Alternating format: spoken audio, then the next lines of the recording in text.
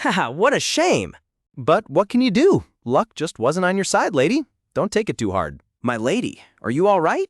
I'm fine. My life is just ruined, that's all. Tanya was left all alone without a single family member. I don't know how wealthy your family is, but with this amount of money, you could easily buy several buildings in the capital. But it doesn't matter anymore, since I'm planning to reset my life anyway. That's why I'm glad saving became a habit for me. Backing things up isn't optional, it's a necessity. System notification, loading save point 1. Whether you've gambled away your fortune or failed an exam miserably, have you ever wanted to turn back time and try again? Well, I can, as long as I have a save point from before everything happened. By saving a point before an important event, I gain the ability to return to that save point whenever things go wrong. I can keep up to 4 save points active at once. I possess the incredibly broken ability, Save and Load. Loading save point 1, Imperial Calendar, September 8th, year 286 at 1941, age 19. Before heading to the gambling hall in front of Elysian's laboratory. It's a good thing I saved my progress before going gambling. Elysian, my only friend, I probably won't be seeing you again for a long time. Taking a deep breath, Tanya pumps her fist and summons up her determination before knocking on the door. Scion, I'm here. A voice from inside grumbles, no one by that name is here. She wonders to herself, why is he being so grumpy again? Fine then, I'm gonna hold my breath until you open this door. 10 minutes pass and Tanya is shaking, her face turning completely blue as she desperately holds her breath in protest. Whew, you almost killed me. With a soft click, the heavy doors begin to unlock, surrounded by a faint, sparkling blue magical aura. See, I knew you'd open it eventually. Tanya, didn't I ask you to give me at least a year's notice if you had a request? The man sitting at the desk is Elysian, the legendary great mage. I just came because I missed you today. Should I leave? Welcome to my laboratory. He prepares a warm pot of tea and pours it into 2 elegant cups, serving it on a silver tray. That's a first. Did something happen? Hey, Sion. All those records you've worked so hard on for years? All those years of blood, sweat, and tears? How would you feel if you suddenly lost all of them? Why would you say something so horrible? Tanya can't help but giggle at his terrified expression. I'm not sure why you're asking that, but you'd want to throw everything away and turn back time, wouldn't you? That's exactly how my life feels right now. I want to start over from the beginning. Did you lose everything gambling again? You're really losing it. She quickly objects. It's not because of that. No matter how rich I am, I have no family to share it with. Nothing seems to fill this emptiness. Should I just marry you then? Even though we weren't related by blood, he spent his whole life raising me, but he passed away 5 years ago. Uncle Aiden, to save you. Tanya's left sitting helpless on the floor in a field of white flowers, watching blankly as a figure begins to depart. Elysian stands tall in his pristine white uniform, gazing back at her with a calm and silent intensity. Suddenly, Tanya reaches up with both hands, grabbing Elysian's collar tightly and pulling him down towards her. Without a moment's hesitation, Tanya pulls Elysian down into a passionate kiss, the bright light surrounding them like a dream. They slowly pull apart, their breath catching as Tanya gently rests her hand on his flushed cheek. This is my farewell gift. Elysian is left wide-eyed and completely speechless, his face flushed as he mutters in disbelief. Ah! A gust of wind blows through the open window, rustling the deep blue curtains as a soft magical aura lingers in the air. Blushing furiously, Elysian covers his mouth and stammers, you, while trying to process the sudden kiss. Tanya giggles softly at his adorable reaction, holding a hand to her cheek as she watches him with a playful smile, whispering, What made you think that?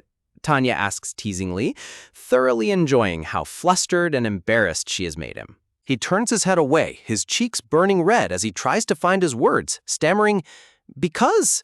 Tanya looks back at him, her beautiful golden eyes sparkling with warmth and affection as she smiles gently. Elysian remains silent, looking away in a desperate attempt to hide his embarrassment in his deeply blushing face. Tanya reaches out and gently taps his cheek with her finger, bidding him a playful yet tender farewell. Her hand slowly slides away as she begins to disappear, offering her final parting words. Take care, Scion. A glowing purple magical interface appears, displaying her active save points, with the 4th one set to age 7, before she met Uncle Aiden. Standing before the celestial purple screen, Tanya prepares to initiate a load sequence to turn back the clock. Elysian is left standing alone, his expression filled with a quiet, sorrowful intensity as he gazes at where she once was. Tanya closes her eyes with absolute resolve as a magical circle erupts around her. I'm going to start my life over, she declares. Bright purple magic swirls and surges, fully enveloping her as the process of loading her save point begins. If this wasn't the only point where Uncle Aiden was still alive, I never would have come back to, Tanya reflects as crows fly across a blood-red sunset sky. Returning to save point 4, a small, ragged 7-year-old Tanya stands shivering in a dark, dirty alley filled with mice. She remembers it as the worst period of her life. The narrator notes that at 5 years old, a child should still be pampered and protected by their parents, like a baby crow safe in its nest. Rain begins to pour from the dark clouds, drenching the mother crow and her hatchling as they huddle in their nest. But at 5 years old, I was abandoned by my uncle. A young Tanya lies unconscious and curled up on the cold, wet ground under the relentless rain. Waking up dazed and shivering in the dark forest, the young girl sits up and looks around, wondering, where am I? She stands up and gazes into the pitch-black woods, crying out hesitantly, "Uncle?" Tears stream down her face as she runs blindly through the pouring rain, desperately calling out, "Uncle!" Suddenly, she gasps and freezes in her tracks, sensing something terrifying lurking nearby. Turning toward a rustling bush, she peers into the darkness and calls out hopefully, "Uncle?" Pushing past the leaves with a bright smile, she runs forward thinking she has finally found him.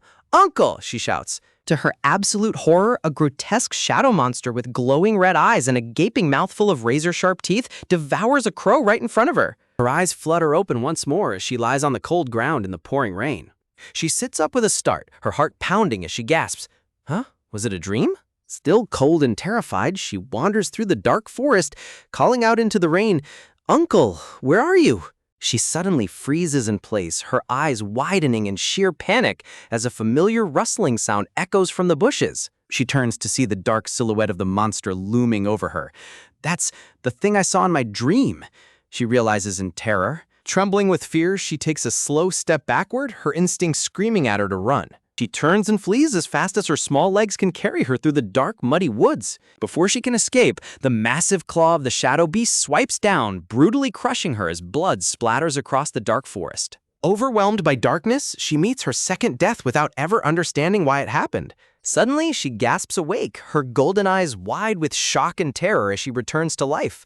Sitting up in the exact same spot in the rain, she realizes with a jolt, "I'm back in the exact same spot as before." Tanya runs through the downpour as the realization of her awakening power begins to dawn on her. It was the birth of her incredible ability, Save Load. Monster's claws reach for her again. The narration explains that the moment her younger self felt threatened, she instinctively saved her position, giving her the power to return to that exact point in time. Falling through a vortex of golden clocks, she dies dozens of times, loading her save point over and over again to escape her grim fate. With a sudden gasp, she materializes in a bustling village, crashing right into a startled townswoman who cries out, "Good heavens!" Tanya collapses onto the dirt path, breathing heavily as she survives the grueling cycle of death and rebirth. Looking up at the warm glow of the village houses, she stumbles forward, clutching her stomach. "A village? I'm hungry," she thinks. Night falls over the peaceful village as a bright, luminous full moon shines high in the dark sky. Sitting in a dark corner outside a tavern window, Tanya watches the patrons eat warm food inside while she desperately eats discarded scraps on the ground alongside the mice. She greedily stuffs the dirty, stale food into her mouth, tears in her eyes as she tries to satisfy her intense hunger. The next day, dark storm clouds gather over the village roof as thunder rumbles in the distance. Starving and desperate, the little girl approaches a wooden barrel and lifts the lid, only to find it completely empty. Suddenly, a tavern door slams open as a woman holding a basket of fresh bread steps outside, startling the young Tanya. "I wondered who was digging through the trash every day. It was you," the woman says as she hands a basket of fresh bread to the small, dirty, pink-haired girl. "Here, take this," the woman says kindly, presenting the heavy basket overflowing with various warm, fresh breads. The little girl's eyes sparkle with immense tears of joy at the sight of the food. She bows deeply to the woman, clutching the basket tightly, and stammers, "Thank you." Clutching her precious basket of bread, the little girl runs off happily, leaving the tavern woman watching her figure fade into the distance. The tavern woman's warm smile completely vanishes, replaced by a sinister, cold sneer. "Little rat," she mutters darkly under her breath. Heavy rain begins to pour from the dark sky, drenching the leaves as the weather turns cold and relentless. In her younger years, Tanya was reduced to begging for scraps and barely clinging to life. She is shown coughing and choking in the cold rain under her makeshift shelter, realizing too late that the bread she was given was poisoned. 2 years later, at this very moment, having loaded her fourth save point, Tanya finds herself back in her small 7-year-old body, standing in the dark alleyway. Looking around at her miserable old shelter, she thinks in disbelief, I actually ended up back at this time. She looks at the stale baguette hidden away in her shelter and thinks with bitter irony, I can't believe I hoarded poisoned food like it was a treasure. Tanya sighs deeply, resolving to change her fate. I can't let my younger self eat this junk, she tells herself. The tavern door flies open as the angry woman glares down at the young girl. Who is it? You again? She barks. I already told you never to come back. Now get lost, the woman shouts, slamming the door. But Tanya swiftly blocks the door with her bare foot, refusing to let it close. Knowing exactly who she is dealing with, Tanya thinks to herself, before I play nice, I should give her a piece of my mind. Peering through the cracked door, the tavern woman demands with annoyance, What do you think you're doing, Tanya? Tanya looks up with a pleasant smile and chirps, You're just as disgusting as I remember. The woman's face turns red with rage as she stammers in disbelief. What, disgusting? What? You've finally lost your mind. Tanya boldly slips past the stunned woman into the tavern, whispering, I wonder what exactly you put in it. The woman gasps, What? Looking back with a scheming, sharp smile, Tanya thinks to herself, I'm gonna milk you for all you're worth and leave this village. The woman asks in confusion, What are you talking about?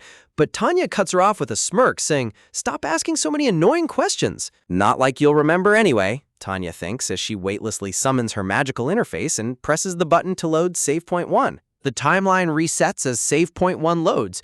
When the woman asks, What do you think you're doing, Tanya? This time, Tanya replies calmly, Don't be alarmed, Auntie. Looking as innocent as possible, Tanya puts a hand to her chest and announces, I've awakened an ability. The woman is left speechless. The tavern woman leans down in surprise, her eyes wide as she asks, You awakened an ability? You did? The woman sighs and waves her hand dismissively, saying, There's a limit to your jokes. But Tanya smiles back knowingly, asking, Are you really not interested? Tanya presents her supposed power with a bright, charming grin. It's called foresight, she declares. Tanya holds up a finger and says teasingly, Foresight has endless uses. For instance, I could tell you which horse will win at the racecourse. The woman frowns deeply and snaps, Are you mocking me? How could a brat like you have foresight? But Tanya responds sweetly, I'm just trying to give you an opportunity, Auntie. Suddenly, a loud crash echoes from inside the tavern. Hey, is someone outside? A man's voice bellows angrily. Loading Save Point 1 once more, Tanya interrupts the woman's disbelief by predicting, In 3 seconds, the mister will break a bottle and shout. Tanya continues her precise prediction. He'll say, Hey, is someone outside? While the woman stares at her in complete confusion, asking, What are you talking about all of a sudden? Seeing the prediction play out exactly as foretold, the tavern woman covers her mouth in sheer astonishment. Of all people, why did you come to me? She whispers. Tanya clasps her hands together and flatters her, saying, You're the wealthiest person in this village, Auntie Cecil. I figured you'd know how to handle money. Hooked by the flattery and greed, the woman stammers, I see. Come inside for now, and opens the door wide to welcome her. Inside, the drunken man brandishes a bottle and growls, What's this? Why did you bring in this filthy brat? The woman quickly pacifies him, saying, We just have something to discuss. There's more liquor in the cupboard, so help yourself. Auntie Cecil? Tanya addresses the woman as they walk down the dark hallway of the tavern. Tanya reflects on her past timeline when she was struggling to breathe in the rain, unable to properly greet her tormentor. If I had died, I wouldn't be standing here looking at your face, would I? Tanya thinks, her expression hiding a deep-seated resentment. A chilly smile plays on Tanya's lips as she stares at the greedy woman. It's a pleasure to see you again, Auntie Cecil. My second life begins with you. The story shifts back to one day prior to Tanya moving her timeline back to Save Point 4. This is the life! So much food! Tanya is delighted by the majestic spread of desserts and treats laid out before her. Elysian watches her eat and asks, Aren't you eating too much? To which Tanya protests with a pout, What are you talking about? There's always room for dessert. As she eats a sweet strawberry, Tanya remarks, You have to enjoy these things while you can. I couldn't even dream of treats like this when I was a kid. Elysian agrees, noting, True, we did have that terrible famine back then. Sipping her warm tea, Tanya seeks reassurance, asking, But we'll never have to go through that again, right? She stares down at her elegant teacup, holding it gently with both hands as she reflects on the stark differences between her past and present. Back in the past timeline, she stares down at a bowl of watery, meager soup. Is this stew or just water? She wonders with a sigh. Gulping down the tasteless broth, she thinks to herself, it feels like a dream that I was eating luxury desserts in another timeline just moments ago. Auntie Cecil holds a blanket and says, "We'll have to go to a larger town to find a carriage station. It's too dangerous for just the two of us with monsters everywhere." Cecil tucks her in, explaining, a merchant guild makes regular stops here. They'll be here in a few days. We'll travel alongside them. Tanya replies obediently, yes, Auntie. As Cecil walks away, Tanya sits in bed and thinks, when I was 7 last time, Mr. Aiden helped me escape this village. It's a shame I can't recreate our first meeting here, but feeling that she has no other options to escape her situation, young Tanya resolves to take matters into her own hands, thinking, I have no choice. looking down at her bruised arms, Tanya realizes that her savior, Mr. Aiden, won't arrive to rescue her for another 6 months, and she cannot afford to wait that long. Looking back on her memories of Mr. Aiden kneeling in front of her under a starry sky, she cries softly, whispering, "Mr. Aiden, I miss you so much." The next day, the village is bustling under a clear, bright sky as merchants load barrels onto carts and carriages move through the streets. In a corner of the busy village, a group of travelers tend to their horses, feeding them and discussing their plans. Spotting a blonde, tan man nearby, young Tanya runs over to catch his attention while onlookers watch in curiosity. Approaching the blonde man with a bright, curious smile, Tanya asks, "Are you the guild leader, mister?" The blonde man sits down on a stone ledge, chuckling as he replies, "You've got a sharp eye to recognize me in these rags. So, what can I do for you?" With a sweet, flowery background surrounding her, Tanya clasps her hands and asks with a bright smile, "Would you like to strike a deal?" The merchant chuckles and says, "Sorry, kid, I'm a merchant. I'm not interested in anything that doesn't make money." But Tanya confidently folds her hands behind her back and replies, "Don't worry, I have a conscience. I'm not looking for a handout." The merchant spits out his drink in shock when Tanya boldly adds, "A win-win for both of us, right?" Wiping his mouth, the merchant laughs heartily, exclaiming, "What? You're talking as if you have the upper hand." Leaning forward, the merchant asks, "Fine, what can a kid like you offer me?" Tanya taps her cheek with a smirk and replies, "Information so sweet, you won't even need sugar." Amused by her boldness, the merchant laughs and says, "I like your confidence. Let's hear what kind of deal you want to make." Pointing toward a covered carriage, Tanya explains, "It's a very simple request. First, let me hitch a ride on your wagon to the capital." Standing in the dark shadows with a serious expression, Tanya adds, "And once we arrive, help me put the woman I'm with behind bars." The merchant is taken aback, muttering, "What?" Tanya pulls up her sleeve to show the dark bruises covering her small arm, explaining, "Do you see this? This is how they treat an orphan like me here." Turning her head slightly, Tanya asks with a dark, knowing look, "Even if she's a criminal trafficking abilitors?" The merchant is stunned by her revelation, whispering in disbelief, "An abilitor?" as Tanya stands before him with her face shadowed by her long pink hair. Tanya continues her story, saying, "A few days ago, I overheard her saying she'd take me to the capital to sell me." A dandelion is shown thriving from a crack in the pavement, as Tanya declares, "Yes, an abilitor with the power of foresight." The merchant rubs his chin in deep thought, realizing the weight of her words. Foresight, that's a power even the ducal families would kill for, he thinks. He sighs, placing a hand behind his head as he says, "Fine, I'll take you to the capital. Trafficking abilitors is a serious crime after all." But Tanya looks up in surprise and asks, "Without even hearing the information I prepared?" The merchant extends his hand and explains seriously, "This isn't a deal. I have absolutely no intention of exploiting a child."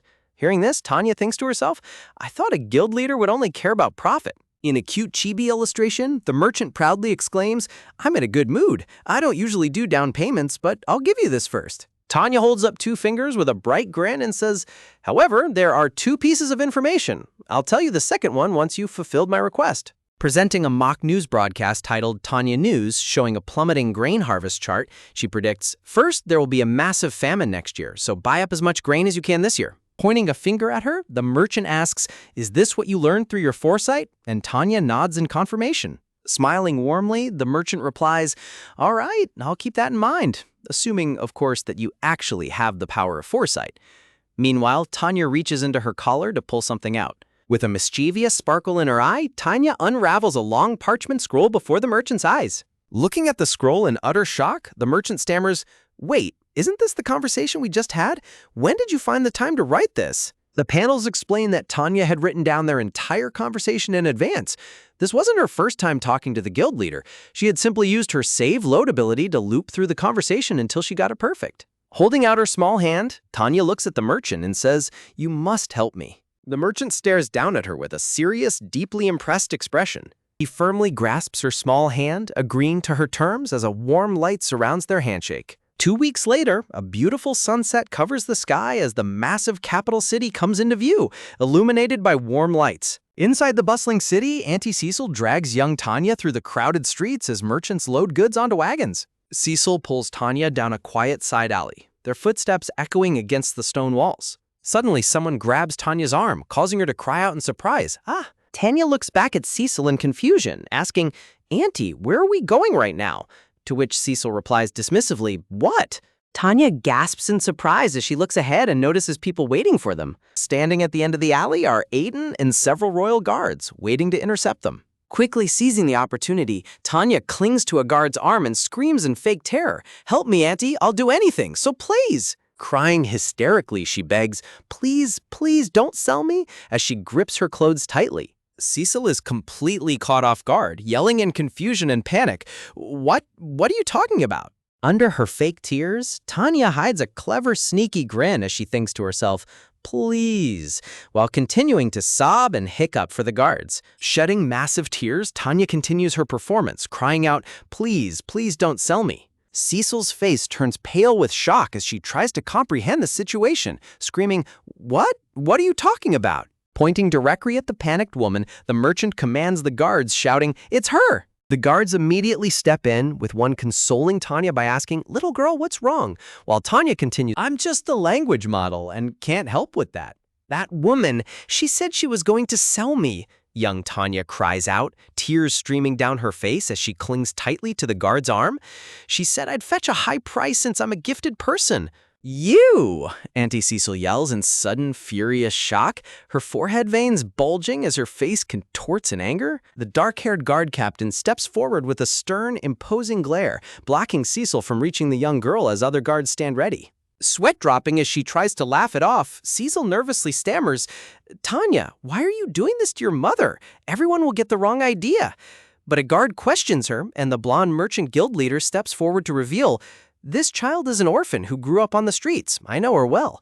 She occasionally runs errands for our guild." "What do you know? Give me back my daughter right now!" Cecil screams in desperation. Meanwhile, Tanya looks down with a shadowed face, muttering, "The central clock tower, the market alleyway, the cigar shop." "Kid, what did you just say?" the guard asks in confusion. Sniffling with big watery eyes, Tanya looks up and tells him, "She said she was going to take me there." "The cigar shop by the central clock tower," the guard murmurs with a serious expression, turning back to look at his captain. "No, that's not it, no!" Cecil cries out in a panic as the guards restrain her, while the guild leader stands protective of young Tanya in the background. "Stop talking and come with us," the guard commands as a thick rope is bound tightly around Cecil's wrists, prompting her to scream, "Let me go!" Tanya! Tanya! Cecil shrieks in horror as she's dragged away by the guards. A close-up of Cecil's wide, bloodshot eye reveals her gasping in sudden realization as she looks back. From Cecil's perspective, young Tanya stands silently in the alleyway beside the guild leader, her face completely hidden in shadow. Tanya's mouth curves into a chilling, triumphant smirk as she silently mouths, "Goodbye." Dropping her terrified act completely, Tanya reveals her bright, glowing golden eyes as she waves a cheerful and mocking farewell. Ah, Cecil mutters in utter disbelief, sweat dripping down her face as she realizes she was completely outsmarted by a mere child. Ah! Cecil's final scream of despair echoes across the beautiful city rooftops as the sun sets over the capital. Under the night sky, Tanya rides behind the guild leader on a brown horse, remarking, "I didn't expect you to come so quickly." "You're quite good at thinking on your feet," the guild leader chuckles, looking back. "When you mentioned the central clock tower, I thought it was real." "Illegal trades do actually happen there," the guild leader adds, surprising Tanya as her golden eyes widen. "Can you tell things like that with your foresight?" the guild leader asks. Clinging to his back, Tanya smiles and replies, "Of course not. You just learn these things when you live on the streets." Looking back seriously at her, the guild leader calls her name. "Tanya, would you like to join the Ageratum Merchant Guild?" With a gentle and appreciative smile, Tanya politely declines, saying, "I appreciate the offer, but I don't think I can do that." You could have been the ace of our guild, the guild leader grumbles in a cute chibi style, while Tanya giggles and hugs his waist as they continue their ride. Tanya looks back over her shoulder, her golden eyes looking wistfully at the passing scenery under the moonlit night. Spotting a simple wooden food stall on the side of the road, Tanya stares at it with a quiet, nostalgic expression. In a warm memory of a past timeline, a dark-haired man named Aiden walks down the street carrying a bag of bread, while a street vendor behind him happily waves meat skewers. Little Tanya in a purple floral dress walks beside him, holding her own bag of bread. As Tanya happily eats with sauce smudged on her face, Aiden watches her with a slightly worried yet gentle expression. A cute chibi illustration of little Tanya holding a meat skewer, chewing happily with food smudges on her round cheeks. Aiden smiles tenderly as he kneels down to wipe the food from Tanya's mouth, while she looks at him with wide, curious eyes. Close-up of Aiden's handsome face as he smiles warmly at her, his cheeks slightly flushed. Young Tanya looks up at him, her cheeks blushing bright pink as she feels the warmth of his gentle hand on her chin. Kneeling under a soft, golden light, Aiden gently tends to young Tanya as she stands holding her bag of treats. Aiden's large, warm hand cradles her chin, and young Tanya touches his wrist as she gazes up at him. The memory shifts to a cold moment in the past timeline when Aiden turned his back on her, walking away down a sunset street as he said coldly, "Don't call me that." Young Tanya is left standing all alone in the dark alleyway, holding her skewer of meat with a heartbroken and devastated expression. Back in the present, Tanya rides on the horse, looking down with a sad, tearful expression as she reflects on that painful memory. The moon shines brightly over the quiet roofs of the capital city at night. "Are you sure it's okay to drop you off here? The orphanage isn't much further," the guild leader asks. Tanya smiles brightly and replies, "Yes, there's somewhere I want to stop by first. Thank you for everything." "No need for thanks," the guild leader smiles. "After all, I gained valuable information about next year's crop failure. I'll have to stockpile plenty of grains this year." "Oh, about that load of grains. You must sell it all next year." Tanya suddenly points and warns him, causing him to ask in confusion, "What?" "Because the year after that, new farming methods will boost the harvest. So next year is your only chance," Tanya explains with a brilliant, knowing smile. "Ha! Look at you. You've got me in the palm of your hand with just 2 tips, the guild leader laughs, scratching his head in defeat. "To think I have to let a talent like you go," the guild leader thinks wistfully as Tanya runs off into the night under a sky of glowing butterflies. "The more I think about it, the more it feels like a waste." Young Tanya runs toward a large, closed wooden door illuminated by a soft, glowing light. In a transition to a different memory, a slightly older Tanya in an elegant blue dress sits on a couch, hugging a pillow and pouting. Even today, he's pretending he's not in his room and won't open the door. He's so mean. Tanya suddenly turns around with a surprised expression, starting to say, "Right, miss," as if expecting someone to be there. But there is no one beside her on the grand blue couch. Tanya sits alone in the darkness, staring blankly at the empty space. "I amassed great wealth and lived a life where I wanted for nothing. But I was always lonely," Tanya reflects silently, a single tear rolling down her cheek as her face is shadowed in grief. Standing before a magical clock circle, Tanya gazes at the silhouette of a door, with the silhouette of Aiden kneeling on the other side. "To think the person I miss so much is just beyond this door," her thoughts echo. Standing right in front of the door in the present timeline, young Tanya's body trembles with intense emotion, her small fists clenched tightly as she prepares to face him. Determined to make a better start this time, young Tanya clasps her hands together and tells herself, "Don't be nervous, I should greet him with a smile this time." Tanya leans forward expectantly, her cheeks flushing red as a soft sound echoes in the quiet air. A hand firmly unlocks the door latch with a click, and the heavy wooden door creaks open to reveal a sliver of warm, inviting light. Standing at the threshold, young Tanya looks ahead with wide, sparkling golden eyes, her clothes covered in dirt and soot.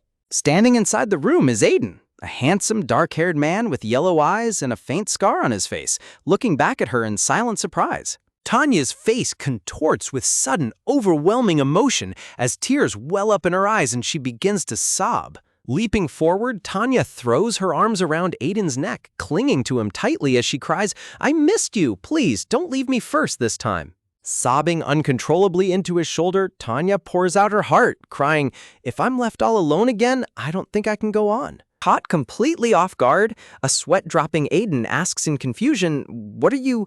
while Tanya continues to weep, pleading, "Please, stay with me for a long, long time, miss." Aiden gently holds her small hand, looking down at the pink-haired girl with a mixture of surprise and concern. In a past memory, young Tanya cheerfully runs up and calls him Dad, but the narration reveals that even though he cherished her like a daughter, he absolutely hated it when she called him that. To satisfy her desire to call him Dad, Tanya recalls reloading her save point over and over on the day she just wanted to say it, leaving her with sweet memories of him. Little Tanya stands on a glowing clock circle, holding onto Aiden's leg and looking up at him as he calls out Dad.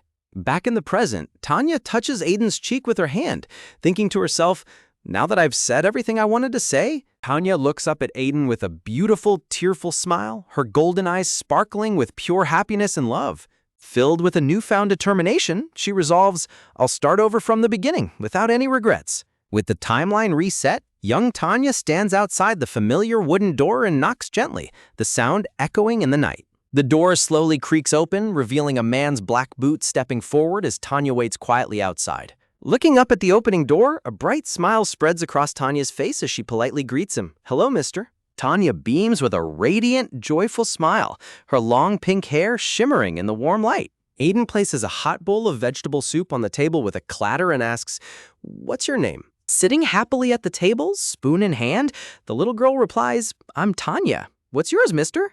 Aiden continues slicing bread in the kitchen, casually introducing himself. Aiden, where's your guardian?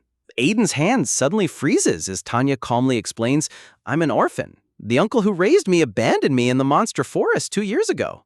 Blowing gently on her hot soup, Tanya nonchalantly reveals, I have the ability of precognition. Lifting a spoonful of soup, Tanya continues her story, reflecting sadly.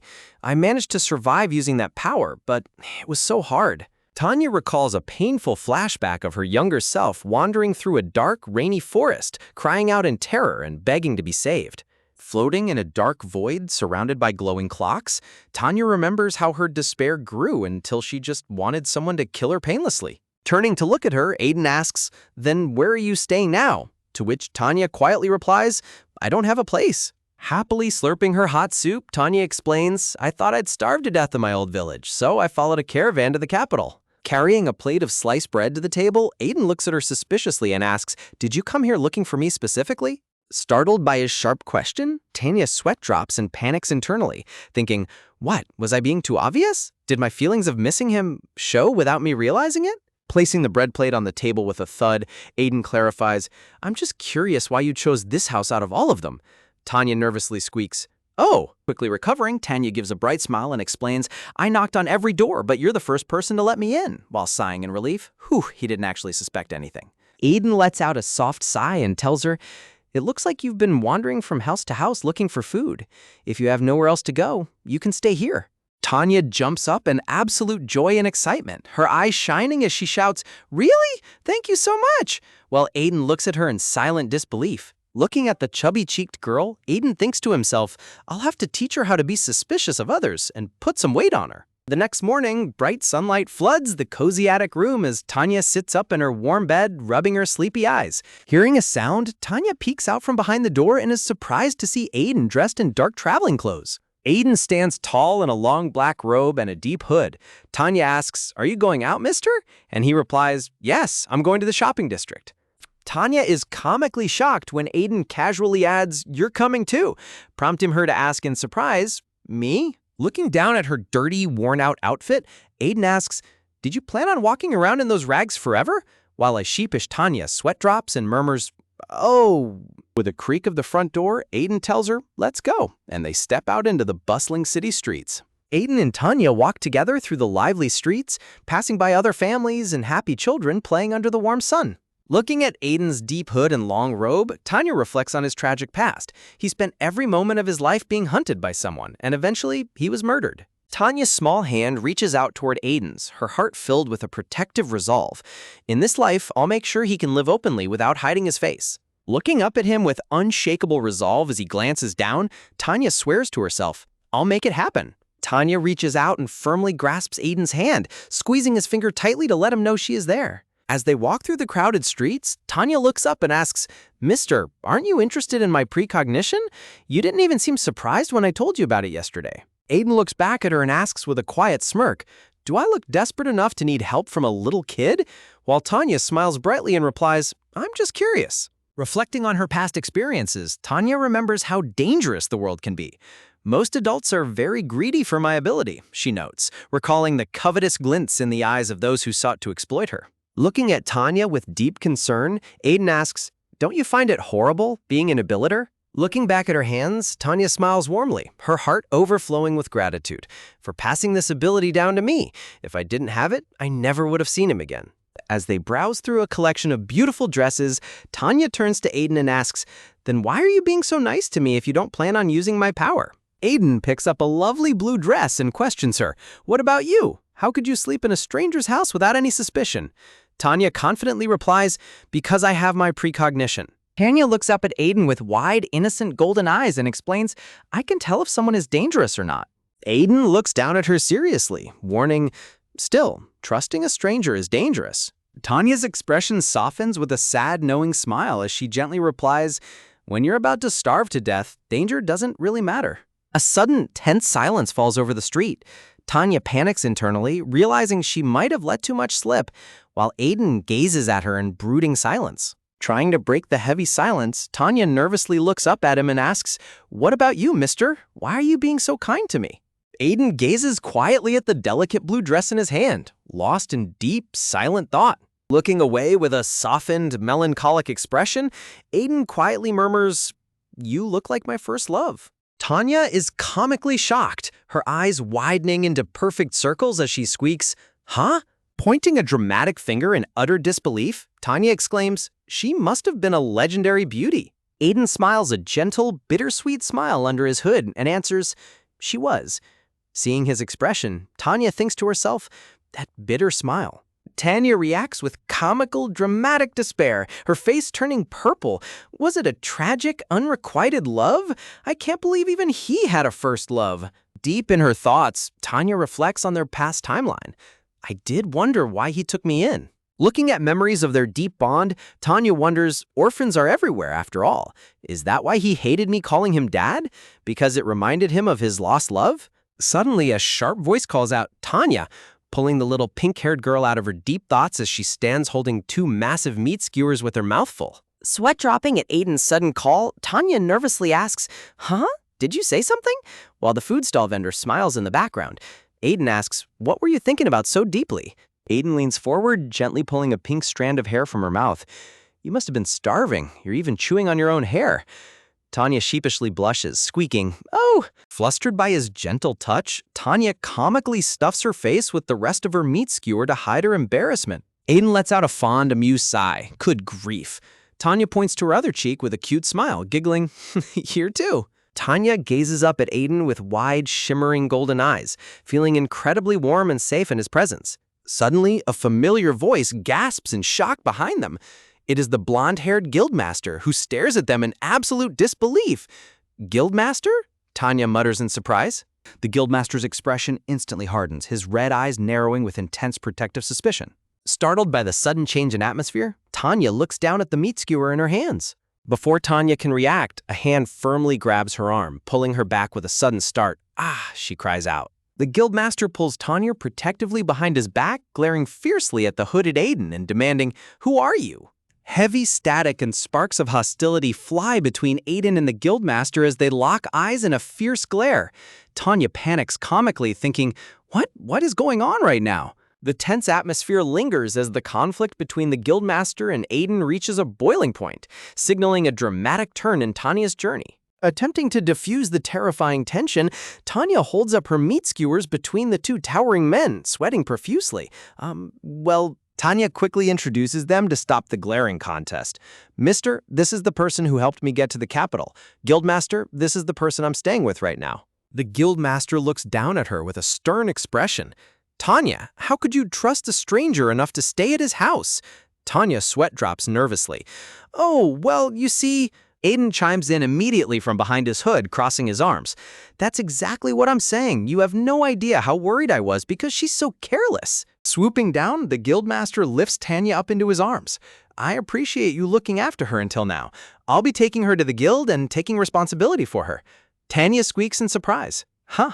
Before the guildmaster can take a step, Aiden's hand firmly grabs his wrist with a sharp grip. "Hold on." Aiden lowers his hood slightly, his golden eyes flashing dangerously. Just because you help Tanya doesn't mean I can blindly trust you. Fire erupts in the background as the two men lock horns in a terrifying standoff. Aiden declares fiercely, "Tanya will stay with me," while the Guildmaster snaps back, "Ha! And why on earth should I trust you?" Tanya peeks out from between them, raising a small hand to get their attention. Excuse me? Tanya sweat drops and gestures to the crowd of whispering townspeople gathered around them. If two scary-looking guys fight over a little girl, people are going to get the wrong idea. Looking incredibly embarrassed under the judging glares of the crowd, the Guildmaster sighs and sweat drops. Let's head to the guild for now. Together, the group walks toward the grand, beautiful multi-story building that serves as the Merchant Guild's headquarters. Opening the heavy wooden front door, the Guildmaster gestures inside. This way. Inside, a little blonde girl in a red dress is seen sprinting across the room. The crying blonde girl runs past them, screaming at the top of her lungs, "Ron, you idiot!" Tanya blinks in complete confusion. The Guildmaster exasperatedly scratches his head, sighing deeply. That boy Ron must have been acting up again. Turning to the staircase, the Guildmaster says, "We're going upstairs to talk, so wait here, Tanya." Tanya replies happily, "Okay." The Guildmaster peers over the railing at a blonde boy lying lazily on the couch. "Ron, stay here with our guest. She's a precious guest, so be kind to her."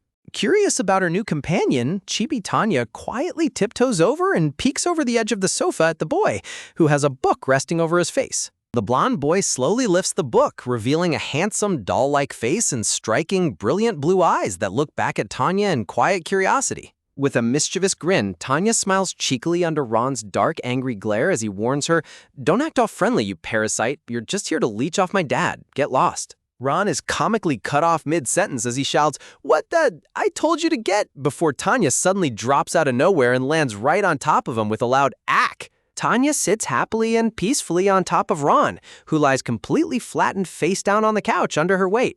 Struggling beneath Tanya, Ron yells in a fury, "What's wrong with you?" While Tanya simply looks back with a bright, innocent smile and replies, My name is Tanya." Ron continues to shout, "Not your name. Why are you sitting on me?"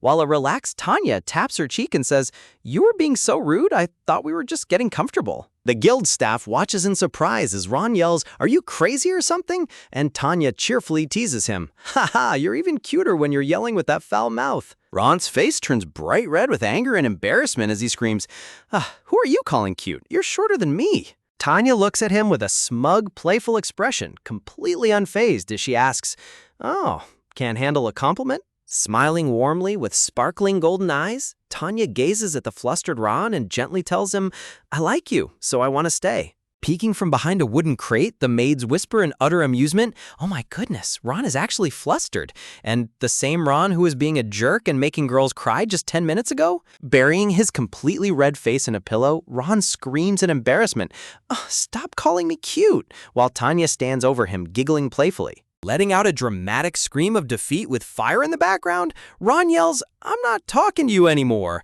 as his cat-like anger spirit flies out.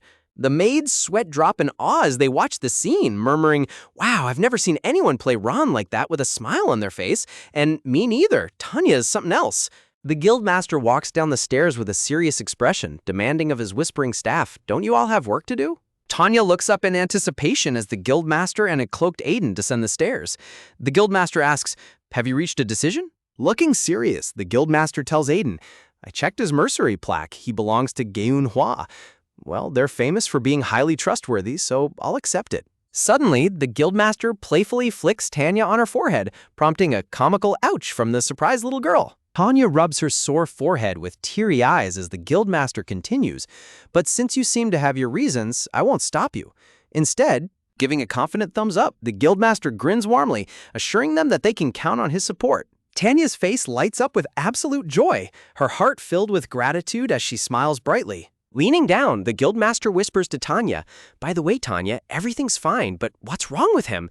While they look over at a growling Ron who is still hunched over on the couch like an angry cat. He's still on guard. Later that night, Aiden sits quietly by the fireplace with a mug in hand as a pajama-clad Tanya stands before him with shimmering golden eyes and asks, "Mister, I'm scared to sleep alone." Aiden looks down at her with a deadpan expression and points out, "You slept just fine by yourself yesterday," causing Tanya to sweat drop and panic internally. Tanya looks up at Aiden with lightning flashing behind her chibi form as she comically responds, "Then what if I said I was actually jealous of kids who sleep with their parents?" Sighing in defeat, Aiden stands up with his mug and grumbles, "Fine, I'll stay with you," prompting a delighted Tanya to glow with pure happiness and hold up her pillow. Tanya excitedly bounces on the soft bed in her white nightgown, overjoyed to have Aiden staying by her side. Bringing a wooden chair to the bedside, Aiden sits down and clarifies, "I said I'd stay by your side, not that I'd get in bed with you."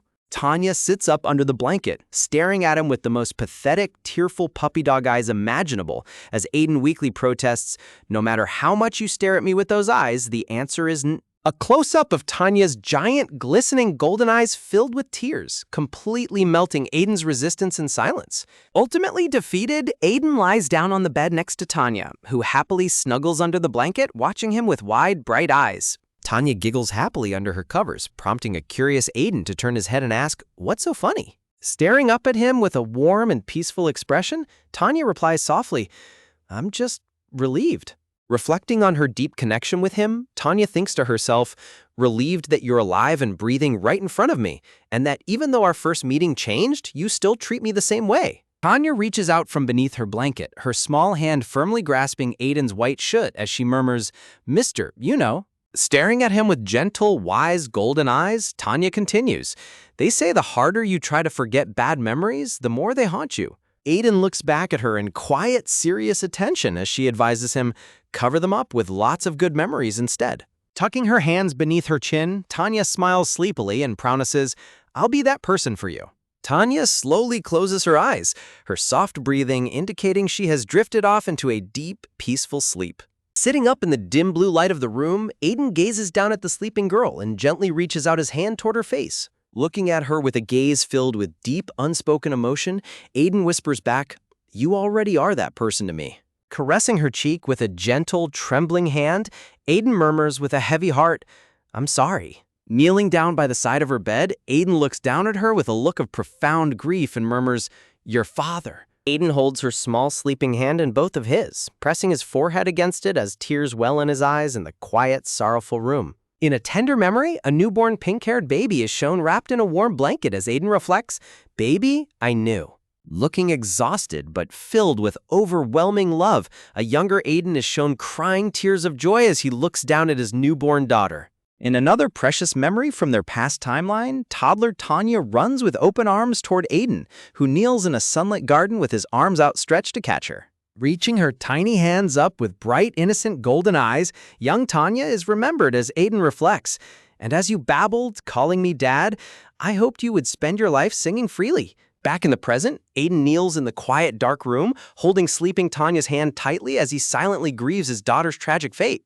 The scene transitions to the grand, majestic white palace surrounded by beautifully manicured gardens under a clear sky, marked by the title, Duchy. In a corner of the sprawling estate's garden, a butler points sternly at a gardener holding a broom, giving him instructions while a lone paper airplane drifts through the air. A distinguished older butler with neat gray hair looks down in surprise at a folded piece of paper in his hands. Looking closely at the paper, he sees a cute, childlike drawing of a girl happily placing a crown on a smaller figure's head, leaving him in utter confusion. Looking up at the grand palace walls with a look of mild exasperation, the butler sighs, "I don't know what that was, but the Duke must have thrown it." A dramatic title card reads, "Winds of upheaval are blowing through House Papiof once again." Inside the beautifully adorned high-ceiling study, the sole ruler of the Papiof Duchy rests her legs casually on her desk while talking to her butler. The butler with black hair looks completely shocked and sweats nervously as he asks, "Is that what you said?"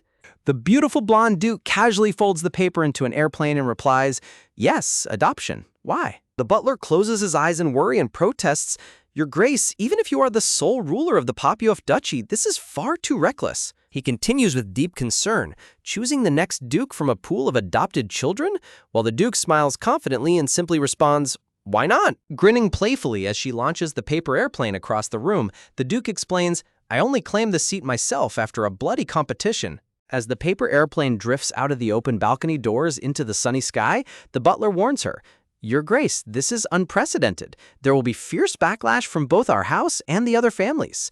The Duke leans forward on her desk with a pen in hand, her tone turning dangerously sharp. "In this place, I am the law. And if you break the law, Suddenly, her expression turns chilling and psychotic as she violently stabs her pen into the desk, splattering black ink everywhere. You deserve to die, right? Terrified and shivering from her murderous aura, the butler listens as she coldly commands, "Send word to the academy." The paper airplanes drift peacefully down and land among the beautiful garden bushes as the Duke adds, "Tell them to prepare. I will choose my successor from the children there." Back in a cozy room, pink-haired Tanya is sitting on a high wooden chair at her desk, deeply focused on writing. Tanya holds her quill as she reflects, "It's already been a month since I started living here. The Papio Duchy should be starting its successor selection soon." On a decorated notebook page, Tanya's handwritten plan is revealed. 1. Enter the Human Resource Development Center. The next step of her plan is drawn with a cute chibi illustration. 2. Win the adoption selection competition. Her third goal is illustrated with chibi Tanya bravely shielding a blushing Aiden from creepy shadow monsters. 3. Gain noble status and protect Uncle Aiden. Holding her pen, Tanya sighs in thought. "I've been putting it off because I love spending time with them, but it's finally time to head to the academy." Suddenly, Aiden opens her door with a gentle knock and calls out, "Tanya, come out for breakfast." A delicious breakfast of sunny-side-up eggs on toasted bread is served, sparkling with a cheerful "Yay!" Tanya happily digs into her breakfast with a fork, smiling brightly as she tells Aiden, "Thanks for the food." As Tanya contentedly chews her toast, Aiden watches her quietly before calling out her name, "Kanya." Looking serious, Aiden says, "I have something important to tell you." Tanya senses the heavy shift in the air and thinks to herself, better save for now. Looking up at him with wide, curious golden eyes, Tanya asks, "What is it, Uncle?" Looking down with a heavy heart, Aiden breaks the news. "Tanya, I'm planning to leave this place and move to a distant region." Tanya gasps in shock as Aiden explains, "As you know, I'm a mercenary. I have to move around the Empire whenever a request comes in. I can't stay in one place for long." Trying to find the right words, Aiden hesitates. "So the thing is," before Tanya interrupts gently, "Uncle, actually, I have something to tell you too." Tanya looks at him directly and declares, "I'm planning to enter the Papio Academy," leaving Aiden completely stunned as he exclaims, "What?" Tanya looks down apologetically, saying, "I'm sorry for only telling you now," but Aiden leans forward in concern, warning her, "Tanya, that's where the most elite abilitors in the Empire gather." Aiden sighs softly, admitting, "I know you could pass the entrance exam easily if you wanted to." His expression darkens as he warns, "But that place is a total jungle. To get adopted by the Papio family?" An ominous shadow looms behind little Tanya with glowing, predator-like eyes. As Aiden continues, "They'll do whatever it takes to get you out of the way." Tanya places a hand over her heart and counters confidently, "That's exactly when my ability shines brightest. Please trust me, Uncle." A quiet moment settles over the two of them as they sit across from each other at the small kitchen table. Tanya reaches out and gently squeezes Aiden's large hand, silently reflecting on what he truly wanted to say to her. Looking at her with soft, intense emotion, Aiden holds her hand back and asks, "Would you like to come with me?" Tanya freezes in shock, thinking, "No way, even with my ability if I go with him." Tanya visualizes a heavy ball and chain around her ankle, realizing, "I'll just end up becoming Uncle Aiden's fatal weakness." Holding his hand tightly, Tanya hesitates with a heavy heart. "Uncle, Before she can finish, Aiden gently lifts her small hands to his face, closing his eyes and pressing his forehead against them in deep, unspoken sorrow. Looking at her with glistening, emotional golden eyes, Aiden holds her hands tenderly, his heart filled with silent pleading. Staring back at his sorrowful expression, Tanya feels her resolve wavering as she asks herself in panic, "What should I do?" The narrative transitions with a box. "In the end, I couldn't refuse his request." Aiden stands by the door, fully packed for his journey, wearing his traveler's cloak and backpack. Looking down at Tanya, Aiden instructs, "The lady next door will bring you food every day." As Aiden continues to worry aloud about the Merchant Guild and warnings of danger, a comical chibi Tanya sweat drops and waves her hands, saying, "Geez, don't worry so much. I can take care of myself." With a sad and reluctant expression, Aiden turns to the door and says, "I'm off then." Suddenly filled with a surge of emotion, Tanya reaches out and grabs his traveling cloak, shouting, "Wait!" Before he can leave, Tanya runs forward and wraps her arms tightly around Aiden's leg in a warm, desperate hug. Tanya looks up at Aiden with bright, teary golden eyes as she hugs him tightly, murmuring, "I'll be waiting. Don't get hurt, and please be careful." Glimmering with unspoken sorrow and affection under his hood, Aiden looks down at her with gentle yellow eyes. Under a warm, bright light, Aiden holds Tanya in a tight, affectionate embrace, cherishing this precious moment before his departure. As the heavy wooden door shuts with a thud, Tanya stands alone in the room, reflecting silently. He told me to stay put at home, but tying her pink hair back into a neat ponytail with a black ribbon, Tanya smiles with determination, thinking, time is gold, I can't waste a single minute. The scene shows the beautiful exterior of the Ageratum Merchant Guild under a bright blue sky. Inside the dimly lit office of the Merchant Guild, the guild leader, a young man with messy blonde hair, looks up in surprise from a scroll he is writing on, asking, who is it? Recognizing the little pink-haired visitor, the blonde guild leader's face goes pale with shock as he gasps, Tanya? Exhausted from carrying a heavy load, Tanya collapses onto the floor, panting heavily as sweat drips from her face. Dragging a massive, heavy sack into the office, Tanya catches her breath as she dumps it before the stunned guild leader. With a loud clatter, dozens of brilliant, glowing blue crystal stones spill out from the dark sack onto the wooden floor. Pointing in complete disbelief at the massive pile of glowing blue crystals, the blonde guild leader stammers, What is all this, Tanya? Standing confidently before her massive haul, Tanya places a hand to her forehead with a mischievous grin and asks, how about making a deal with me? Handing him a brilliant, sparkling blue crystal, Tanya explains, I want to stock up on grain to prepare for next year's famine, leaving him staring at the stone in bewilderment. The blonde guild leader gasps in utter shock as he inspects the crystal up close, exclaiming, isn't this a mana stone? And the purity is top grade. Tanya beams with an adorable, closed-eye smile, feeling incredibly proud of her successful mining efforts. Back in her mining gear, a determined Tanya claps her hands to her head and declares, all right, let's go. Armed with a pickaxe and wearing a yellow safety helmet with a glowing headlamp, Tanya bravely sets out to mine the precious mana stones in the dark. Suddenly, a massive, shadowy, bull-like monster with glowing red eyes looms behind little Tanya, who panics as she clutches a freshly mined mana stone. Startled by the ominous rustling in the dark bushes, Tanya spins around, her eyes wide with shock as her headlamp pierces the darkness.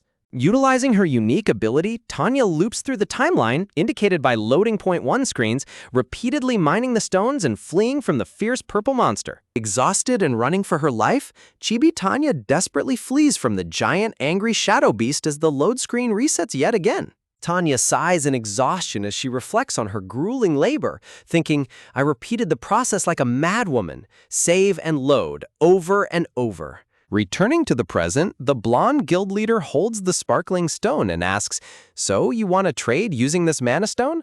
While Tanya confidently responds, no, the mana stone is just a bonus. What I really want is something else. Pointing toward a large map of the empire hanging on the wall behind him, Tanya declares, the place where I found this is private land. Focusing on the map, Tanya explains, the owner is struggling because they can't develop it, yet they have to pay taxes every year. The blonde guild leader listens in shock as Tanya offers, I'll tell you where it is, so you just need to buy that land, leaving him to ask, you know where land with such high purity mana stones is buried? Tanya confidently explains the terms of her proposal. In return, use the profits from that land to buy grain and give me a share of the profits. Surprised but eager, the guild leader pumps his fist in excitement, declaring, of course, I'm not a fool who would kick away such good fortune. Smiling eagerly, the blonde guild leader leans in and asks Tanya, what profit-sharing ratio do you have in mind? In a cute chibi fantasy, the blonde guild leader slyly raises 3 fingers, hoping to secure a highly favorable deal for himself. Tanya's expression turns chillingly dark and terrifying as she glares back at him, immediately shattering his hopes of a greedy deal. Sweating nervously, the guild leader quickly retracts his hand as Tanya instantly switches back to an angelic, sweet-smiling expression. Tanya successfully closes the deal with the Ageratum guild leader at a 5-to-5 profit-sharing ratio. With the deal finalized, Tanya and the blonde guild leader celebrate with a joyful, energetic high five. Strolling through a bustling sunlit market street decorated with colorful triangular banners, Tanya hums a cheerful tune. Clasping her hands behind her back, Tanya reflects happily. It was worth working myself to the bone for 3 weeks to collect those mana stones. The profit-sharing ratio is satisfying, too. Smiling mischievously, Tanya adds, and teasing Ron was fun. Imagining a comical memory of Ron transforming into an angry, roaring cartoon lion. Peeking from behind a dark brick wall as the sun sets over the city, Tanya wonders, is it around here? A caption card introduces the location, the central clock tower, the market alleyway, and the cigar shop. Tanya recalls a tragic, dark memory of a young pink-haired girl crying out as armor-clad Imperial Knights forcefully restrain a blonde man and drag away a bound woman. The very place where Auntie Cecil was framed. Looking around the dusty, cobweb-covered alleyway, Tanya thinks, I came to see if the illegal trade was still active, but they've all vanished. Suddenly, a dirty, trembling hand reaches out from the shadows and violently grabs Tanya by her ankle. Startled by the sudden grip, Tanya gasps in shock and quickly whips her head around to look down. Looking down in concern, Tanya demands, "What is it? Who are you?" as a heavily bruised, disheveled boy lies collapsed on the stone floor. Staring intently at the boy's, I'm just a language model and can't help with that. gritting his teeth in pure agony and rage, the mysterious boy growls in a raspy voice, "I'll destroy it." Clutching his fist tightly against the stone floor, the boy fiercely vows, "Everything, I'll wipe them all out." Shaken to her core, Tanya stares down at him in horror as a shocking realization hits her. That face, there's no mistake. A dramatic, flaming wanted poster is revealed, showing a handsome, cold, dark-haired young man as Tanya reflects in terror. He's the one who eventually starts a war against the Empire all by himself, Rosemary. Gritting his teeth in pure agony and rage, the dark-haired boy clutches the stone floor as a fierce, fiery determination burns in his eyes. A terrifying shadow beast with a blazing blue mane looms over a scene of destruction, silhouetting a mysterious rider as flames consume everything in their path. Waking up in a cold sweat, the boy sits up with a sharp gasp, his heart pounding in confusion. Tanya looks at him with gentle concern and asks, "Are you awake?" Looking around the unfamiliar room, the boy asks in bewilderment, "Where am I?" To which Tanya dryly replies, "A house. Where else would it be?" As the boy tries to struggle out of bed, declaring, "I will be leaving now," Tanya firmly grabs his arm and insists, "Eat before you go. You'll just collapse again in that condition." Pulling away from her, the boy desperately insists, "I do not have time for that. I must save my twin sister," leaving Tanya to ask in surprise, "Huh? A twin sister?" Tanya finds this highly suspicious, reflecting, "That's strange. I've never heard anything about him having family. If a notorious imperial criminal had family, the Empire wouldn't have just left them alone." She silently concludes, "They surely would have executed them together long ago." Reaching for the door to make his exit, the boy says, "Now if that answers your question, I will be on my way." But Tanya calls out behind him, "Wait, I'll help you." Tanya stands her ground, confidently offering her assistance. "With my ability, I might be able to find out if your sister is alive," or she begins, before the boy suddenly turns around with a swift movement. Striding back aggressively, the boy grabs Tanya's shoulders and demands, Are you an abilitor? Where was my sister taken? What is she doing right now? Is she still safe?" Reassuringly holding his hands, Tanya tries to pacify him. "Whoa, slow down. My ability is foresight, so I don't have access to current information. First, let's just calm down." Slumping back onto the bed in defeat, the boy asks, "What do I need to do?" as Tanya prepares to take notes in a small book instructing, "Just cooperate with me. First of all, what's your name?" Clutching his bandaged head in distress, the boy mutters, "It's Raspy." Recognizing his name, Tanya thinks to herself in shock, "I knew it, he really is that criminal," before asking him, "And what's your sister's name?" In a soft voice, Raspy replies, "Rose, Mary," as Tanya diligently writes the name down in her notebook. Tanya smiles warmly and starts to say, "That's a pretty name," but suddenly stops as a shocking realization hits her. Sensing her sudden hesitation, Raspy looks at her with a questioning gaze and asks, "Yes, is there a problem?" Grabbing Raspy by the shoulders in a sudden surge of excitement and urgency, Tanya presses, "Raspy, does your twin sister have black hair and green eyes too?" To which he hesitantly replies, "That's correct." A brilliant pink aura envelops Tanya as her magical system overwrites her first save point with the current time, leaving Raspy staring in absolute wonder. Elegantly dressed in a dark blue gown and a sweeping traveling cloak, Tanya stands with quiet resolve, ready to carry out her next move. Chibi Tanya proudly points to a chalkboard, cheerfully announcing, "Let's learn about Tanya's save slots." Tanya Slot 3 is her designated future point, used specifically to gather crucial future information. Her Slot 4 is the Age 7 point reserved for a hard reset, as it is the only timeline point where her beloved Uncle Aiden is still alive. Bowing politely at the Grand Mansion doors, the elderly butler informs her, "Lady Tanya, I'm sorry, but Master Elysian is out at the moment."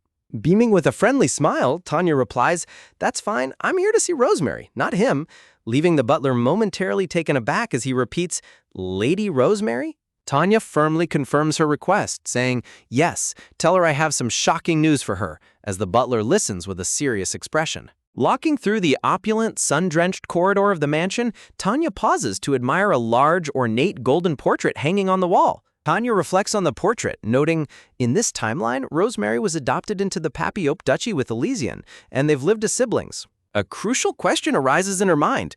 But if Rosemary's real brother is actually Rosby? Staring at the imaginary cracked portrait of the twin siblings in their childhood, she wonders, how did they end up living such different lives? As the door swings open, a stunning black-haired young woman with brilliant green eyes greets Tanya, who responds, "Hello, Rosemary." Rosemary giggles softly, mentioning, "A lot of interesting things have been happening since this morning," prompting a curious Tanya to ask, "Interesting things?" With an amused smile, Rosemary explains, "My second brother suddenly rushed out of the mansion while letting out a very strange scream," recalling the comical scene of him sprinting away in a frenzy. Tanya's sweat drops in complete bewilderment, thinking, "You mean Scion? The Archmage did that?" She ponders in deep confusion. Long-distance teleportation is nothing to him, yet he ran out on his own 2 feet? What on earth could it be? Rosemary smiles warmly and says, "Yes, and shortly after you came to find me, Tanya. I heard you have some shocking news. What is it?" Dropping her cheerful demeanor, Tanya looks at her with a remarkably grave expression and requests, "Rosemary, please answer me honestly," to which Rosemary replies with a puzzled yes. Tanya asks the critical question that pierces the quiet atmosphere. "Do you have an older brother you were separated from as a child?" Rosemary's face completely pales, her green eyes widening in pure shock as she stammers, "Why would you ask such a—" Observing her reaction, Tanya confidently states, "I take it you do," causing a defensive Rosemary to cry out, "Tanya!" Tanya remains calm, pressing further, "Then was your brother by any chance the monster tamer who died 2 years ago?" Tanya finishes, leaving a trembling, horrified Rosemary to gasp in utter disbelief. How do you know that?" An intense, heavy silence descends upon the room as the 2 girls stand facing each other, the shocking revelation hanging palpably in the air. Breaking the heavy silence, Tanya softly reveals, "I met your brother when I was young." Rosemary's heart races as she frantically asks, "When you were young? How old were you then?" As a vision of the past flashes in her mind, Tanya gently recalls, "I still remember his eyes, filled with the single-minded determination to save you." Looking at Rosemary with a comforting yet serious expression, Tanya asks, "Rosemary, is there anything at all you know about him? There's a promise I made to him back then." Tanya's probing questions catch Rosemary completely off guard, causing her to freeze in place with a look of hesitation. Seeing her hesitation, Tanya calmly remarks that Rosemary must be confused, adding that she knows a secret that even the Empire couldn't uncover. Tanya delivers the shocking truth, revealing that the Empire-wide war criminal and Rosemary are actually related by blood. Trembling nervously as she clutches her hands together, Rosemary tries to deny it, stammering that she doesn't know anything about it. But the moment Tanya speaks the name Raspy, Rosemary drops the flower vase in shock, sending it shattering across the floor. Rosemary stands in absolute shock, her face shadowed with the sudden realization that Raspy is a name no one else in the world should know. Grasping her hand reassuringly, Tanya explains that she heard the name directly from Raspy himself. Looking straight into Rosemary's trembling eyes, Tanya holds her hands tightly to comfort her and establish a deep connection. Finally breaking down in tears, Rosemary tearfully admits that Raspy is indeed the name of her twin brother. Rosemary begins to recount her painful past, explaining that she was locked away in a dark dungeon as a child. She recalls that one day she suddenly heard a loud commotion and frantic footsteps outside her cell. In the middle of the chaos, dangerous monsters invaded the facility, allowing her to escape from her confinement. She reveals that her brother Raspy possessed the rare and powerful ability of a monster tamer. Even though his own body was in terrible shape, Raspy had controlled those monsters and led them directly there to rescue her. But in the end, the cruel human traffickers overpowered him, and Raspy was captured once again as she was carried away to safety. After that fateful day, no matter how hard she searched, she could find no trace of him and believed he had perished. But then one day, completely out of nowhere, everything changed. A mysterious man known as the Monster Tamer suddenly appeared, boldly challenging the entire empire. Tanya looks at her with a solemn expression and confirms that the man was indeed her brother. Tanya reflects quietly on the tragic truth. Raspy, he was captured while trying to save his sister. Since he was horribly abused and exploited by those traffickers, his desire for revenge must have grown every day, enduring unimaginable pain. Yet, no matter how tragic his past, it doesn't justify the bloody war Raspy started, which cost the lives of so many innocent people. Tanya resolves that she must stop him from ever becoming that ruthless monster. With a heavy sigh, Tanya listens as Rosemary asks what promise she made to her brother. Tanya explains that her promise was simply to find out if Rosemary was still alive and let him know. Rosemary hides her face in her hands, weeping as she says her brother is already dead, meaning the promise can never be kept. Gently lifting her chin, Tanya firmly reassures her that Raspy is not dead and that her promise will definitely be kept. Tanya beams and reveals that she actually saw Raspy not too long ago, leaving a bewildered Rosemary to ask if she is making fun of her. While a white-haired man approaches with heavy, hurried footsteps outside, Tanya begins to confess that her ability isn't actually foresight.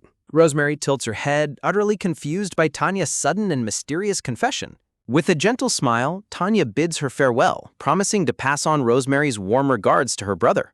Tanya puts a finger to her lips, warmly telling her not to cry and to stay strong until they meet again. Realizing Tanya's intentions, a panicked Rosemary reaches out, pleading with her to stop. Suddenly, the grand doors are thrown open with a loud slam, and a panicked Elysian bursts into the room, calling out for Taria. Elysian glares at Tanya in absolute fury, demanding to know what on earth she is doing.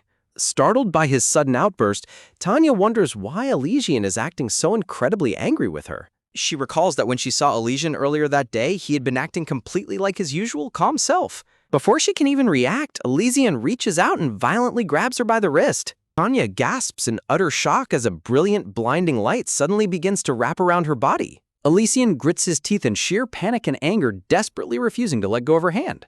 Waking up in a panic as a child, young Tanya realizes she accidentally activated her regression ability because she panicked. She ponders that the only event that had changed since her last save point was her fateful meeting with Rosemary. She wonders how Elysian's reaction could have possibly changed so drastically just from that one interaction. Young Tanya asks the bandaged Raspy why Elysian would get so incredibly angry at her, but the boy is left completely confused. Raspy simply blinks in confusion, unable to understand what she is talking about. Raspy reminds her that she had promised to go check if the girl in the mansion was indeed the Rosemary he knew. Quickly covering her tracks, Tanya smiles and claims she just used her precognition to look into the future instead. Hearing that Rosemary is definitely alive and safe in the future, young Raspy's eyes well up with tears of relief. When Tanya warns him that he might face great danger, Raspy stands up with fierce determination, declaring he doesn't care as long as his sister is saved. Giggling softly, young Tanya smiles warmly and says she expected he would say exactly that. Standing by the door, young Raspy flinches as Tanya asks him directly, "Do you even know where your sister is?" Looking back with wide green eyes, a flustered Raspy nervously stammers, "Well, that's..." Before he can finish, Tanya humorously shoves a large, toasted loaf of bread directly into his mouth to quiet him down. Beaming with a bright, cheerful smile, Tanya tells the choking boy, "But first," as she prepares to feed him more. Raspy greedily devours the delicious feast laid out before him, stretching the warm, gooey bread in pure bliss. Watching him eat, a sweat-dropping Tanya thinks to herself, for someone who argued we had no time to eat, he's certainly enjoying it. Sitting across the table, Tanya rests her chin on her hands and asks with a gentle smile, "Is it good?" as Raspy gulps down his soup. Blushing in deep embarrassment, Raspy coughs loudly and thinks, "Geez, I shouldn't have asked." Clearing his throat to hide his embarrassment, Raspy stands up and asks, "I've had enough. Shall we head out?" Staring at the empty, sparkling clean bowls, Tanya sweat drops and thinks, "Had enough? You licked the plate clean." Leaning in with a serious face, Raspy asks, "Do you have a plan to rescue Rosemary?" To which Tanya confidently replies, "Of course." Tanya happily explains her simple plan. "While you cause a distraction with your monster legion, I'll save Rosemary." Perfect, right? Raspy doubts her oversimplified strategy, telling her it can't be that simple. More importantly, how can an ability user with no combat skills like you possibly rescue Rosemary? Raspy sighs deeply and mutters that he isn't sure he can trust her, prompting a comical, pouting Tanya to yell, "You're so suspicious." In a moment of solemn agreement, Raspy gently places his hand into Tanya's hand, establishing a silent pact between them. Bowing respectfully like a loyal knight, young Raspy kisses the back of Tanya's hand as she sits quietly on a wooden chair. Looking up with determined green eyes, Raspy holds her hand tightly, placing his complete trust in her. Tanya smiles warmly, deeply touched by the young boy's heartfelt sincerity and absolute devotion to saving his sister. The scene shifts to a dark, gloomy dungeon corridor where a single torch crackles, casting long shadows against the cold stone walls. Inside the cages, terrified children weep as a whip crackles through the bars. A slave trader yells in frustration, "I told you to catch an ability user, not some commoner." Standing in the corridor, the first slave trader tries to reason. "Come on, you know how it is. Capturing abilitors is dangerous, and there aren't many of them to begin with." The second trader rages back. Commoners don't make any money at auction. Money! While the first stammeringly defends his capture. But this one is a commoner who'll actually sell. He gestures toward a dark, gloomy cage where a quiet, black-haired girl sits huddled on the floor, her leg bound tightly with a heavy metal chain. A sinister, close-up smile spreads across the merchant's face as he notes, and... Pointing toward an adjacent cage, the merchant whispers conspiratorially, "There's an ability over there too," revealing Tanya sitting quietly behind the iron bars. Sitting inside her dark cell, young Tanya looks out with sharp golden eyes, thinking, an ability auction house? What absolute scum! Tanya reflects on the past, remembering how Elysian had destroyed this place in a previous timeline, and muses that being a captive feels much worse than she expected. Looking over at the quiet girl in the next cage, Tanya quietly sighs, "Rosemary, I'm glad she hasn't been put up for auction yet." Keeping her composure, Tanya thinks, now as long as Raspy does his part, when suddenly heavy echoing footsteps shake the dungeon floor. A towering, imposing man wearing an ornate golden black mask and holding a cane strides majestically into the dungeon, leaving the slave traders cowering in fear. Catching sight of the masked figure, Tanya's eyes widen in absolute shock as she mutters, "That old man." A vision of the past flashes in her mind, showing a grand white uniformed noble from behind as young Tanya bows politely in a beautiful ballroom gown. Staring at him through the cell bars, Tanya thinks in disbelief, I can't believe his hobby is shopping for people. Standing before her cage, the masked man gazes down at Tanya and remarks, "You aren't avoiding my gaze. Are you not afraid?" Tanya bravely smiles back and retorts, "An old man with the sick hobby of buying people is a bit scary, but I'm gonna win anyway, so I'm fine." The merchant yells in outrage at her insolence, but the masked man bursts into amused laughter, saying, "Ha, you certainly are bold." Leaning down close to the iron bars, the masked man says softly, "Child, you see, I have a bit of a hobby. I buy children with eyes that I like, just like yours." Delivers a shocking finish, and then I set them free, leaving a crudely drawn, highly confused Tanya to stammer, "Set them free?" Looking at him in utter bewilderment, Tanya asks, "Why waste your money buying them just to let them go?" Raising his gloved hand, the masked man explains, "Because occasionally some return to offer their lives and loyalty. That is how I breed my loyal dogs, even if the odds are low." Tanya crouches quietly, recalling her previous life. I know someone who served this old man in the previous timeline. She visualizes a loyal, bowing butler in a tuxedo saying, "I only follow him because he is a man worthy of my loyalty." Confronting the masked noble, Tanya bluntly tells him, "You're really not being honest with yourself, old man. Those people don't stay loyal because they're fools." Looking up at him with glowing golden eyes, she firmly states, "You just want to save those with a strong will to live." Taken aback by her sharp insight, the masked man falls completely silent, staring at the little girl in astonishment. Clenching her iron handcuffs tightly, Tanya continues, "But your method is all wrong. If I had power like yours, I would never do things this way." Intrigued, the masked man peers down through his mask and asks, "Then what would you do?" As Tanya slowly stands up. With a loud slam, Tanya violently strikes the thick iron bars of her cage with her chained fists. Glaring at him with fierce, untamed determination, Tanya declares, "This wretched auction house, I would have smashed it to pieces already." Amused by her fiery declaration, the masked man lets out a soft chuckle, murmuring, "Oh, well, that is quite." The masked noble gazes down into the cell at young Tanya, calmly stating that her grand declaration is nothing but an arrogant thought for a child. Undeterred, Tanya defiantly grips the iron bars of her cage and retorts that she would have easily smashed this wretched auction house to pieces in a single blow if she had her full power. Looking deep into his cold gaze, Tanya senses the silent question in the old noble's eyes, asking if she has any real concept of the powerful families whose interests are tied to this illegal auction house. As his piercing stare lingers on her, the noble silently wonders if a mere child like her would still dare to speak with such bold defiance once she climbed to a position of true authority. Staring right back into his intense eyes, Tanya feels the overwhelming weight of his presence, sensing the incredible authority and gravity he carries. Yet, beyond his cold and imposing exterior, Tanya catches a glimpse of a deeper truth, a lingering shred of conscience hidden away in the depths of his heart. With a bright, mischievous grin, Tanya looks up at him and asks if he wants to make a bet, catching the noble completely off guard as he asks what kind of bet she has in mind. Tanya confidently proposes a wager on whether she will succeed in completely destroying this horrific auction house in the future. Gripping the thick bars of her cell, the noble points out the sheer absurdity of her bet, questioning how she expects to accomplish such a feat when her magic is sealed and she is barely staying alive. Brimming with playful confidence, Tanya admits that the odds are heavily against her, but demands that he must grant her a wish if he loses the wager. Amused by her sheer audacity, the noble rests his chin on his hand and chuckles, noting that he has lived a long time but has never met a child as bizarre as her, agreeing to see what she will do. Clapping her hands together excitedly, Tanya asks when the bet should be decided, holding up her hands playfully as she prepares to give her timeline. Assuming she means in a decade or so, the noble asks if she expects him to wait 10 years until she is fully grown, but Tanya suddenly interrupts by starting a countdown. 9, 8, 7, 6.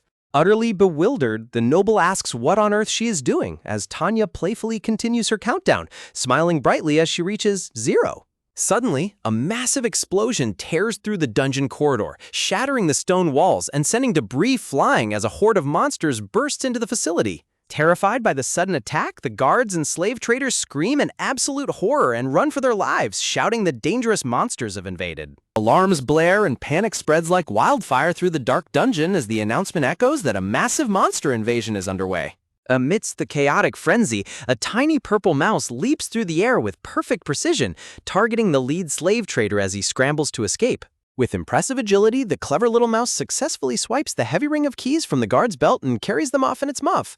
The mouse scurries down the stone wall of Tanya's cell and tosses the stolen keys directly into her outstretched hands, leaving the masked noble watching in sheer astonishment. Catching the keys with a triumphant smile, Tanya quickly locates the correct key and unlocks the heavy iron cuffs bound to her wrists. Staring at the little girl in disbelief, the noble asks if she was the one behind this elaborate distraction, to which Tanya smugly replies that it was something like that. With a satisfying metallic clatter, the heavy iron handcuffs fall to the cold stone floor, completely freeing Tanya from her restraints. Seizing the perfect opportunity, Tanya activates her regression magic, creating a brilliant magic circle as a system message confirms she has saved her current progress to point 1.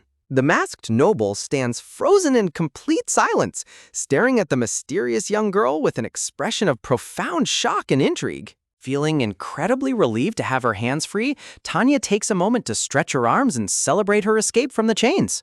However, her moment of relief is abruptly cut short as she spots something terrifying emerging from the shadows right behind the noble. A massive bear monster with glowing red eyes rears up behind the unsuspecting noble, prompting a panicked Tanya to scream out a warning for him to look behind him. In a flash of blinding light, a tremendous burst of magical energy erupts as the noble reacts instantly to the sudden threat. With terrifying ease, the noble swings his cane and unleashes a devastating shockwave of dark power, instantly obliterating the giant beast in a single crushing blow. Tanya clings to the bars of her cell in absolute shock, her mouth agape as she realizes the massive summon she relied on was effortlessly destroyed. Pouting in comical frustration, Tanya loudly complains that his incredible strength completely ruined her rescue plan, while the noble is left utterly confused by her strange reaction. Realizing her escape rite has been obliterated, Tanya decides to reload her progress, thinking to herself how lucky it is that she always saves her game as she triggers loading point 1. Time flows backward in a flash of purple light, resetting the timeline back to her designated save point. Back at point 1, the giant bear roars as Tanya acts quickly this time, reaching through the bars to grab the noble and pull him out of harm's way. The bear's massive swipe shatters the thick iron bars of the cell, while the noble quickly crouches down to shield the little girl from the flying debris. Having successfully used the bear's attack to break free from her cage, Tanya cheerfully bids the noble farewell, thanking him for the close call as she prepares to make her escape. Waving happily as she departs, Tanya cheekily reminds the noble that saving his life just now is a separate debt that he owes her, completely unrelated to their wager. With the massive bear following close behind her like a loyal companion, Tanya runs off into the dungeon corridors, leaving the noble completely dumbfounded. Left sitting alone on the rubble-strewn floor of the destroyed cell, the masked noble can only watch in speechless awe at the extraordinary child who just outsmarted him. Tanya rushes over to the adjacent cage where Rosemary was kept, calling out her name in a frantic search to rescue her. To her utter horror, Tanya finds the cell empty, realizing with growing panic that Rosemary has already been moved and is completely gone. Crouching down, Tanya notices a small scrap of cloth left behind on the cold stone floor and picks it up, wondering if it belongs to the clothes Rosemary was wearing.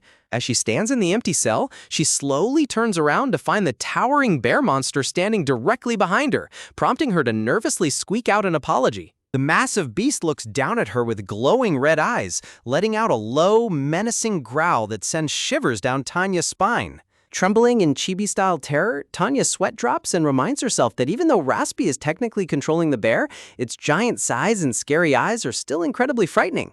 Shaking with fear, Tanya bravely holds up the scrap of Rosemary's cloth and asks the giant bear if it can track down the owner using its sense of smell. To her surprise, the giant bear gently leans down and nudges her, causing Tanya to flinch and cover her head in anticipation of an attack. Opening her eyes, Tanya realizes the friendly beast is offering her a ride, and she curiously asks if it wants her to climb onto its massive back. With a warm and grateful smile, Tanya gently pats the bear's soft fur and thanks it as she climbs aboard, ready to begin her search for Rosemary. Tanya rides comfortably on the back of the giant bear, amazed by how easy it is to communicate with monsters and marveling at how incredible monster taming abilities truly are. With a loud growl, the massive bear storms down the dark stone corridors of the dungeon at full speed. Meanwhile, chaotic violence erupts across the facility as a terrifying giant rat monster sweeps through, grabbing the screaming slave traders and throwing the entire place into a panic. As Tanya glides through the chaos on her giant mount, she notes that since the monsters are under Raspy's control, they won't harm the innocent captives, though her original plan was simply to rescue Rosemary and escape.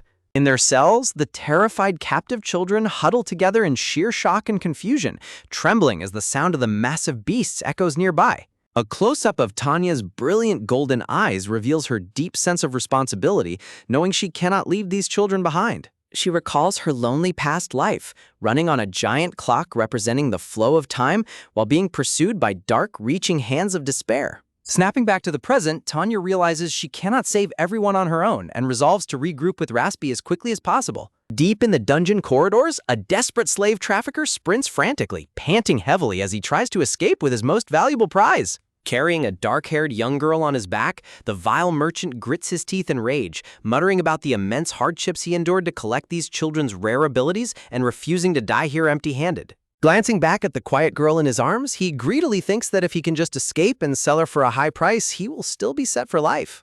A wicked, sinister grin spreads across his face as he licks his lips, convinced he can still turn this disaster into a massive fortune.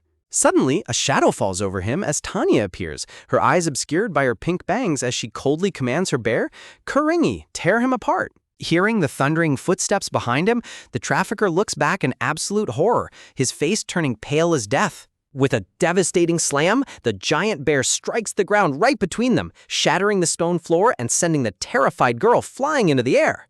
Tossed into the breeze, the young girl closes her eyes in fear, bracing herself for a hard fall.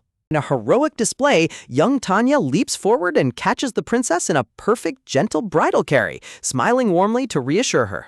Looking up at her savior, the dark-haired girl stares in stunned silence, tears welling up in her beautiful emerald eyes. With a radiant and comforting smile, Tanya looks down at her and gently says, "Hey there, princess, I'm here to save you." Overwhelmed by relief, the princess's eyes widen with giant tears of joy, her mouth agape in disbelief that her nightmare is finally over. Now riding safely on the giant bear's back, the princess clings to Tanya, still trembling from the shock of her rescue. Looking back at her with a gentle smile, Tanya explains that Raspy was the one who asked her to come and save her. Tears streaming down her face, the emotional princess asks if she is truly safe, unable to believe she won't have to die or be sold to that horrific auction house. Seeing the deep emotional scars left on the young girl, Tanya's playful demeanor softens into a look of heartfelt sympathy and compassion. Reaching out, Tanya holds the princess's hand comfortingly, using her warm presence to soothe her lingering fears. Feeling the warmth of Tanya's hand, the princess lets out a bright, tearful smile of pure gratitude and happiness. With a triumphant shout, Tanya yells, "Now let's go find Raspy," to which the princess eagerly replies, "Yes, hero," as the bear tramples over the knocked-out merchant. Elsewhere, a massive horde of terrifying monsters corners the panicked slave traders, while young Raspy stands watch in the background with a dark, brooding expression. Clenching his fist so tightly that his knuckles turn white, Raspy's rage boils over as he growls, "How dare you? How dare you try to sell my sister?" With glowing green eyes full of hatred, Raspy declares he will never forgive them, but is suddenly interrupted as Tanya's voice echoes through the corridor, calling out his name. The giant bear crashes through the rubble, carrying Tanya and Rosemary as Tanya joyfully calls out, "Rosemary," to reunite the siblings. Seeing his beloved sister safe and sound, Raspi's dark expression instantly melts into a bright, happy smile as he gasps, "Thank goodness, Rosemar?" Before he can finish his sentence, a massive, glowing, magical hand grabs Raspy from behind and violently slams him face first into the stone floor with a brutal crash. A powerful female magician with purple hair floats in midair, surrounded by glowing spectral arms as she restrains the boy, prompting Rosemary to scream in terror. Tanya's eyes widen in alarm as she realizes the traffickers have a powerful, high-ranking magic wielder on their side. As Raspy struggles desperately against the crushing grip, screaming for them to let go, Tanya realizes with dread that he is going to get severely hurt if she doesn't act quickly. Clinging to the bear's back, a panicked Tanya prepares to trigger her regression magic, thinking she must load her save point to find another way. Suddenly, the masked noble appears right behind the floating magician, coldly remarking that it is a truly pathetic sight to see her using her full power against a mere child. In the blink of an eye, the noble unleashes a devastating wave of energy, instantly blowing back the floating magician and the traffickers in a single effortless strike. The remaining guards look around in absolute confusion, frantically shouting, "What is this? Where did that brat go?" before spotting something in the distance. Standing proudly atop the giant bear, the masked noble holds the safely rescued Raspy in his arms, looking down at the traffickers with complete dominance. With a gentle touch, the noble crouches down and safely places Raspy on the bear's back next to Tanya and Rosemary. Standing tall once again, the masked noble tells Tanya to consider this his payment for saving his life from the giant bear monster earlier. Smiling cheekily, Tanya reminds him that the wish she won from their bet is entirely separate, to which the noble chuckles and agrees to grant it when they meet again.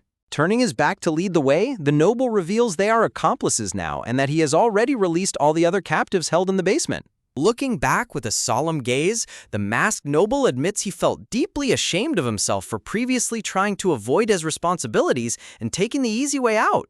Looking up at the massive opening of the ruined dungeon, the noble calmly proposes blowing the entire auction house to pieces so that not a single shred of evidence remains. Tanya's eyes sparkle with absolute admiration as she brightly smiles, declaring that his plan is so cool she would actually love to have him as her grandfather. Resting both hands on his cane, the old noble smiles warmly behind his mask, deeply amused and touched by the bizarre little girl's sweet words. With a massive, blinding explosion, the illegal auction house is completely blown to smithereens as the giant bear carries Tanya and the siblings away to safety. As the sun begins to set, a white bird and a winged beast soar gracefully across the sky above the forest canopy. Below, Tanya, Rosemary, and Raspy wave goodbye alongside the massive bear monster, watching them fly away into the orange horizon. Waving a heartfelt farewell to the giant beast, Tanya smiles warmly and says, "It was brief, but thanks for everything, Kurongi," as the friendly bear lets out a soft growl in response. Raspy looks back thoughtfully and remarks, "Fortunately, it seems no one will realize who was responsible for bringing the monster here. Monster outbreaks are quite common in this town." Standing beside him, Rosemary lets out a sigh of relief and replies, "That's a relief." Tears welling up in her large green eyes, Rosemary clutches onto Tanya's shoulder and looks over at her brother, softly crying out, "Brother!" Raspy's eyes widen in surprise as he looks at his safe and sound sister, gasping in disbelief, "Rosemary!" Rosemary leaps forward and throws her arms tightly around Raspy, sobbing, "I thought I'd never see you again," as they share an emotional, long-awaited embrace. Holding his beloved sister close, Raspy closes his eyes with a gentle, relieved smile and says, "I'm so glad you're not hurt, Mari." Tanya stands nearby with a bright, satisfied smile, observing the heartwarming reunion. Narration text reflects, in the future timeline, Raspy became a criminal and was executed. The scene transitions to a soft, glowing light as the narration continues, but now his future will be completely different. A fleeting vision of a tall, dark-haired man appears, surrounded by white flowers, as a young girl gently touches his scarred face. She softly whispers, "I see hope that even your future can change, mister." With a grateful expression, Raspy looks at Tanya and says, "Thank you, Lady Tanya. I will never forget your kindness," while Rosemary cries tears of joy beside him. Tanya enthusiastically waves and replies, "Yay! See you later, hero." Curious, Rosemary looks up at Tanya and asks, I have one question. What is your relationship with the old man who rescued me?" Raspy turns his head slightly and adds, "I don't even know him, but it felt like you knew him quite well, Lady Tanya. He must have noticed after hearing our conversation in the dungeon." The flashback reveals the masked noble elegantly adjusting his gold-trimmed black mask in the darkness, accompanied by the thought, "But it's better if the old man's identity stays a secret." Tanya laughs sheepishly, scratching her cheek with a bright, nervous grin as she tells them, "Well, I don't really know him that well. We just talked a few times in the dungeon." Raspy quickly catches on to her discretion and thinks he's quick on the uptake, before saying, "I see, I understand." Meanwhile, Tanya claps her hands together and brightly asks, "Anyway, do you two have a place to go?" Holding Rosemary close, Raspy smiles warmly and answers, "Yes, we're going back to the house where I lived with Rosemary." Tanya looks at them with a hint of concern and asks, "Really? Are you sure you have a place to stay?" Tanya's expression softens into a gentle, slightly bittersweet look as she says, "Is that so? I'm actually a bit sad to see you go." Reaching out to comfort Rosemary, Tanya smiles kindly and says, "But I'm sure we'll meet again someday. Take care of yourselves." Waving goodbye under the beautiful evening sky, Rosemary and Raspy call out, "Thank you for everything, and I hope you stay healthy as well, Lady Tanya." As night falls over the quiet town, the reality of the siblings' situation is revealed. They have no home, and they sit huddled together for warmth in a dark, cold alleyway. Suddenly, a heavily intoxicated man staggering down the alleyway with a bottle of alcohol startles the children, causing them to shrink back in fear behind some wooden crates. Shivering under their thin blanket, Rosemary trembles and whispers, "Brother," to which Raspy turns to her and softly asks, "Yeah?" Pulling the blanket up to cover her face, Rosemary quietly asks, "Why did you lie to the hero about us having a home?" Raspy looks up at the night sky, letting out a weary sigh as he explains, "I already owe her a lifelong debt just for saving you, Rosemary. I can't burden her any further." Suddenly, a pair of large, sinister hands reaches out from the darkness and snatches Rosemary away. She lets out a muffled cry of "Mmph" as a terrified Raspy reaches out, screaming, "Rosema!" Before he can react further, another large hand clamps tightly over Raspy's mouth from behind, cutting off his voice as he struggles desperately in absolute terror. The alleyway falls dead silent, leaving behind only Rosemary's patterned blanket and a single black shoe abandoned on the cold, damp stone ground. Held captive in a dark room, a blindfolded Raspy feels hands gripping his shoulders as he grimly reflects, "I still don't know who kidnapped us." Close up on his tense jaw and the blindfold across his eyes as he thinks with frustration, "If I use my ability without any information?" In his memory or vision, a terrifying silhouette of a woman with long hair and glowing white eyes stands menacingly before him. Spectral, glowing white hands are placed directly onto Raspy's head as he lies helpless on the stone floor, subjecting him to a mysterious power. The carriage jolts as they are transported, with a blindfolded Raspy and Rosemary huddled together in the dark. Raspy thinks with growing dread, even Rosemary could end up in danger. A close-up of pink shoes and a lace-trimmed dress running quickly with a tack-tack sound indicates someone is approaching. The narration box reads, "Someone's coming." With a sharp chwack sound, a sudden slash cuts through the air, startling a blindfolded Raspy as his bonds or blindfold are sliced away. Raspy's eyes snap wide open in absolute shock as the blindfold falls away, gasping, "Huh?" Standing heroically before him is young Tanya, holding the black blindfold she just cut off, staring down at him with an intense and determined gaze as she says, "You!" The scene flashes back to their earlier conversation, with Tanya asking, "Anyway, do you two have a place to go back to?" And Raspy replying, "Yes, we're planning to go back to the house where we lived with Rosemary." A beautiful shot of the forest sunset highlights the unspoken truth, as a narration box warns, "That area isn't exactly a place you should call home."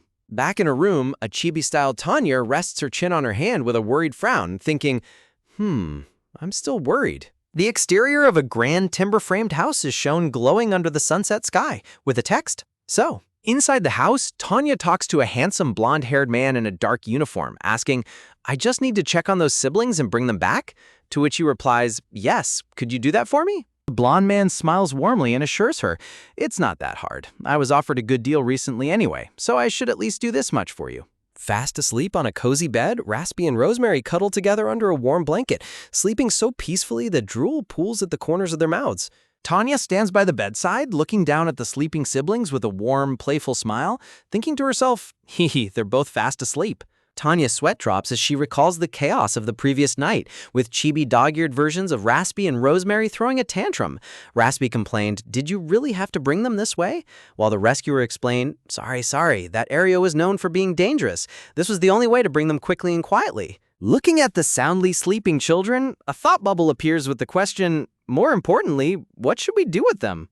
Tanya stands quietly in the sunlit room, looking over at the resting siblings while a single piece of paper rests on the desk in the foreground. A close-up of the paper reveals a simple hand-drawn sketch of a grand building or academy as Tanya thinks determinedly, "I guess there's only one way." Standing before the grand, imposing entrance of the academy with its sparkling fountain, the children look up in sheer awe, with Raspy softly whispering to himself, "This place is—" Looking at the majestic courtyard, Raspy asks in disbelief, "Isn't this the Papiope Talent Academy?" Tanya brightly responds, "That's right, the entrance exam is in a few days," leaving Rosemary completely captivated as she says, "It's so huge." Slightly bewildered by their sudden arrival, Raspy turns to Tanya and asks, "But why did you bring us here?" Gently closing her eyes, Tanya turns back to them and says, "Listen, kids." Standing confidently with her arms crossed, Tanya enthusiastically proposes, "How would you like to enroll here?" To which Raspy can only reply in complete shock, "What?"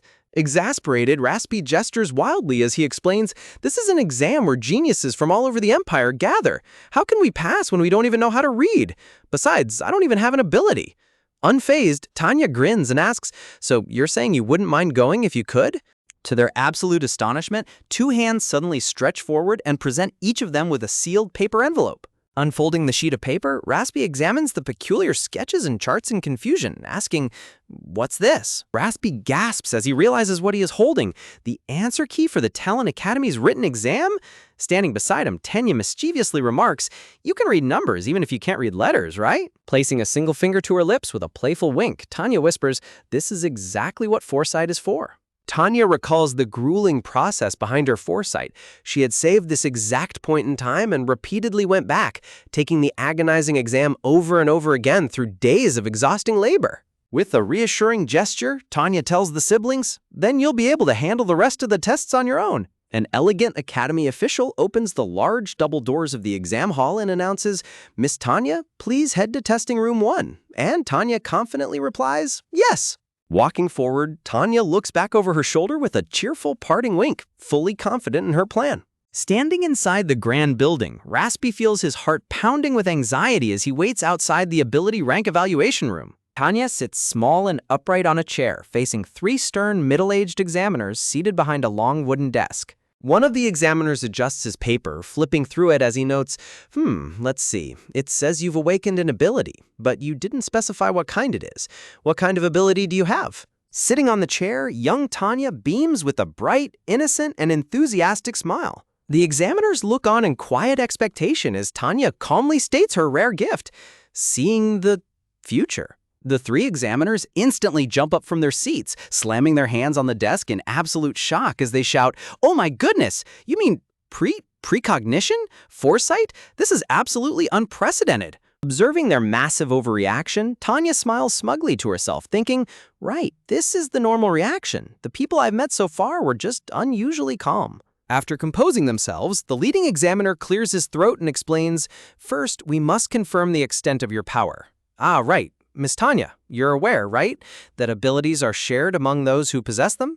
A helpful diagram of an ability pizza inside a box illustrates the concept, showing several tiny chibis holding slices as Tanya confirms, "Yes, the more people with the same ability, the weaker it becomes." A tiny newborn resting gently in giant hands is shown as Tanya continues, "I've heard many nobles limit their offspring to keep their power strong." Flashing a bright smile, Tanya adds, "They're very careful to keep their bloodline from leaking out." The examiner nods in agreement and says, "Exactly.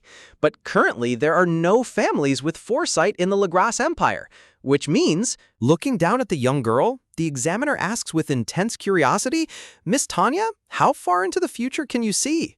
Tanya smiles warmly and replies, "Up to 1 month at most. Actually, I can see much further than that, but..." Her expression suddenly shifts to a fragile, sorrowful look as she clutches her chest, softly whispering, "I see the future at the cost of my lifespan.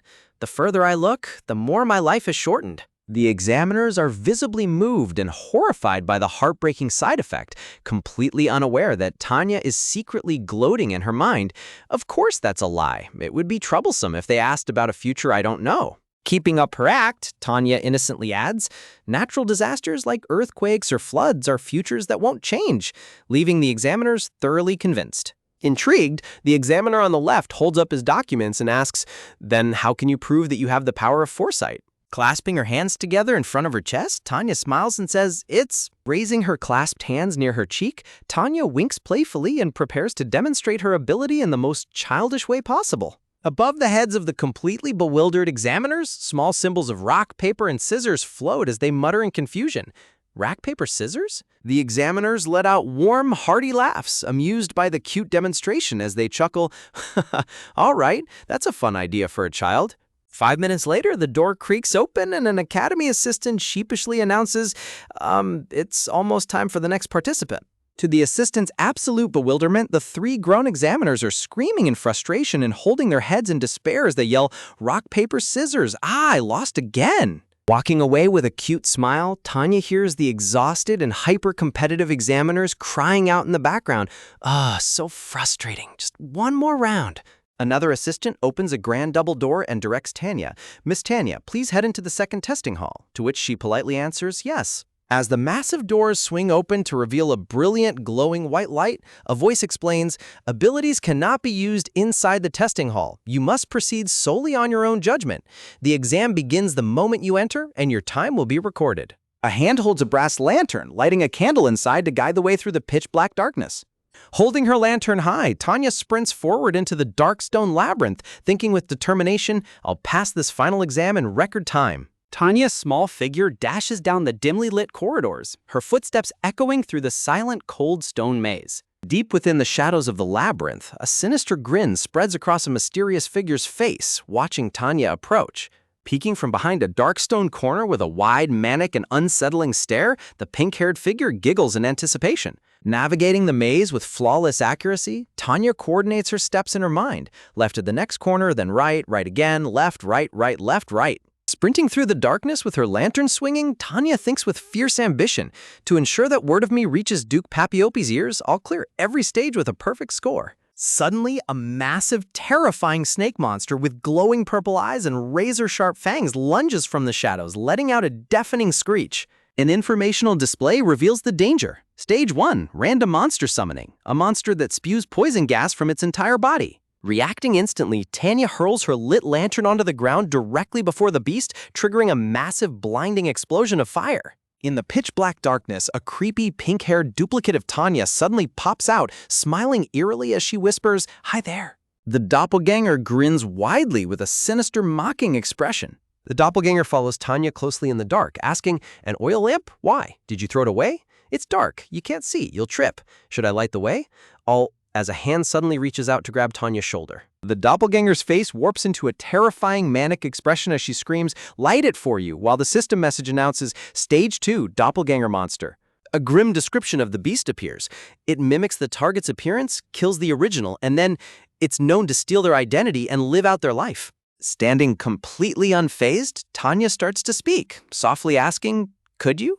Tanya turns around with a deeply irritated expression and snaps, "Just shut up. You're so loud I'm losing track of my turns. I'm on a timer here." The terrifying monster is completely dumbfounded by Tanya's utter lack of fear and sheer annoyance. Frustrated, the doppelganger screams, "You? Did you even look at my face? Just look at me." To which Tanya blankly replies, "Do I have to?" Glancing over her shoulder, Tanya nonchalantly remarks, "Yeah, you're pretty, but you've got food stuck in your teeth. What a shame." The monster immediately panics, frantically checking her mouth and shouting, Where, as Chibi Tanya sticks her tongue out and thinks, even monsters fall for that one. The system explains the secret to defeating the monster. Dealing with a doppelganger is simple. Just don't feel any fear. The more fear its opponent feels, the stronger this monster becomes. Knowing the trick makes this stage incredibly easy to clear, despite the doppelganger's constant creepy taunts. "Aren't you scared of me, even though we look exactly the same? I'm gonna kill you and live your life as you." The doppelganger aggressively shakes Tanya, demanding, "Still not scared? Not even a little?" While Tanya's sweat drops and thinks, "I feel like I'm already being stabbed by your voice." As Tanya suddenly stops walking, the doppelganger leans in with a smug grin, whispering, "You stopped. Are you scared? Scared?" Pointing straight ahead, Tanya confidently declares, "No." Pointing at a massive double door glowing with bright light ahead, Tanya calmly says, "It's the exit." The doppelganger stands frozen, utterly speechless that Tanya found the exit so easily. Furious and defeated, the doppelganger glares with veins popping on her face, growling, "What a strange human." With the monster dissolved into harmless blue vapor, Tanya pushes open the heavy double doors. Stepping forward, Tanya prepares herself mentally, thinking, only the last stage remains. A new prompt appears as she enters the final room. 2 boxes sit before the final stage. In one box, a single pregnant rabbit. In the other, 5 old and sick rabbits. The ropes are rigged to force a choice. 2 noose-rigged ropes hang from the ceiling, waiting for the applicant to pull one. The prompt poses the ultimate ethical test. Which side will you drown? The trolley dilemma, a question to judge if one is capable of sacrificing the few for the sake of many. The test is designed to endlessly question the applicant. If you save the pregnant rabbit, they ask, what if there were 50 sick rabbits instead of 5? Conversely, even if you save the sick rabbits, they ask, what if the pregnant rabbit was carrying 5 babies? It tests the applicant endlessly, forcing a sacrifice at every turn. Tanya's internal monologue continues, noting, since it's only meant to reveal the applicant's values, this final stage doesn't affect the score.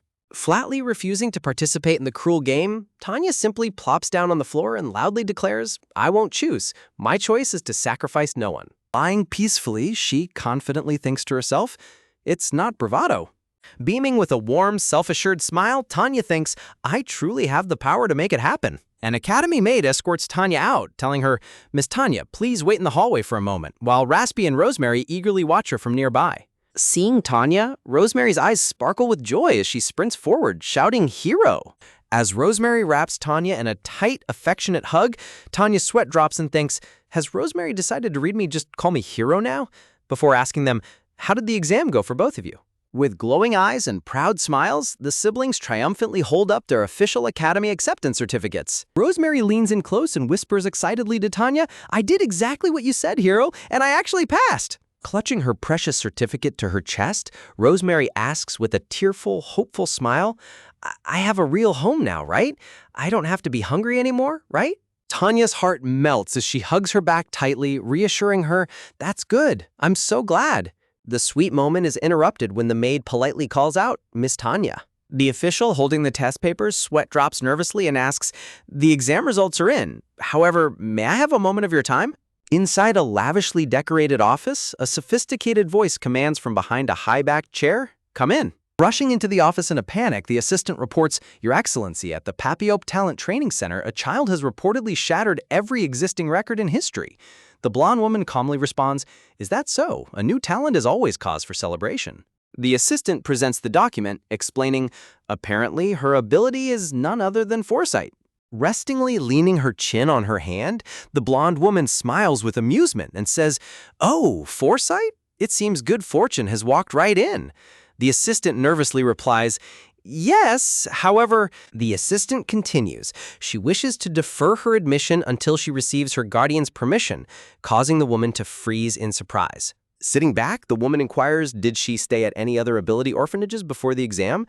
Any history of sponsorship from other nobles? To which the assistant firmly replies, none. Tracing her finger over the young girl's portrait, the woman murmurs, Tanya, was it? Smiling down at the file, the woman notes, as exceptional as you say, as a memory shows Tanya skipping happily in the courtyard with her new siblings. The elegant woman's smile turned sharp and predatory as she remarks she should have no trouble winning the second adoption competition.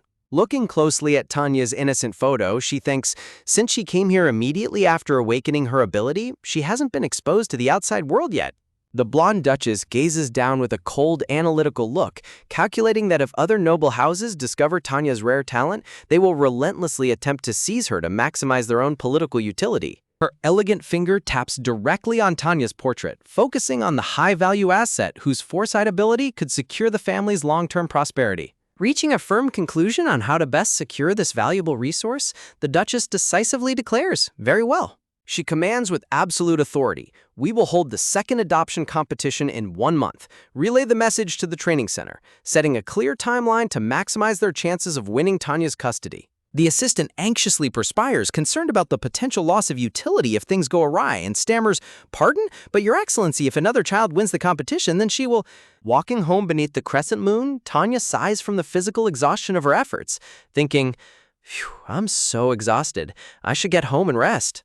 Despite the energy cost, she smiles contentedly, finding solace in the successful outcome of her trials as she thinks, still, I'm glad everything worked out. Reflecting on the positive collective outcome, Tanya remembers how the siblings successfully passed their exams and tearfully asked at the gate, Hero, you're really coming back, right?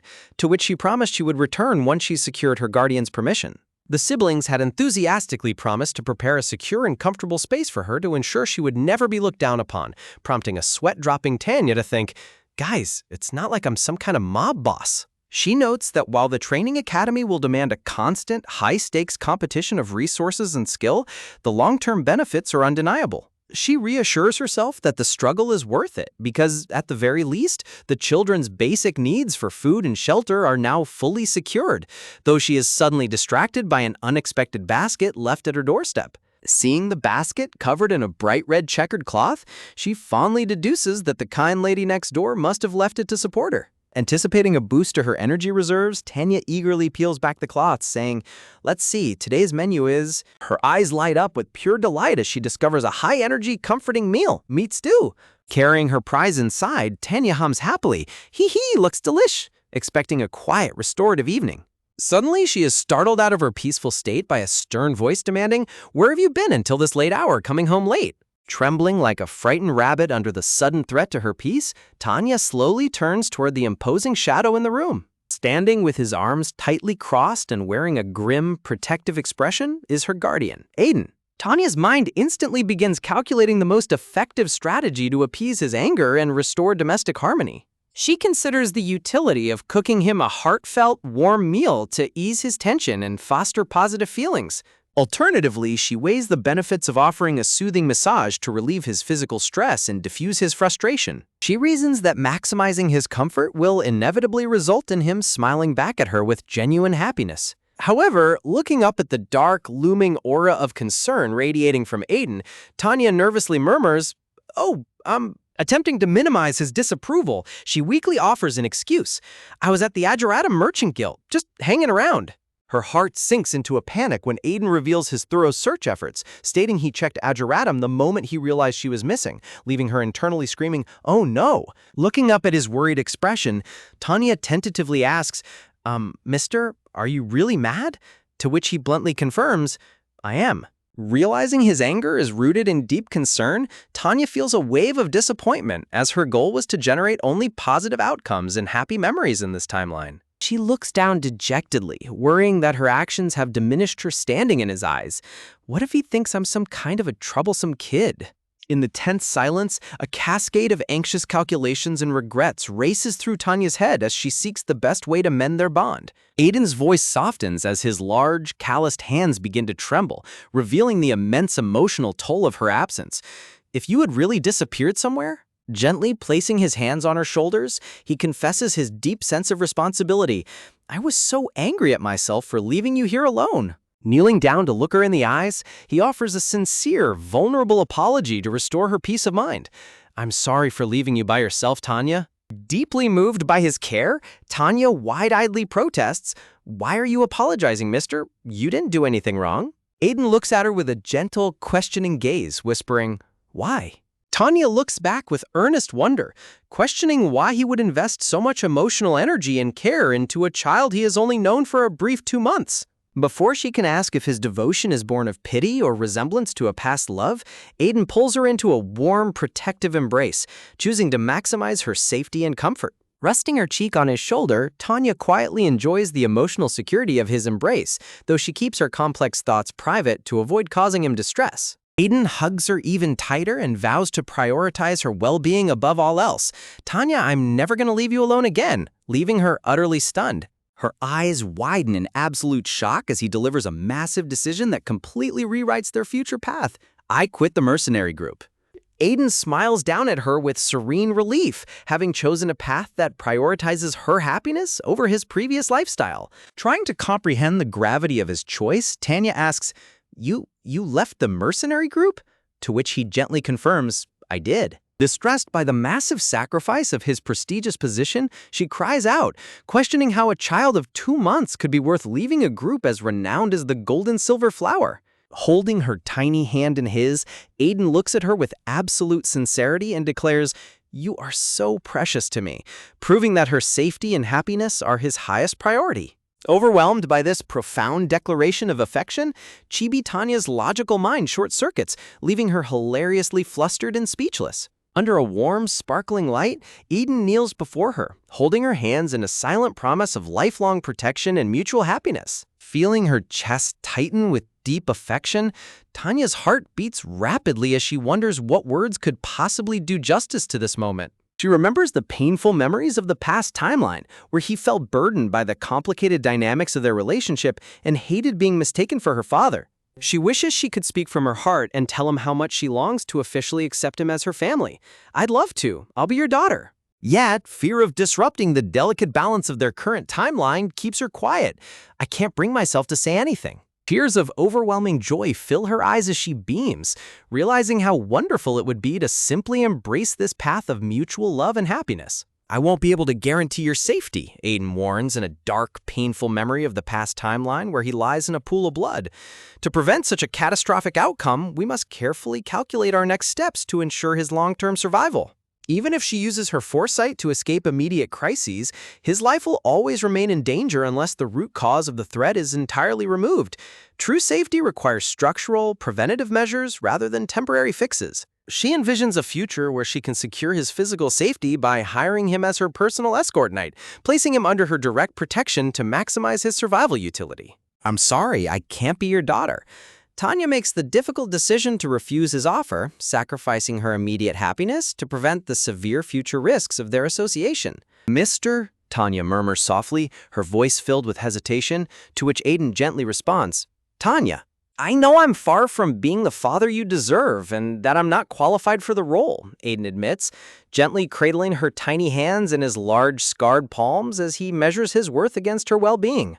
Tanya looks down in quiet contemplation, her cheeks slightly flushed as she processes the emotional weight of his sincere confession. "But I want to live my life by your side and watch you grow into," Aiden says with a tender smile, seeking to maximize their mutual happiness through a shared future. Aiden looks down at her with a gentle, loving expression under a warm golden light, holding her tiny hands in a silent vow to support her.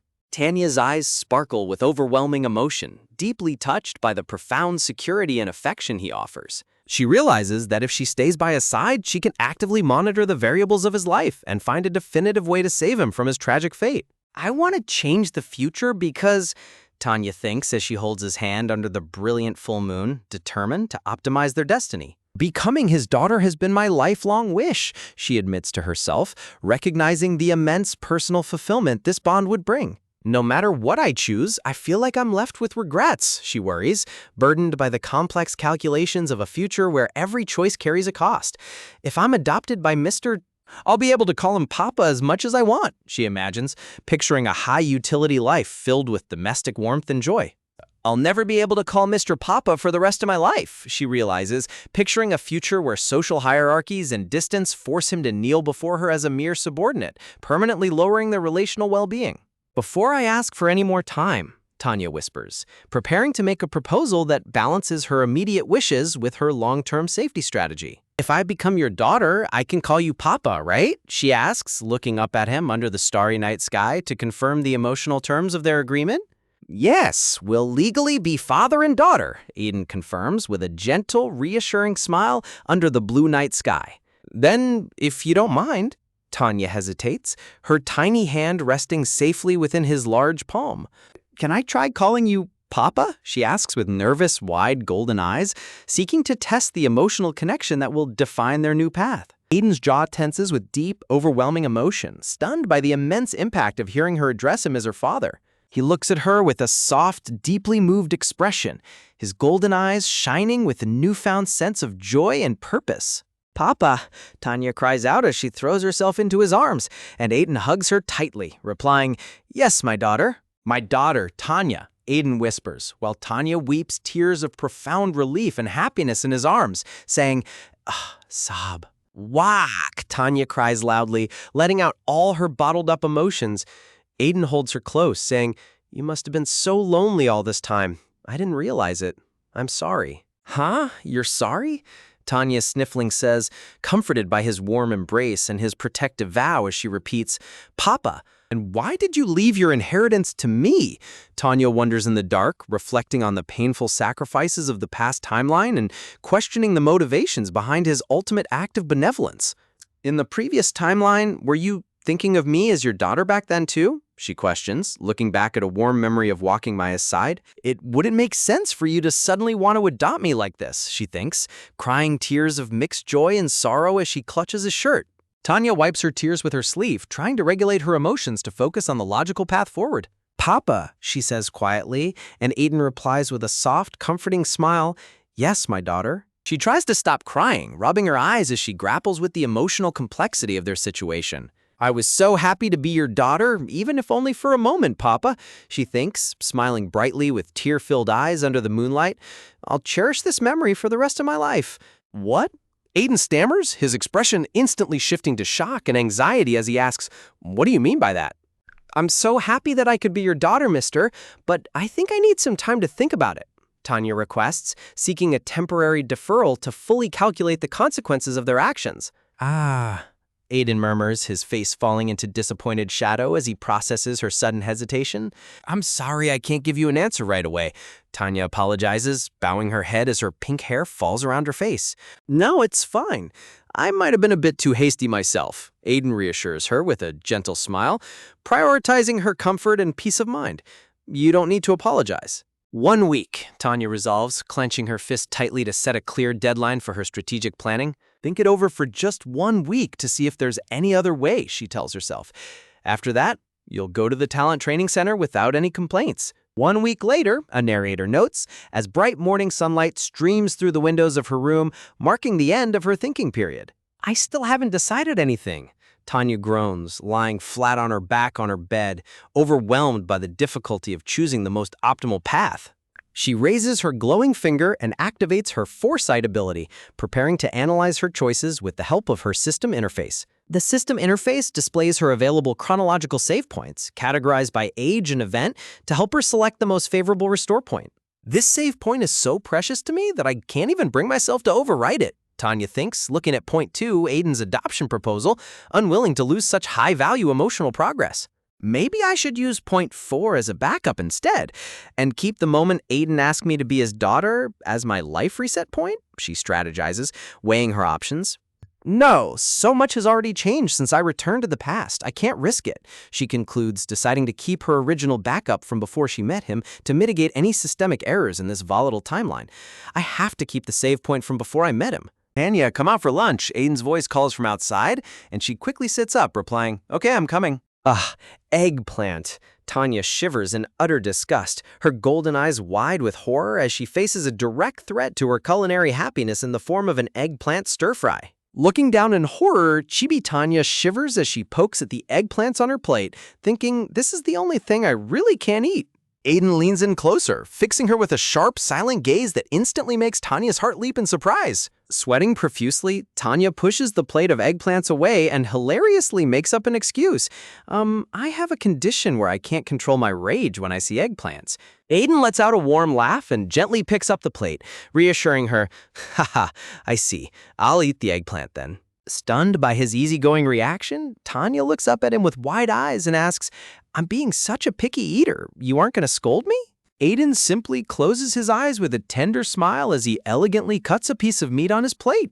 Aiden slides the plate of meat over to her and declares with absolute warmth, you can be as spoiled as you want around me, because that's your job. Deeply touched, Tanya quickly stuffs a bite of food into her mouth, her cheeks flushing pink as she chews in happy silence. With her eyes closed in pure bliss, Tanya beams and exclaims, it tastes a bit like eggplant, but it's delicious. Aiden chuckles softly at her adorable reaction, covering his mouth as his eyes soften with deep affection. Staring at his warm expression, Tanya's eyes sparkle as she admires him, thinking, Mister, you're even more handsome when you smile. She continues to ponder about him, thinking, I bet you're popular. Tanya envisions a hilarious scenario where a chibi Aiden is surrounded by a crowd of swooning, adoring women. Spurred by her imagination, Tanya looks up from her food and asks, Mister, do you have any interest in meeting someone new? Aiden's expression turns melancholic as he gazes away, admitting, ever since things ended that way with my first love, I haven't felt like meeting anyone else. Shocked by his words, Tanya's mind starts racing with worst-case scenarios. Ended that way? Don't tell me. Tanya bursts into tears and waves her hands frantically, crying, I'm sorry for bringing up such a sad memory, to which Aiden quickly clarifies, I think you're misunderstanding. My first love didn't die. Aiden calmly eats a piece of eggplant and explains, it just didn't have a happy ending. But it's fine. thinking about that person now doesn't stir up any feelings or thoughts at all. Tanya recalls a memory of him looking solemn and bitter under his hood, thinking to herself, "But you definitely looked bitter when you mentioned it before." Shrugging off the mystery, Tanya happily goes back to eating, thinking, well, if that's what he says, who am I to judge, as long as the food is good? 1 month later, taking advantage of a moment when Aiden stepped out, Tanya stands before a massive, majestic estate. Looking anxious in her pink dress, Tanya clenches her hands and thinks, "Phew, I really need to make a decision now. Just 1 week. I'll ask them to extend my admission deferment for 1 more week." As she walks, Tanya overhears 2 other children passing by, with one sighing, "I'm so jealous. I want to be adopted by the Duke too," while the other retorts, "As if. Do you know how many kids are better than us, right?" Tanya freezes in shock as she hears one of the kids ask, "Who do you think will win the adoption competition tomorrow?" Tanya's eyes widen in disbelief as she processes this unexpected piece of news. The adoption competition is tomorrow? She tries to recall the events of her past timeline, thinking, in my previous life, didn't it happen towards the end of the year? It's only June right now. Clutching her dress in distress, Tanya looks around anxiously, wondering, why has the date been moved up so much? Nearby, the 2 children continue their conversation, with one confidently declaring, "Elysian, obviously," when asked who will win tomorrow's competition. The girl with the book explains to the boy, "Still, Elysian is a mage. I doubt he can be beaten." Hiding behind a tall hedge, Tanya eavesdrops on the children as they discuss how difficult it will be for anyone to defeat the incredibly strong Elysian. The boy suddenly remembers another detail, mentioning, "Oh, right, that kid who set a new record on the entrance exam still hasn't shown up," causing a startled Tanya to flinch behind the bush. As the kids walk away arguing whether anyone could beat Elysian, Tanya sighs in relief and thinks, "That surprised me. I didn't expect to hear them talking about me." Staring up at the sky, Tanya reflects on her past life, Elysian, whom I've missed. In the previous timeline, out of the 3 children adopted by the duchy, the second one to be adopted was Elysian. A beautiful family portrait shows the Duke seated on a red velvet throne, proudly posing with his 3 adopted children from the previous timeline. Standing under separate spotlights, Tanya gazes at Elysian with concern, realizing if I get adopted this time around, Elysian's future will change too. Spotlights shine down on the 3 children as Tanya worries, "I vaguely thought it would be fine since he'd have a 3rd chance, but I was just being optimistic." Staring at the massive mansion, Tanya is weighed down by a heavy sense of guilt, thinking, now that I'm actually about to take a spot, I can't help but feel guilty. The more I change things in this past timeline, the heavier my guilt becomes. She continues to reflect on her motivations. The reason I worked so hard to save her from the auction house was because I felt guilty that she might lose her chance to be the 3rd adoptee because of me. Looking up at the grand portrait of the Duke's family, Tanya acknowledges the truth of her past actions. It was all out of guilt. Tanya's expression grows somber as she wonders, would it be better if I just lived as Uncle's daughter? What if my selfishness causes a chain reaction of unhappiness? Remembering Aiden's gentle, encouraging smile, Tanya gathers her resolve and tells herself, I can't let myself become weak now. Shaking off her doubts, Tanya runs forward with a determined expression, thinking, for now, I just need to focus on how to save Uncle. Tanya politely approaches a receptionist in an elegant dark purple gown, greeting her softly. Hello. With a bright smile, Tanya hands over her document and says, I'm here to submit my admission application for tomorrow. To which the lady politely replies, certainly. Let me see your certificate of admission. The lady looks down at the certificate, her polite smile turning into realization as she says, you're Miss Tanya. The receptionist's eyes nearly pop out of her head as she screams in absolute shock. Miss Tanya? It's really you, isn't it? Causing a startled Tanya to quietly reply, yes. The receptionist dashes inside at lightning speed, leaving a massive cloud of dust behind as she yells, please wait just a moment. Within seconds, a comical rumbling sound echoes through the hall as the receptionist sprints back, trailing a frantically running, mustache-wearing chief administrator. Out of breath and completely wide-eyed, the chief administrator gasps in amazement, shouting, Miss Tanya. Seated on opposite plush white sofas in a luxurious parlor room, the chief administrator tries to catch his breath, politely gasping, oh, of course not. By any chance, have you heard that the adoption competition is tomorrow? The chief administrator asks, to which Tanya nervously replies, yes, well, that's a relief, the administrator sighs, wiping his brow. Then again, with your foresight, you probably already knew. Down below, Chibi Tanya sheepishly thinks, no, I only just found out. Actually, ever since I reported your entrance exam results, the Duke has been showing a great deal of interest in you, the administrator explains, showing a portrait of the beautiful blonde Duke. Tanya gasps, oh, The Duke? As she wonders if the competition was moved up because of her. Sweat dropping with embarrassment, the administrator hesitates, stammering, well, about that. If by any chance, Do you plan to stay at the center even if you fail the competition? The administrator asks, catching Tanya completely off guard as she repeats, if I fail the competition? Flustered, the administrator frantically waves his hands and reassures her there could still be variables, while Tanya watches him with a blank expression. Tanya clutches her chin in deep thought, realizing, right, if I were to fail the competition, it would probably be because of Elysian, Tanya thinks, envisioning the exceptionally handsome mage Elysian standing elegantly amidst blooming blue flowers and fluttering butterflies. She continues to worry, thinking, if I can't beat Elysian even at my best, then resetting time won't make a difference. Brushing off her worries with a cheerful smile, Tanya resolves, if it comes to that, I'll give up on the center and just live as Uncle Aiden's daughter. Bowing respectfully, the administrator bids her farewell, saying, well then, I'll be back tomorrow morning. Twirling around, Tanya dashes off, thinking, I should hurry back before Uncle gets home. Tanya suddenly freezes in her tracks as a young boy's voice calls out from the staircase behind her. Tanya? Staring in absolute disbelief, the boy's voice hitches as he gasps, Ha! The young boy, sporting silver hair and striking blue eyes, stares ahead with a wide, stunned expression, completely frozen in place. An intimate memory flashes by, showing a grown-up Tanya wearing a lavender dress and smiling as she playfully touches the chin of a blushing older Elysian in his white imperial uniform. Recalling her sudden declaration, the older Elysian looks completely panicked, shouting, Tanya, what do you mean by? Standing in a grand library, the older Elysian frantically reaches his hand out into empty space as the traces of her presence softly fade away. Clenching his white-gloved hand into a tight fist with anger and desperation, he mutters, Tanya, you reset time again! No! Chibi Elysian screams in absolute despair, clutching his head as a dark, gloomy aura surrounds him. Suddenly, snapping back to reality, his hand touches his chin as he mutters, wait, just now? Flashes of their passionate kiss run through his head, leaving the silver-haired boy blushing furiously and clutching his mouth in embarrassment. He vividly remembers their sweet chibi wedding, where they both smiled blissfully in white attire as wedding bells rang all around them. He recalls them holding two adorable newborn babies, one with pink hair and one with silver hair, laughing warmly in pure domestic bliss. He envisions their perfect family running around a sunlit flower meadow together, playing happily with their two young children and a playful puppy. Overwhelmed by the beautiful memory of their future life together, Chibi Elysian turns bright red and sighs, wow.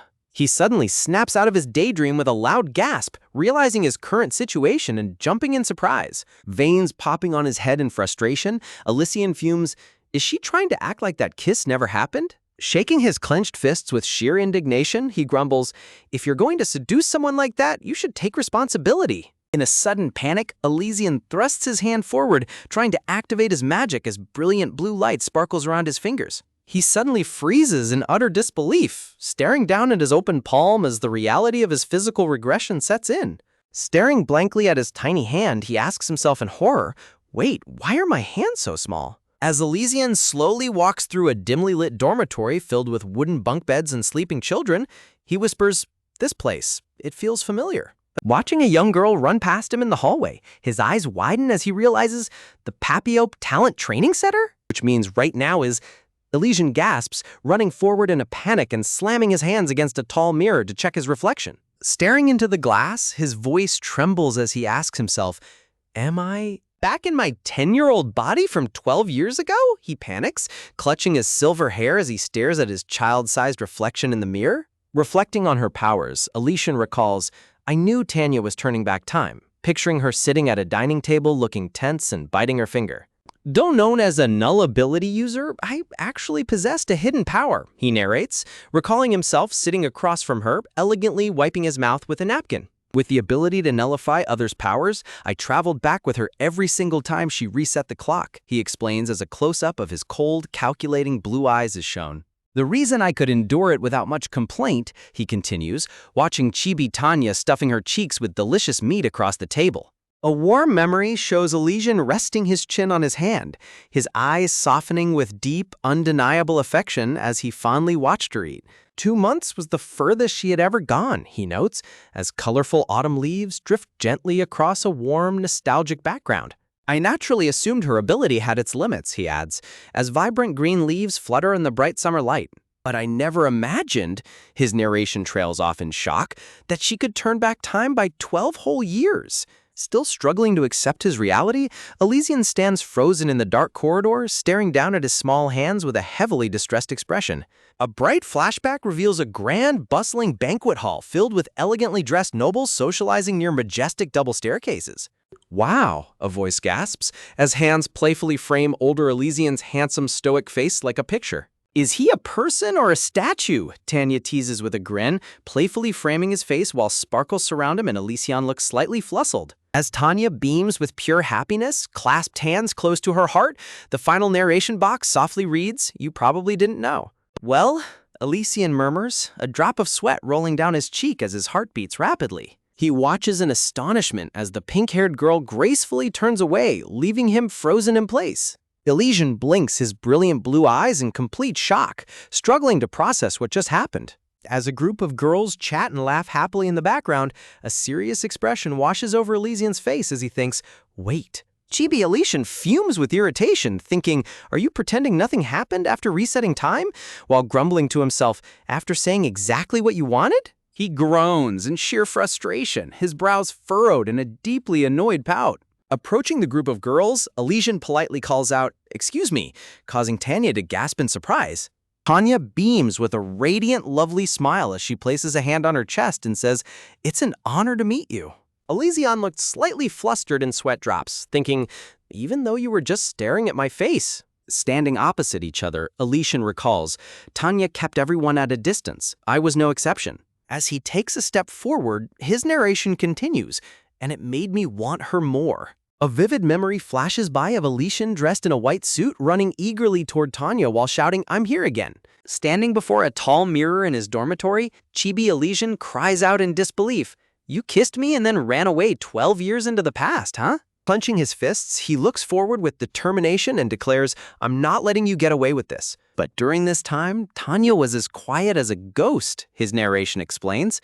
Panels depict Elysian searching everywhere, drawing a picture of her face, and pasting it on a wall, before finally flopping onto his bunk bed with a heavy sigh. Lying face down on his pillow, he groans, I feel like I've been searching for months, but there's still no sign of her.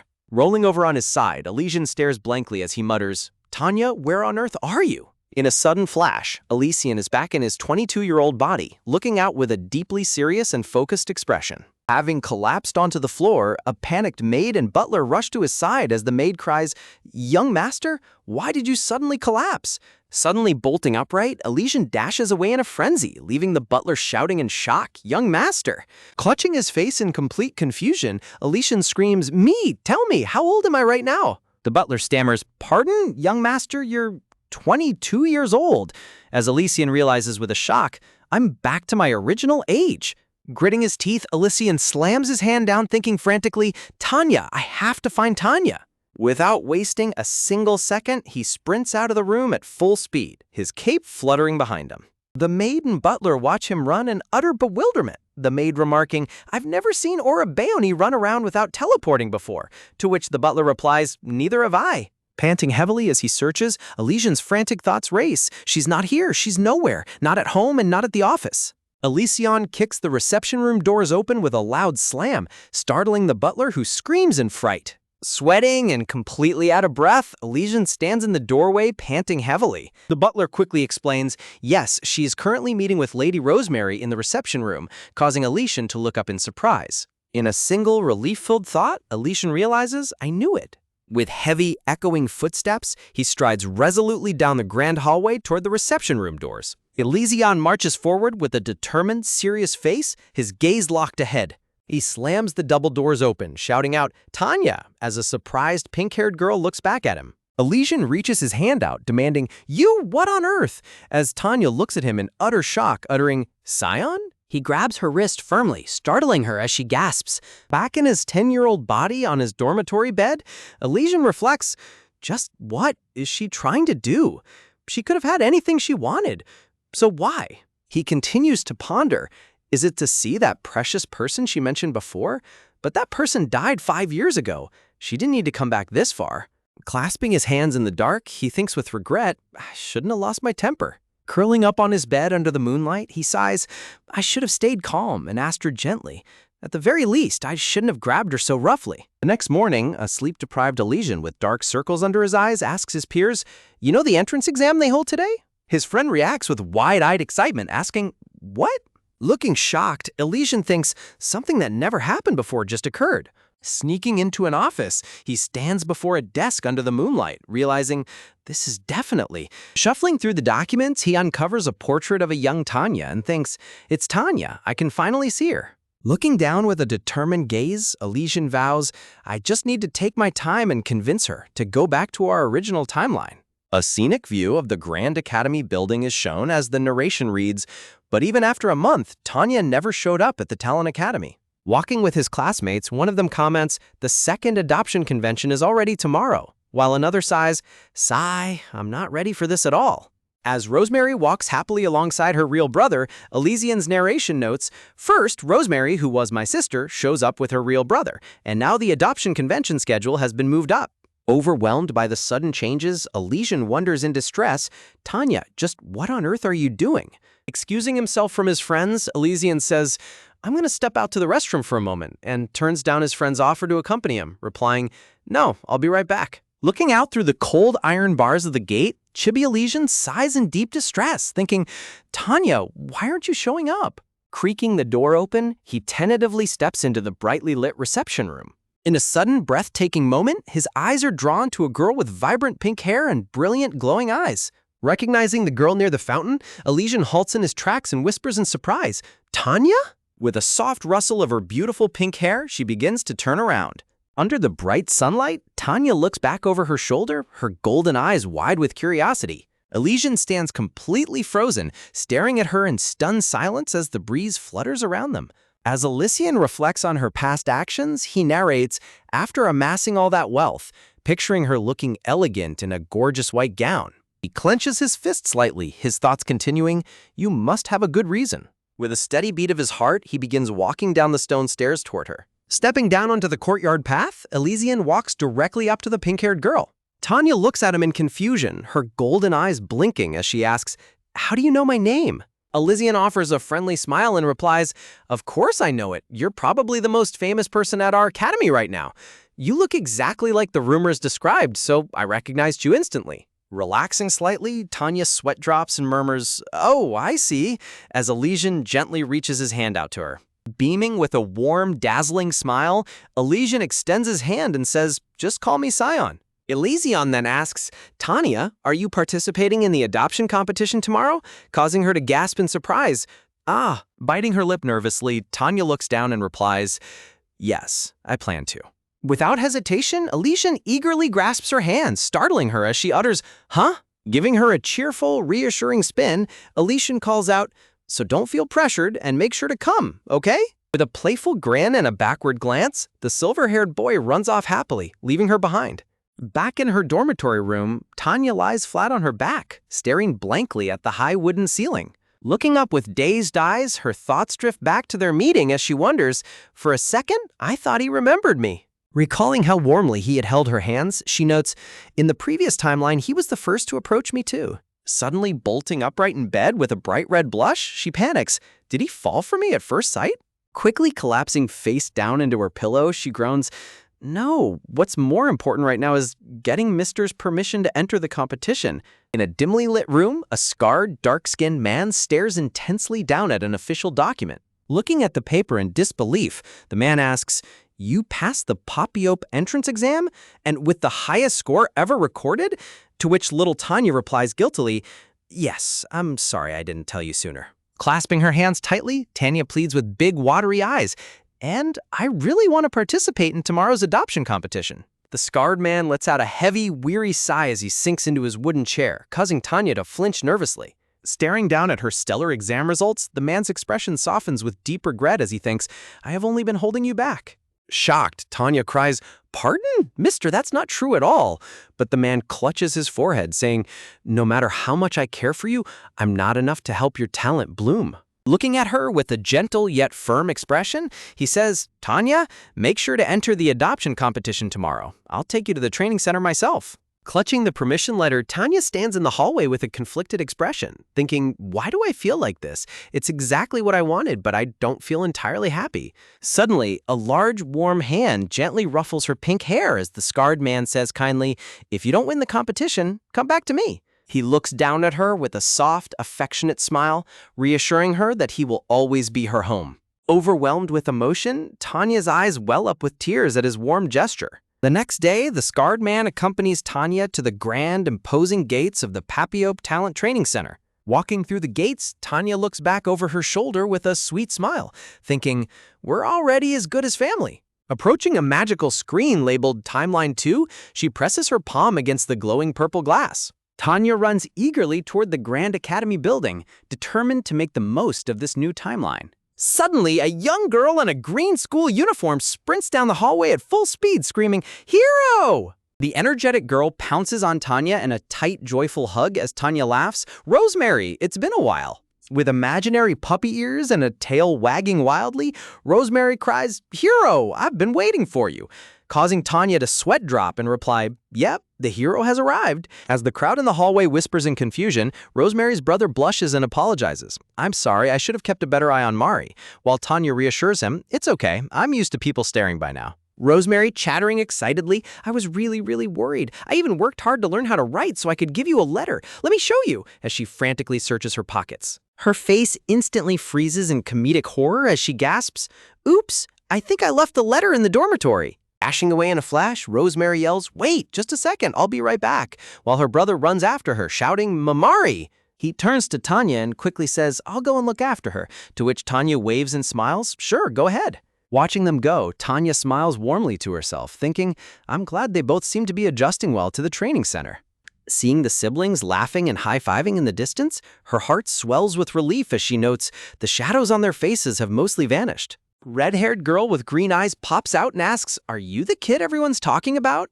The red-haired girl leans in incredibly close to Tanya, staring at her face with intense curiosity. Fuming with irritation, the red-haired girl claims that Tanya must think highly of herself for waiting until the last second to show up, while Tanya calmly and cluelessly replies that she isn't sure what the rumors are. The red-haired girl boasts that Scion is going to win the adoption competition anyway, and tells Tanya she could never become a lady, only to be interrupted when Tanya suddenly pops a green candy into her open mouth. Rachel stands in stunned silence with the green candy stuffed in her mouth as Tanya smiles playfully and points at her. Puzzled and angry, the red-haired girl demands to know what Tanya thinks she is doing as Tanya gently pinches her cheek. Tanya gently stretches the blushing girl's cheeks, asking her why she says such mean things with such a cute face. Tanya beams with a sparkling, dazzling smile that leaves the red-haired girl completely speechless. Blushing and twisting her fingers nervously, the red-haired girl mutters that her mother told her to stick with the kids who look like winners, prompting Tanya to offer to share a secret with her.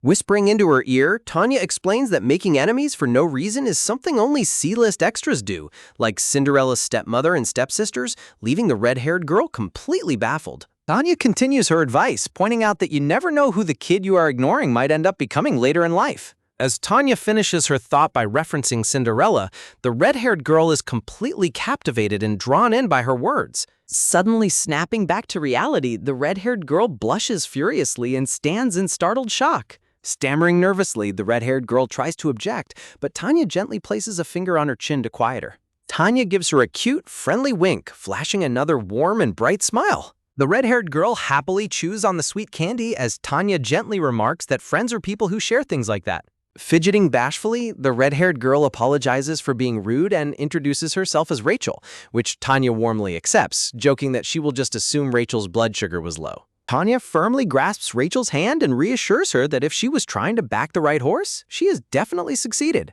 Tanya flashes a confident, knowing smile as she holds Rachel's hand.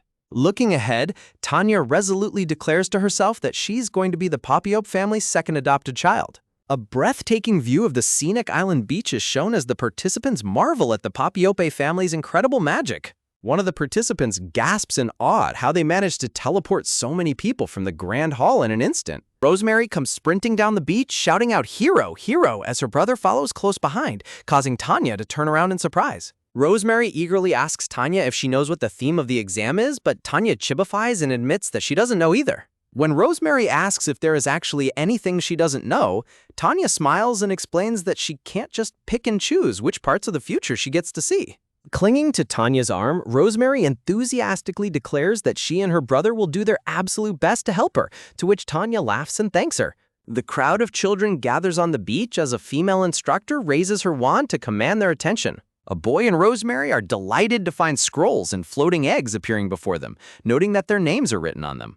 A young boy holds his scroll high in the air, asking in confusion what it is. An open magical scroll with intricate geometric and runic patterns floats gracefully in the air. As a pair of glowing red eyes peers out from the dark, dense foliage, the instructor warns them that while most monsters on the island are low rank, high rank monsters are occasionally spotted and they should not venture too deep. Raising his scroll, a boy asks if there is any penalty for using the item, and the instructor confirms that there is indeed. The instructor explains that using a return scroll is considered a forfeit that will lead to immediate disqualification, teleporting them straight to the safe zone at the center of the island. Looking serious and determined, Elysian listens as the instructor notes that the entire island, excluding the safe zone, will serve as the arena. Clutching her egg nervously, Rachel listens as the instructor announces that the competition will begin once the signal flare is fired. Smiling warmly, the instructor reminds the children that intentionally harming others will also lead to disqualification, urging them to exercise restraint. Wishing all the participants the best of luck, the instructor raises her wand to the sky to start the exam. With a loud bang, a bright, sparkling signal flare explodes high in the clear blue sky. Tanya enthusiastically calls out to her friends to get moving, and the siblings eagerly agree. Tanya plans to first use Raspy's taming ability to gather as many monsters as possible, and Raspy successfully attracts a variety of creatures, including a giant white wolf and massive snakes. Tanya cheerfully suggests finding a place to hide for a bit, completely unaware that Rosemary is waddling strangely behind her. Looking tense and flushed, Rosemary awkwardly waddles along the forest path, clearly hiding something. Tanya notices her strange behavior and asks if she is feeling okay, causing a startled Rosemary to quickly wave off her concerns. Tanya gently advises her not to push herself and asks if they should take a break, but Rosemary sweat drops and insists that she is completely fine. Raspy looks at his sister's awkward struggling and lets out a heavy, exhausted sigh. Raspy encourages his sister to just tell Tanya, reassuring her that the hero will understand. Blushing and sweating nervously, Rosemary fidgets and prepares to confess the truth to Tanya. Suddenly, a large number of white exam eggs slip out and clatter to the ground, rolling in all directions. Tanya and Raspy stare in absolute jaw-dropping shock as Tanya demands to know why Rosemary has so many eggs in her possession. Rosemary rubs her head sheepishly and explains that pickpocketing used to be how she made a living, leaving a sweat-dropping Tanya to realize in dismay how the eggs were acquired. Rosemary happily explains that instead of breaking the eggs, she stole them to put in her pockets. Tanya looks completely dazed in chibi form, sweat dropping as she thinks to herself, well, good job. Should I praise her or scold her? Tanya sits across from Rosemary and advises her, Mari, since this is a competition, I'll let it slide. But you can't steal from people anymore, okay? Rosemary enthusiastically replies, of course, I've become good now, while Tanya's sweat drops, thinking, your body seems to remember it pretty well, though. Looking down at the pile of eggs, Tanya asks, but why didn't you break the eggs right after stealing them? Rosemary picks one up and replies, well, if someone gets close, I need something to throw. Rosemary cradles an egg to her cheek and innocently says, and I can't just throw rocks at them, right? So I'm going to use the eggs. Raspy affectionately pats his sister's head as Tanya sweat drops from behind, thinking, I really need to keep an eye on these twins to make sure they don't go down the wrong path. Rolling up his sleeve with a determined look, Raspy tells them, if you stay here under the monster's protection, preparing to take action. Rosemary waves her brother off and cheers, all right, go ahead. Opa, go take care of those losers, as Raspy heads off.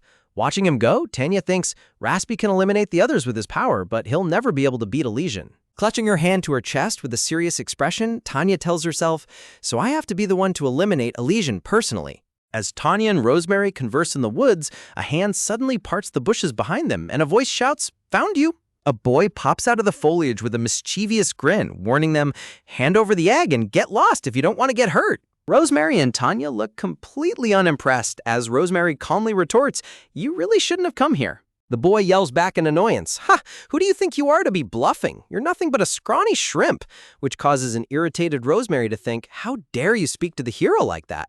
The boy lunges forward with his hand outstretched, shouting, stop playing hero and just hand over the egg. Tanya stands calmly and points forward, calling out, "Go, Kurungis," as a wave of fierce monsters, including a bear, a wolf, and snakes, lunges forward.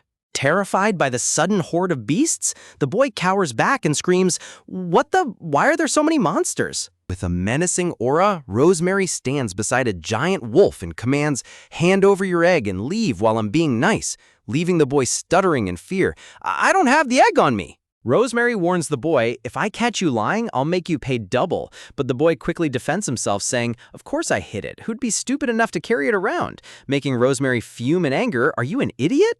Rosemary glares down at the boy with slitted, predatory eyes as he whimpers in terror. "What? Where are you looking?" Trembling violently, the boy cowers in fear as Rosemary declares with absolute certainty, "The eggs are right here." Standing over him with a dark, terrifying smirk, Rosemary ominously adds, "And there are 2 of them." Looking back at their earlier conversation, Rosemary asks, "Hero, why don't we just hide the egg somewhere?" But Tanya responds, "No, it's safer to keep it with us." Rosemary asks, "Why?" And Tanya explains, "There's a high chance that eggworms live on this island." A terrifying giant worm with a circular mouth full of sharp teeth looms over a nest of eggs. Rosemary gasps in horror. "An eggworm?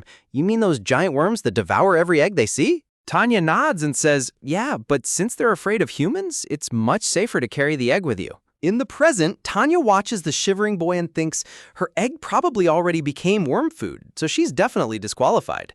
Looks like Mari is really mad because of that pointless provocation. Rosemary delivers a powerful, precise kick right between the boy's legs, causing him to shriek in sheer agony. Eek! Crying and holding his crotch as he flees, the boy screams, "I'm just a language model and can't help with that." Another trainee runs in shouting, "Found you! Hand over the egg!" But Rosemary slowly turns around, cracking her knuckles with a terrifying dark aura, and says, "Stop right there." A painful scream of "Ah!" echoes through the trees as Chibi Tanya sweat drops, thinking Rosemary's next victim just walked right into it. Tanya smiles and asks, "Rosemary, shall we head toward the safe zone now?" But Rosemary tilts her head in confusion, asking, "Why there?" Tanya explains with a bright smile, "A lot of people should be disqualified by now, and the high tide will submerge the island, forcing everyone to the center." A dramatic thud sound effect plays as multiple children lie face down on the ground in despair with their broken eggs. Rosemary looks on in shock, asking, "Then what happens to them?" Rosemary excitedly pumps herself up with imaginary puppy ears and a wagging tail, cheering, "Aha! Then let's go, hero!" An aerial view of the center of the island shows intense magical and physical combat as the trainees fight to break each other's eggs. Rosemary points through the bushes, exclaiming, "Oh, it's my brother!" as they watch Raspy charge into the battle riding a giant green praying mantis, scattering other children. Observing the chaotic battlefield from the forest edge, Tanya thinks, "I think Raspy and Rosemary can handle the remaining trainees themselves," but she gazes up toward a high cliff in the distance, noting seriously, "The problem is, on top of the rocky cliff, Elysian sits with cool composure, resting his chin on his hand." Tanya stands in quiet thought, looking up at Elysian with a serious and contemplative expression. Tanya turns to Rosemary and commands, "Rosemary, take all the monsters and join Raspy in the fight," to which Rosemary salutes and replies, "Okay." Rosemary looks confused and blinks, saluting with dots over her head as a little bird chirps nearby.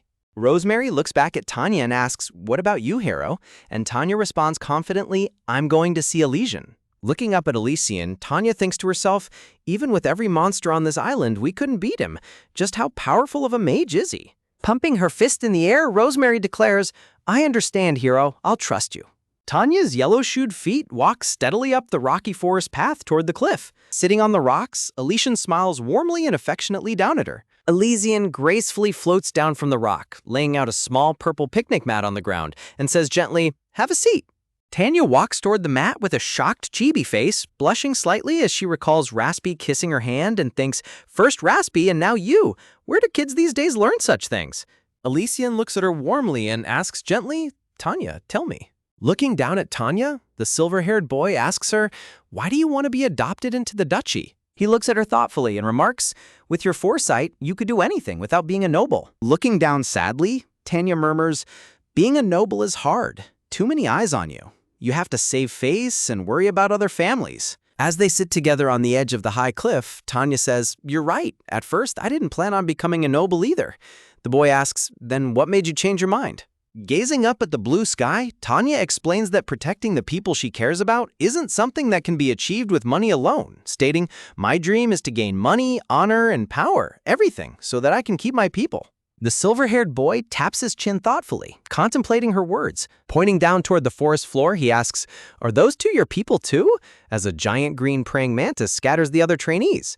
Down below, Rosemary proudly holds up her stolen eggs while riding a giant mantis next to Raspy, prompting Tanya to think, well, I think we're more like a hero and a princess than friends. He turns back to her and says, if I had to say, I only have one real friend, which makes Tanya ask in curiosity, who? Tanya sits quietly, looking at him with wide, expectant orange eyes as she waits for his answer. Tanya cheekily replies, someone who's more handsome than you, to which the boy smugly responds, that's a shame. I don't usually lose when it comes to looks. Turning her head away, Tanya replies, well, I prefer someone older, both in age and maturity. Resting his chin on his knees, the boy leans in close with a blush and asks, that I'm your ideal type? Chibi Tanya points at her head and blushes furiously, shouting, what? I said they have to be mature too, while he confidently replies, exactly, that's me. Absolutely stunned by his sheer boldness, Chibi Tanya yells back in exasperation, no, how could you? I'm speechless at your confidence. Standing up, the boy points forward and says, shall we get moving? It looks like there are only 3 of us left. From their high vantage point on the rocky cliff, they watched Raspy approach on his giant green mantis. Raspy glares up at them from the back of his beast, leading Tanya to gasp, Raspy? Tanya looks on in surprise as a hand is offered to help her down. Smiling warmly and gently, the silver-haired boy reaches out to assist Tanya. Suddenly, a furious Raspy screams, get away from Lady Tanya this instant, you shameless scoundrel! The silver-haired boy crosses his arms, completely unbothered, and retorts, what's with the fuss? What, are you Tanya's boyfriend or something? Raspy grits his teeth in pure anger, growling, she is... Riding his praying mantis, Raspy charges forward and passionately declares, she is my master. The exam judges stare blankly in utter disbelief, sweat dropping at the absurd spectacle unfolding before them. The other eliminated participants look on in confusion, while Rosemary cheers enthusiastically with sparkling eyes. Chibi Tanya flails her arms in a panic, trying to deny the claim by shouting, wait, I never agreed to this. He's just saying that on his own, while the silver-haired boy mumbles, master? Looking up at Raspy, the boy casually comments, so he's just a delusional guy, I see, while an angry Raspy yells back, I won't let you get away with this. Reaching for his egg, Raspy confidently calls out, Tanya, want to see something cool? Leaving Tanya to ask in confusion, what is it? The silver-haired boy tilts his head back with a knowing, mischievous smile. With a sudden flash of determination, he clenches his fist to activate his magic. A powerful burst of magical energy strikes the egg Raspy is carrying, shattering it instantly.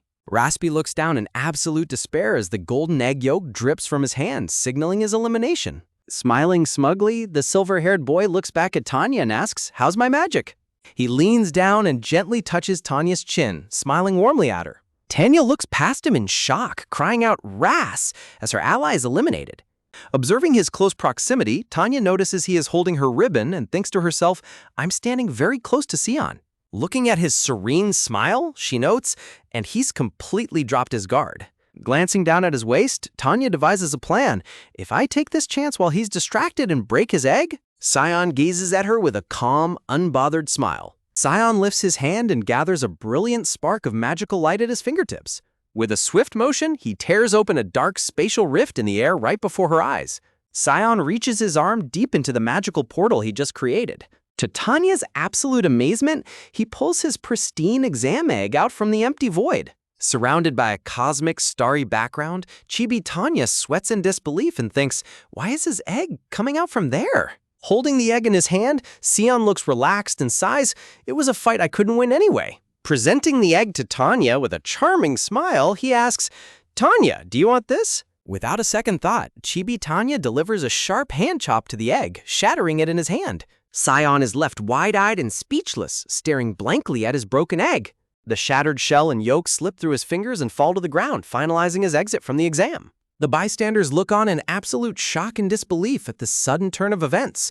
The twin children stare with wide eyes, completely flabbergasted and frozen in disbelief. On the rocky ground, the splattered yolk of the shattered egg lies right next to Tanya's yellow shoes. Tanya's eyes widen in utter shock as she stares down, muttering, oh. Sion smiles warmly with his hand raised, casually dismissing the incident by saying, "My mistake." A chibi Tanya sweat drops in sheer disbelief and frustration, screaming, "A mistake? A mistake?" Sion gently holds Tanya's hand as they float down from the cliff edge, saying, "Let's head down now." Tanya runs along with him, demanding, "Wait, Sion, why did you do that?" While Sion smiles and explains, "I told you, I want to be your friend, not your rival." She thinks to herself in disbelief, "Just for a reason like that?" Tanya looks at him as they walk and asks, "Then why are the twins helping you?" To which he replies simply, "Because I saved their lives." Sion looks ahead calmly and adds, "It's the same for me." Tanya's eyes widen as she turns to him, asking in utter confusion, "What? When did I ever save you?" A serene and beautiful illustration of a light-filled underwater world with swimming butterflies, with the text, "Even if it wasn't something you did directly." Sion is shown floating upside down underwater in a calm, dreamy light, with the text, "It could still have a huge impact on me." Zion turns around with a heartwarming, gentle smile, looking back fondly. We see their feet walking side by side as Sion says mysteriously, "That's a secret." Sion points ahead into the forest and says, "Besides, we have more important things to worry about." Sion points towards a tree where another trainee is hiding, saying, "There's an idiot hiding over there who just rushed to the center of the island. I'll leave that one to you." Sion smiles and tells Tanya encouragingly, "You should get a chance to shine too." Standing at opposite ends of a grassy clearing, Tanya faces her challenger, who is standing by a tree. Walking forward, the green-haired challenger says determinedly, "I don't know how you sweet-talked Elysian, but thanks for the help. I'm aging out of the Talent Academy next year." Charging forward with massive force, the girl screams, "So I can't let this once-in-a-lifetime chance slip away." As the girl leaps high into the air to strike, Tanya observes calmly, "She must have superhuman strength." The girl grabs Tanya with an aggressive tackle, the force of her movement creating a sharp gust of wind. A close-up shows a fist smashing down with great power, shattering an egg in a bright burst of light. The challenger slams Tanya down onto the grass, crushing the egg she was carrying underneath them.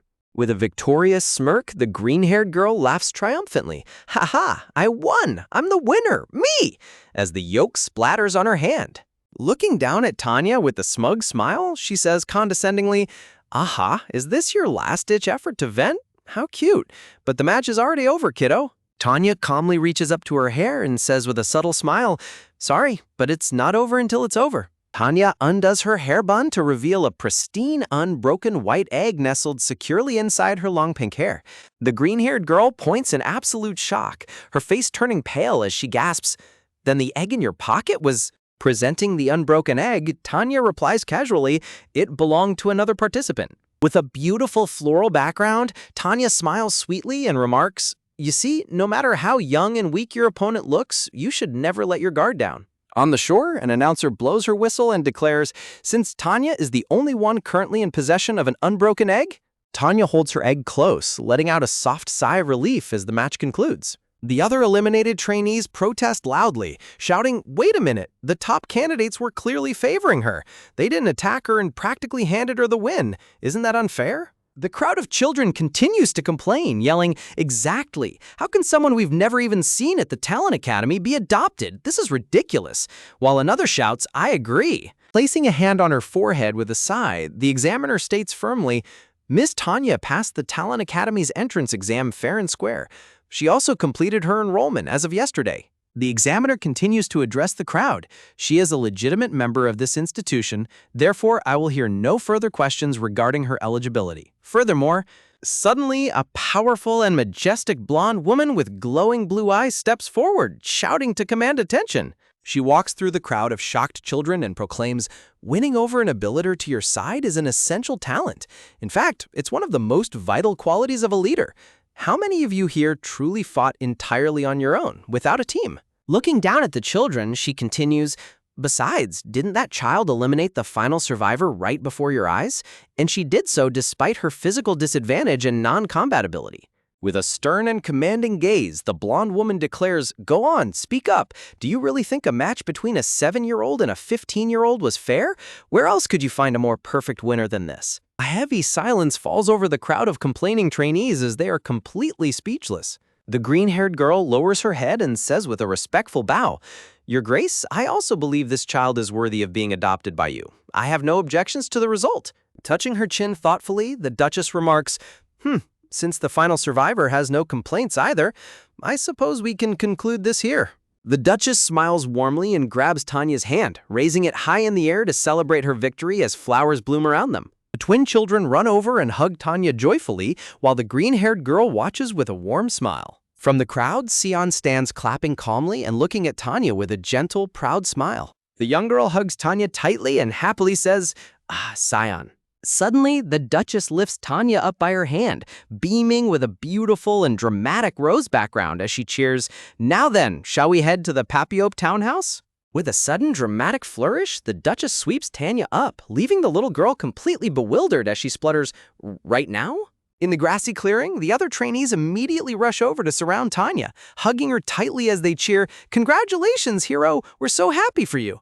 Tanya smiles warmly and replies, "Thanks, Marie, and you too, Raspido."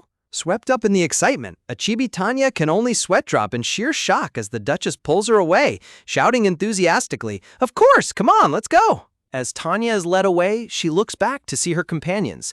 Sion raises a hand, calling out in concern, "Sion!" while Aiden looks on with a soft, slightly worried expression, prompting her to think of them both. Tanya looks back anxiously, thinking, "I need to tell them I won." But she is powerless to stop the energetic Duchess, who walks ahead with a triumphant laugh. After a long carriage ride, they finally arrive at a grand and magnificent estate surrounded by blooming pink roses. Tanya stares in awe as the Duchess presents it to her, saying, "So this is the Papiope townhouse? Tanya, this is where you'll be living from now on." Looking up at the massive, elegant mansion, Tanya's eyes sparkle with wonder as she thinks to herself, "It's amazing. How can it look exactly the same as it did 12 years later?" As they walk, the Duchess looks down with a sheepish smile and admits, "I'm so embarrassed that you only saw me losing my temper when we first met. I can hardly look you in the eye. I should have maintained my dignity." Tanya turns to her with a bright, sweet smile, reassuring her, "No, don't say that. I was happy because you said exactly what I wanted to say." Touched by her sweetness, the Duchess blushes slightly and wonders to herself, "Are daughters always this sweet?" When Tanya tilts her head and asks, "Pardon?" the Duchess quickly waves it off, saying, "Oh, it's nothing." Turning to the estate's butler, the Duchess gives a clear instruction. "Butler, get Tanya cleaned up and bring her to the dining room." The butler bows respectfully and replies, "Yes, Your Grace." As night falls over the elegant townhouse, the butler opens the double doors to the grand dining room where a lavish feast is set and announces, "Here is Lady Tanya."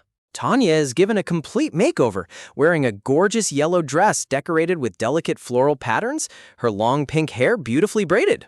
Standing shyly at the entrance of the dining room, Tanya holds her hands together and says softly, "I'm all finished washing up." The Duchess gasps in absolute delight, clasping her hands together as she beams, "Come in! I knew it! You look absolutely radiant with just a little grooming." Tanya happily twirls around, showing off her lovely new yellow gown and giggles, "The dress is so pretty." Watching her, the Duchess, the butler, and the maids are completely overwhelmed by her cuteness, nodding their heads in deep, heartwarming adoration. Tanya takes her seat at the long, food-filled dining table, only to notice a young boy with blonde hair and sharp red eyes staring at her coldly from across the table. Feeling the tense atmosphere, Tanya asks, "By the way, Duchess, who is he?" To which the Duchess cheerfully introduces him, "Oh, this is Lucian." Leaning over to hug the boy, the Duchess proudly explains, "He's my eldest son. He's 11, so he'll be your older brother."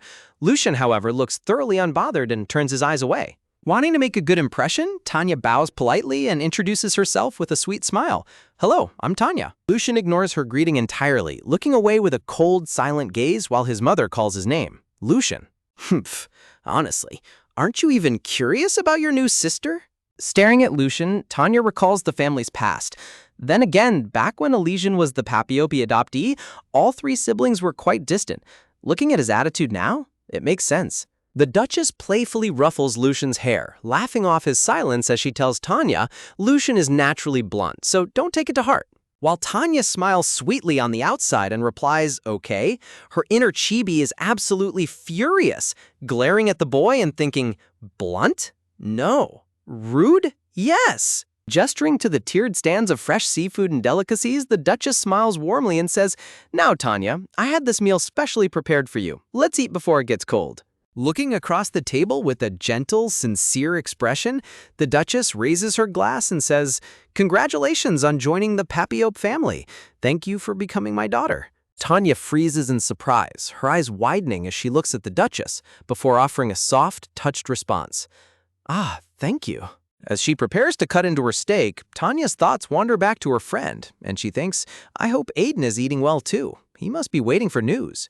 The Duchess elegantly dines, enjoying her meal in silence as the quiet atmosphere of the dining room settles around them. While chewing her food, Tanya curiously inquires, Declan Papiope, the former Duke, right? Is he busy today? The Duchess's face instantly falls into a flat, annoyed expression as she sighs, No, he's sulking. Tanya blinks in shock, squeaking, Pardon? Tanya looks surprised as she puts the pieces together, remembering the Duchess's words. Father wanted me to marry and have a child to pass down the succession to. Oh, because of me. Waving her hand dismissively, the Duchess reassures her. Oh, don't worry about it. He was like this when I adopted Lucian, too. He'll get over it. He acts like he doesn't care, but he's actually obsessed with Lucian. Hearing his mother's words, Lucian looks down at his plate, a very subtle, soft smile playing on his lips. Noticing his reaction while chewing her food, Tanya observes he's also pretending not to care, but it seems he really likes grandfather. Curious about the family dynamic, Tanya asks, Duchess, why did you choose adoption over marriage? The Duchess dramatically places a hand on her chest and declares, I'm a romanticist. She explains her past with a dramatic sigh. I'd need to fall in love before even considering marriage, but father kept nagging me to get married, and I wasn't getting any younger. Leaning back, she concludes, since there was no one I wanted to marry, I decided to adopt. Tanya nods quietly in understanding, thinking to herself, I see. Still, adopting a total stranger, she's quite unique. As if sensing her thoughts, the Duchess looks up with a knowing smile and says, Tanya, although I held a contest to select a child, you aren't a stranger. You're my daughter. Tanya is startled, thinking, did she read my mind? Leaning forward, the Duchess gently cups Tanya's cheek and smiles warmly, saying, that is your rightful due as a lady. Tanya's eyes widen, sparkling with emotion as she feels the genuine warmth and affection in the Duchess's touch. Breaking the emotional moment, the Duchess suddenly pinches and stretches Tanya's cheeks playfully, leaving the little girl to let out a muffled, ah! As her cheeks are pulled, Tanya struggles to maintain her composure, thinking, this isn't easy. Calling my friend's mother Mom feels so strange. I'll try to get used to it. Looking down at the delicious steak on her plate, Tanya happily declares, no, it's delicious. She quickly adds, I'll eat anything except eggplant. It's just, which makes the Duchess tilt her head in curiosity and ask, just what? Tanya recalls the warm, encouraging smile of Aiden, her expression softening as she thinks, I've been worried because I couldn't even tell him that I won the adoption. Seeing Tanya's sudden look of concern, the Duchess watches her thoughtfully, wondering what might be weighing on her new daughter's mind. A close-up reveals the Duchess's contemplative expression, her brilliant blue eyes filled with soft, thoughtful concern as she looks upward. Smiling gently, the Duchess offers a warm suggestion. I'll have someone take you to your guardian after we eat. Why don't you spend the night there? Hearing this, Tanya gasps in surprise, clasping her hands in gratitude as she replies, Thank you so much for understanding.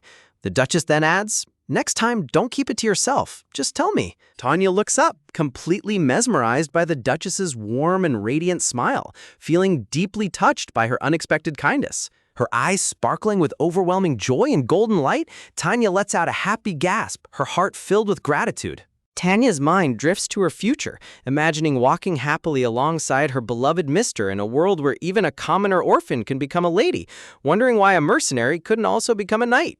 As the carriage arrives at the cozy wooden cabin, the butler gently assists the elegantly dressed Tanya as she steps down under the starry night sky. Walking eagerly toward the front door, Tanya feels a surge of hope, thinking to herself, if things keep going like this... Clasping her hands in determination, Tanya looks up at the stars with a bright smile, thinking, the day Mister becomes my guard knight isn't far off. Swept up in her excitement, Tanya runs eagerly toward the cabin, calling out, Mister, while the panicked butler chases after her, crying, Princess, you'll fall if you run like that. Halting in her tracks with a sheepish sweat drop, Tanya smiles and waves back, saying, Oh, right, I'll be careful. Thank you for walking me here. The butler and maid bow politely, with the butler assuring her, not at all. Assisting you is our duty, princess. The maid nervously chimes in, my lady?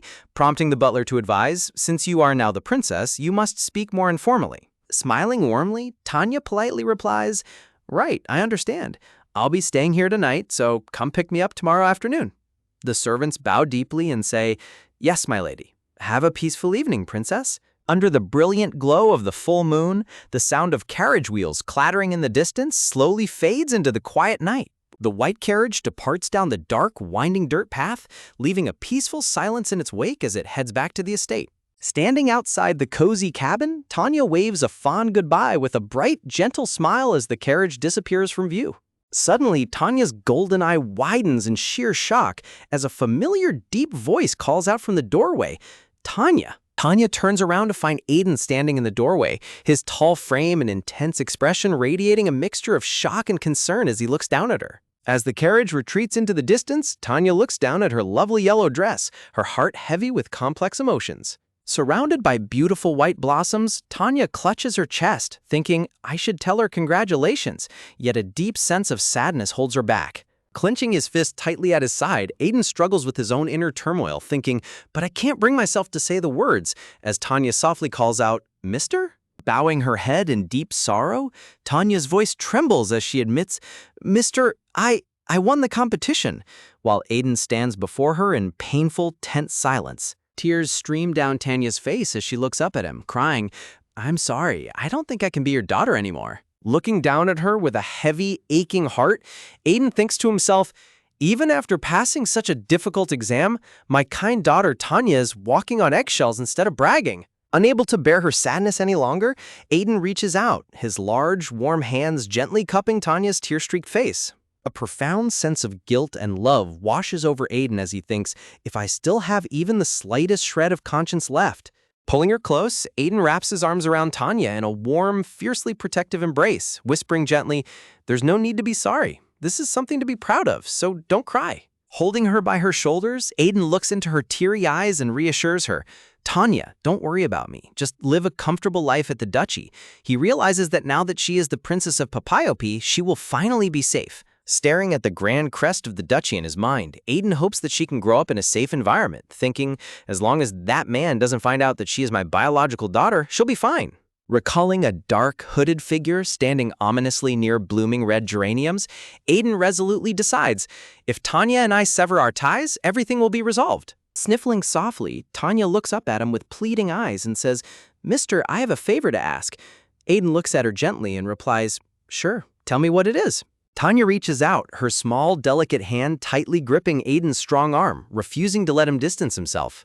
Looking up with desperate, pleading eyes, Tanya clings to his arm, her expression filled with raw emotion. A close-up of their feet highlights the stark contrast between them as Aiden gently reminds her, Tanya, I'm a mercenary. Clutching his hand with all her might, Tanya asks with desperate hope, I can't become a knight for the duchy.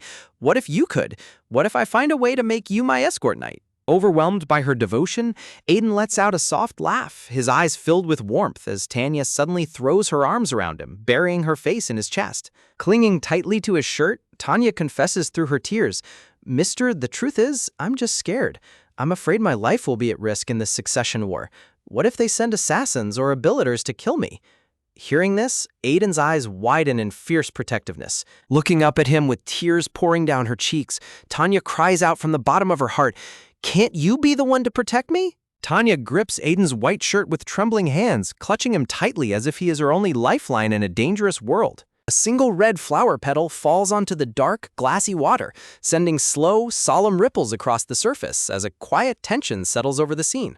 The scene shifts to a stormy night 7 years ago, where a hooded rider gallops desperately through the torrential rain. Sweating and frantic, a younger Aiden rides his horse through the storm, his eyes wide with urgency and fear. The horse gallops frantically toward a small, secluded wooden cabin nestled in the forest under the heavy rain. Aiden bursts through the wooden door of the cabin, rain dripping from his cloak as he looks inside in breathless anticipation. Inside the dimly lit room, an elderly midwife stands by the bedside, where a pale, pink-haired woman is cradling a newborn baby.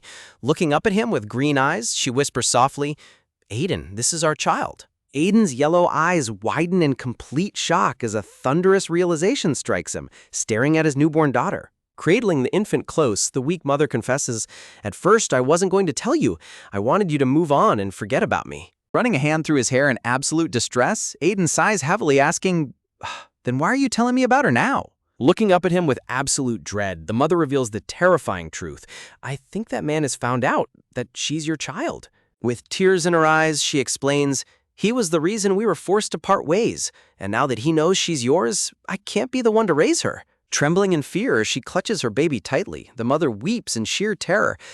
He'll kill our child. Looking down at the pink-haired woman resting in bed, Aiden reflects on their dire situation, thinking, I couldn't even run away with her. My face is too well known to the public. If he sets his mind to it, it's only a matter of time before he finds us. Desperately holding her newborn baby, the mother looks up at Aiden and calls out, So Aiden. With tears streaming down her face, she pleads, please take care of her. Looking at the baby, Aiden is overcome with doubt and anxiety, thinking, even if she is my own flesh and blood, I only found out she existed today. Will I ever be able to love this child? A close-up shows the midwife gently placing the warm, pink-haired infant into Aiden's large hand. Wrapped snugly in a pink blanket, the adorable newborn baby sleeps peacefully, letting out tiny, quiet breaths. Staring down at his daughter, Aiden feels a sudden warmth as the baby wraps her tiny hand around his finger. Tears of sorrow and exhaustion stream down the mother's face as she looks up at Aiden from her bed, whispering, I'm sorry, Aiden. Holding the baby close to his chest, Aiden asks, what's the baby's name? The mother covers her face in deep sorrow, replying, I haven't given her one yet. I didn't feel like I had the right to. Turning away with a resolute and grim expression, Aiden says, I'll name her myself. Forget you ever gave birth to this child, leaving the weeping mother in the care of the midwife. Aiden reflects on the massive shift in his life. I left the mercenary group I'd built with my own hands and settled in a tiny village where no one knew me. Raising a newborn alone proves to be a challenge. As Aiden recalls, everything was difficult at first, but I can say this for certain. Those were the happiest days of my life. He remembers the baby crying in his arms, playfully pinching his cheek, and laughing with pure joy. Cradling the happy infant close to his face, Aiden smiles warmly, thinking, she taught me how to smile and how to share love.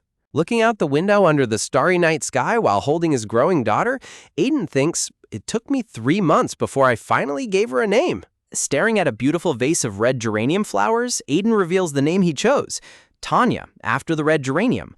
Its meaning, because you are here, love exists. Holding the sleeping baby amidst floating red petals, Aiden realizes she is his everything. A depth of love I never would have known without you. It was my way of admitting that you've become the center of my world.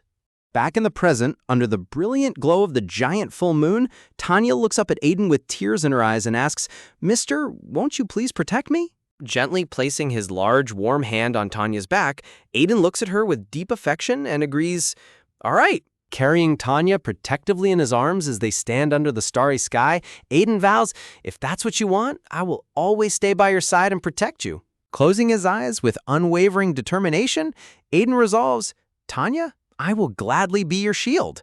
Against an ornate ice blue background with falling red petals, the solemn vow is made, until my very last breath. Aiden stands tall in his royal blue guard knight uniform, holding a sleeping Tanya in his arms while gripping his massive sword. In the past, baby Tanya sits happily in a cozy kitchen, babbling "Ababa," while the kind elderly nanny smiles and says, "Oh, you're so adorable." Looking towards the side, the nanny remarks, "Anyway, it's about time your father came home." Sudden, violent pounding echoes on the door. The nanny walks over saying, "Oh, he must be here now. Goodness, we're coming, we're coming. Why are you pounding on the door in such a hurry?" While baby Tanya crawls behind her cheering, "Ooh, Papa." The nanny opens the door only to freeze in confusion and say, "Huh?" as she sees hooded intruder standing on the threshold.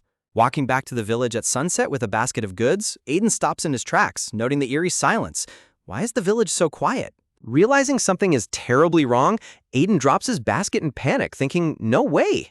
Desperate and terrified, Aiden draws his sword and runs at full speed toward his cabin. Inside the dimly lit cabin, baby Tanya sits alone on the floor, clutching her teddy bear and looking around in confusion. Ominous hooded assassins armed with sharp blades suddenly surround the helpless toddler.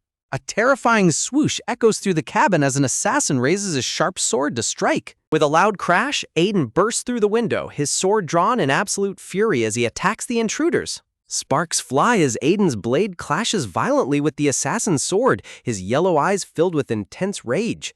Aiden glares fiercely at the intruder as they lock blades in a life-or-death struggle. Crying out in terror, "My baby!" Aiden watches in horror as another assassin swings a blade down toward baby Tanya. Pushing himself to the absolute limit, Aiden leaps desperately across the room to block the lethal blow. Aiden drops his sword and throws his body over baby Tanya, pulling her into a tight, protective embrace just in time. A sharp slash cuts across Aiden's face, sending blood flying as he grits his teeth in pain but refuses to let go of his child. Despite his injury, Aiden manages to retrieve his sword and deflects the enemy's attack, shielding baby Tanya with his body. Clutching the crying baby under his green cloak, Aiden glares through the blood dripping down his face, his expression cold and lethal. With a powerful sweeping slash, Aiden unleashes a devastating wave of wind and steel that knocks the surrounding assassins back. Overwhelmed by his sheer power, the surviving assassins yell, "Retreat!" Identifying him and the child is enough. But a furious Aiden charges forward, roaring, "Don't you dare run!" as he cuts them down. Standing in the center of the bloody room surrounded by the corpses of the assassins, Aiden realizes with horror, so that man finally found out where I am. I killed everyone who saw the child's face, but looking down with a heavy heart, Aiden discovers the kind nanny lying lifelessly against the wall, covered in blood. Standing on a cliff as the burning remains of his home light up the night sky, Aiden realizes the painful truth. It's too dangerous for Tanya to stay with me now. Peeking out from the bundle of blankets, baby Tanya looks up at her father and calls out happily, "Papa." Crying tears of profound grief and love, Aiden kisses her forehead and whispers, "Tanya, Tanya," as he prepares to send her away for her own safety. Back in the present, Aiden suddenly gasps and sits up in bed, cold sweat dripping down his face as he wakes from the nightmare of his past. Clutching the sheets, Aiden catches his breath and sighs. As the narration reveals, Tanya returned to the duchy this morning. Looking down with a somber and lonely expression, Aiden's gaze softens, the scar on his face a permanent reminder of the day he almost lost his beloved daughter. Inside Duchess Papiopi's office, the Duchess welcomes Tanya back, asking if she said goodbye to her guardian, to which Tanya replies with a bright smile, "Yes, thanks to you." Resting her chin on her hands, the Duchess looks down at Tanya with a warm, affectionate smile. The Duchess explains that Tanya will spend a month exploring the duchy to choose her own exclusive escort knight and maid, leaving Tanya thrilled to have the power to choose them herself. Holding chibi figures of her father and a mysterious maid, Tanya eagerly thinks about how she only needs to find her exclusive maid. The Duchess gently gestures with her hand, calling out, "And Tanya, come here for a moment." To Tanya's surprise, a pair of elegant, white-gloved hands reaches down and lifts her gently into the air. Surrounded by a warm glow and white blossoms, the Duchess cradles Tanya affectionately on her lap. Poking Tanya's cheek playfully, the Duchess smiles warmly and asks, "Could you show your abilities to Mommy?" When Tanya asks if she means her foresight, the Duchess confirms it, noting that it only offers a glimpse of the near future and won't affect her lifespan. The Duchess admits she is curious about her abilities, while Tanya realizes she is trying to test her power.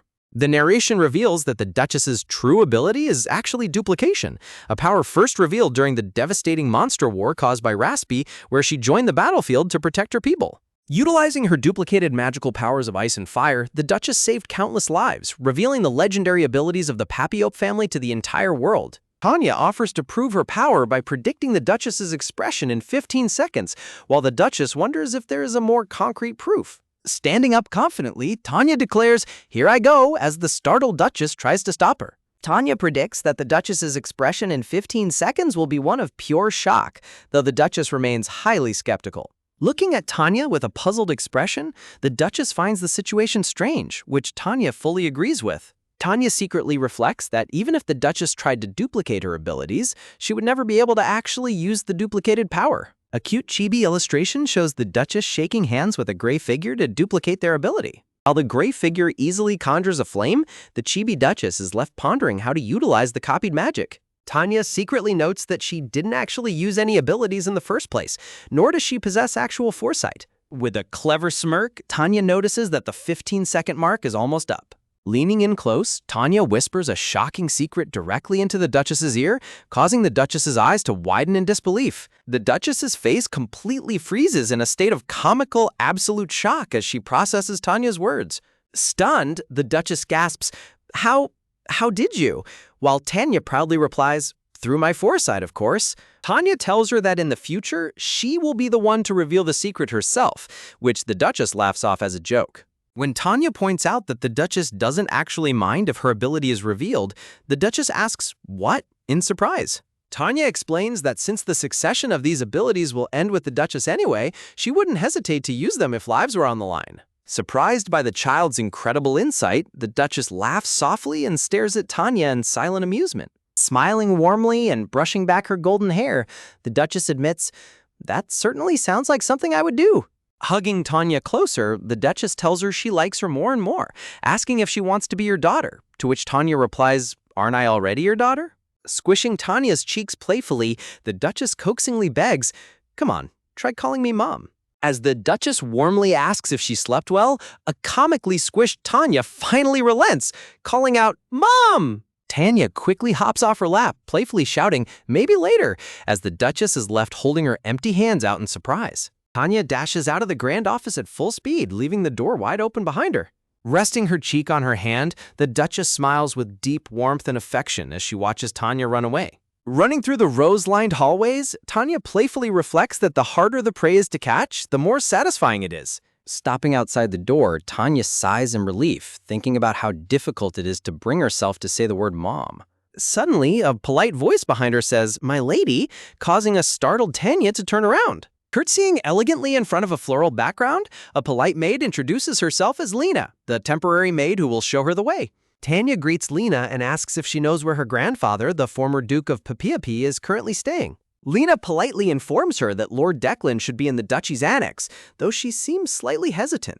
Tanya ponders for a moment, wondering if it would be best for her to go and greet her grandfather since she is her granddaughter. Lena agrees warmly, explaining that Lord Declan fond of polite children and might soften up if she shares the exact reason for her visit. Tanya and Lena walk side by side down the grand corridors of the castle in a charming chibi style. Holding Lena's hand, Tanya happily notes that this maid gives very sensible answers and wonders if she might not need to find a new maid after all. A sharp, arrogant voice suddenly echoes behind them, asking, "What are you doing blocking the middle of the hallway?" Startled, Tanya and Lena quickly turn around to see who is speaking to them. A haughty voice demands, "What are you looking at? Aren't you going to move?" Standing proudly with his arms crossed, an arrogant blonde boy with piercing red eyes glares down at them. Looking at the snobby boy, Tanya comically imagines the Duchess harvesting a grumpy, red-eyed boy like a sour turnip, thinking, "Wow, the Duke really struck out when it comes to raising his kids." Tanya greets him with a cheerful hello, but the arrogant blonde boy, Lucian, immediately snaps back in outrage. "How dare you speak to me so informally? Don't you know I'm 4 years older than you?" Glaring with his red eyes, Lucian smugly questions her, "Do you only use formal language in front of Mother?" Although Tanya secretly thinks, "I wasn't faking it," she quickly replies with a sweet, flattering smile, "You just look so much like a dashing young noble, brother, that the formalities slipped out on their own." Lucian steps forward aggressively, yelling, "Don't think you can win me over with such pathetic flattery." Sighing deeply and rubbing his forehead, Lucian dismissively remarks, "That really says a lot about the current standards of the Talon Academy." To ease his suspicion, Tanya looks at him earnestly and declares, "Look, I have no intention of becoming the Duke whatsoever." Lucian gasps in disbelief, stammering, "What?" Pointing out her apparent contradiction, Lucian demands angrily, "Don't lie. Then why did you try so desperately to win the adoption competition?"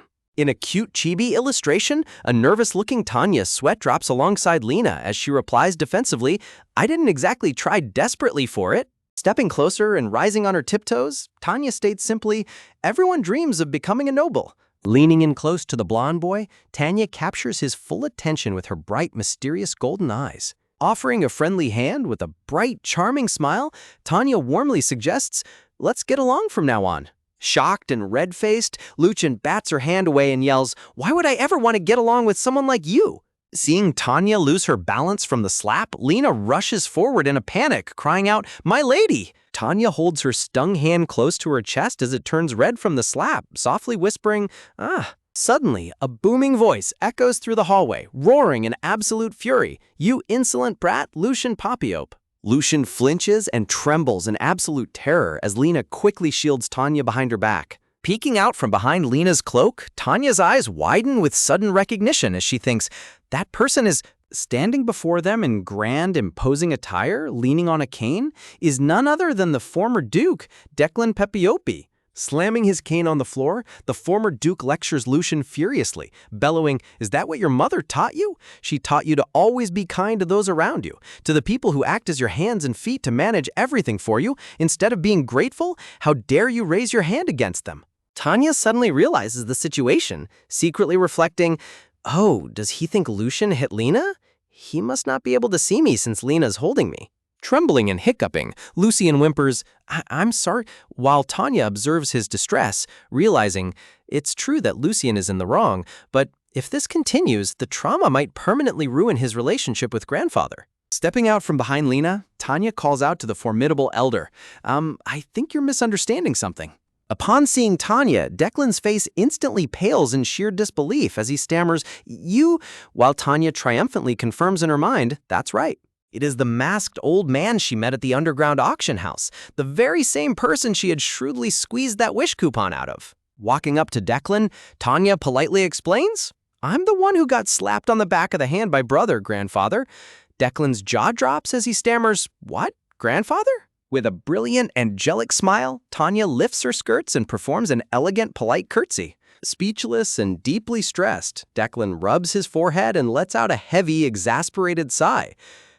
While Lucian watches in nervous confusion, Tanya winks playfully and raises a finger to her lips, signaling him to keep quiet. Declan places his hand on his chin in deep thought, asking her, did you say you were the one Lucian hit? Lucian looks down in shame, quietly admitting, yes, but Tanya quickly covers for him, cheerfully explaining, brother just won a single round of rock, paper, scissors against me, so he was only carrying out the agreed-upon penalty.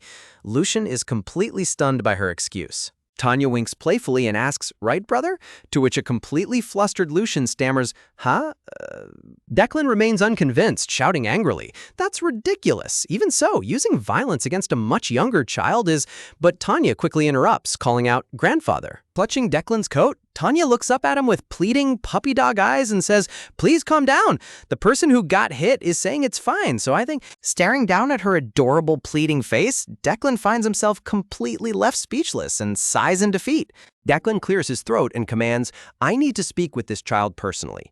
Lucian bows politely, answering, yes. Once they are alone, Declan looks down at Tanya and asks, why did you cover for Lucian? Recalling the image of the trembling, terrified boy, Tanya replies gently, because I felt sorry for my terrified brother. Standing gracefully amidst beautiful blooming roses, Tanya radiates warmth and kindness as she speaks. While Declan watches her in silent amazement, Tanya looks up at him and asks with a hopeful smile, could you help the two of us get closer, grandfather?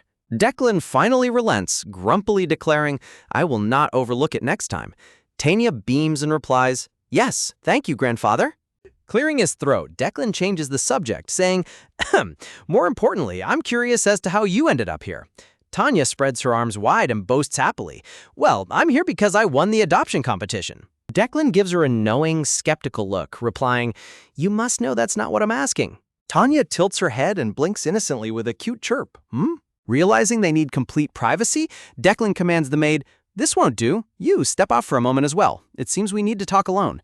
Lena bows and replies, yes, understood. The heavy doors close shut, leaving only the quiet hallway bathed in the warm rays of sunlight streaming through the window. Looking down at Tanya with a serious expression, Declan asks that I was a member of the Papiope family? Declan clarifies his question, staring intently into her golden eyes as he repeats, did you know I was a member of the Papiope family? With an innocent yet clever grin, Tanya replies smoothly, a mere mask couldn't possibly hide your grand presence. Taken aback by her sharp wits and smooth flattery, a flustered Declan stammers, child, that's… Tanya reflects on the former Duke's mysterious ability used at the underground auction house, realizing it was none other than perception dampening.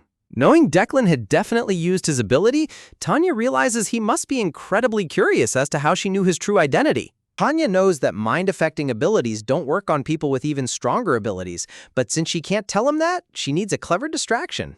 As a stressed Declan sighs in frustration, Tanya smiles inwardly, knowing he won't be able to pry any further unless he is willing to reveal his own ability first. Pointing a playful finger, Tanya asks, grandfather, by the way, you remember the bet we made for a wish coupon, right?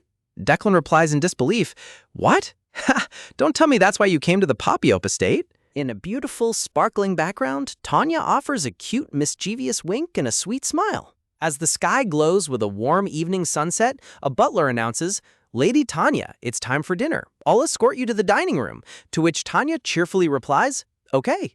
Stepping into the dining room as the butler bows, Tanya happily thinks, hee, I used my wish coupon well. What a productive day. Sitting at the dining table, the beautiful blonde Duchess beams warmly at Tanya and asks, how was your day? The Duchess suddenly gasps in shock as she spots the painful red slap mark on the back of Tanya's hand, crying out, "Tanya!" In a panic, the Duchess rushes to her side and tightly grabs Tanya's hands with deep worry and concern. Looking up with innocent golden eyes, Tanya tries to brush it off by saying, "Oh, I accidentally slammed it in a door." The Duchess anxiously asks, "Why didn't you see the family physician?" while a guilt-ridden Lucian sits frozen in absolute terror in the background. Tanya secretly thinks because I have to show Lucian and engrave it in his mind. Not that I can actually say that.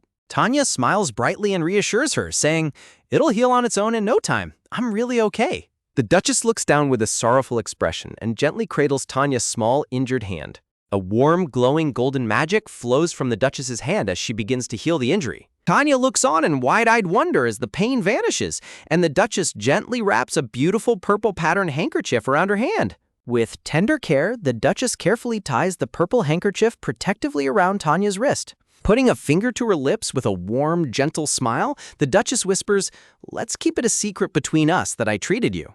Deeply touched by her kindness, Tanya looks down at her wrapped hand and softly replies, "Thank you."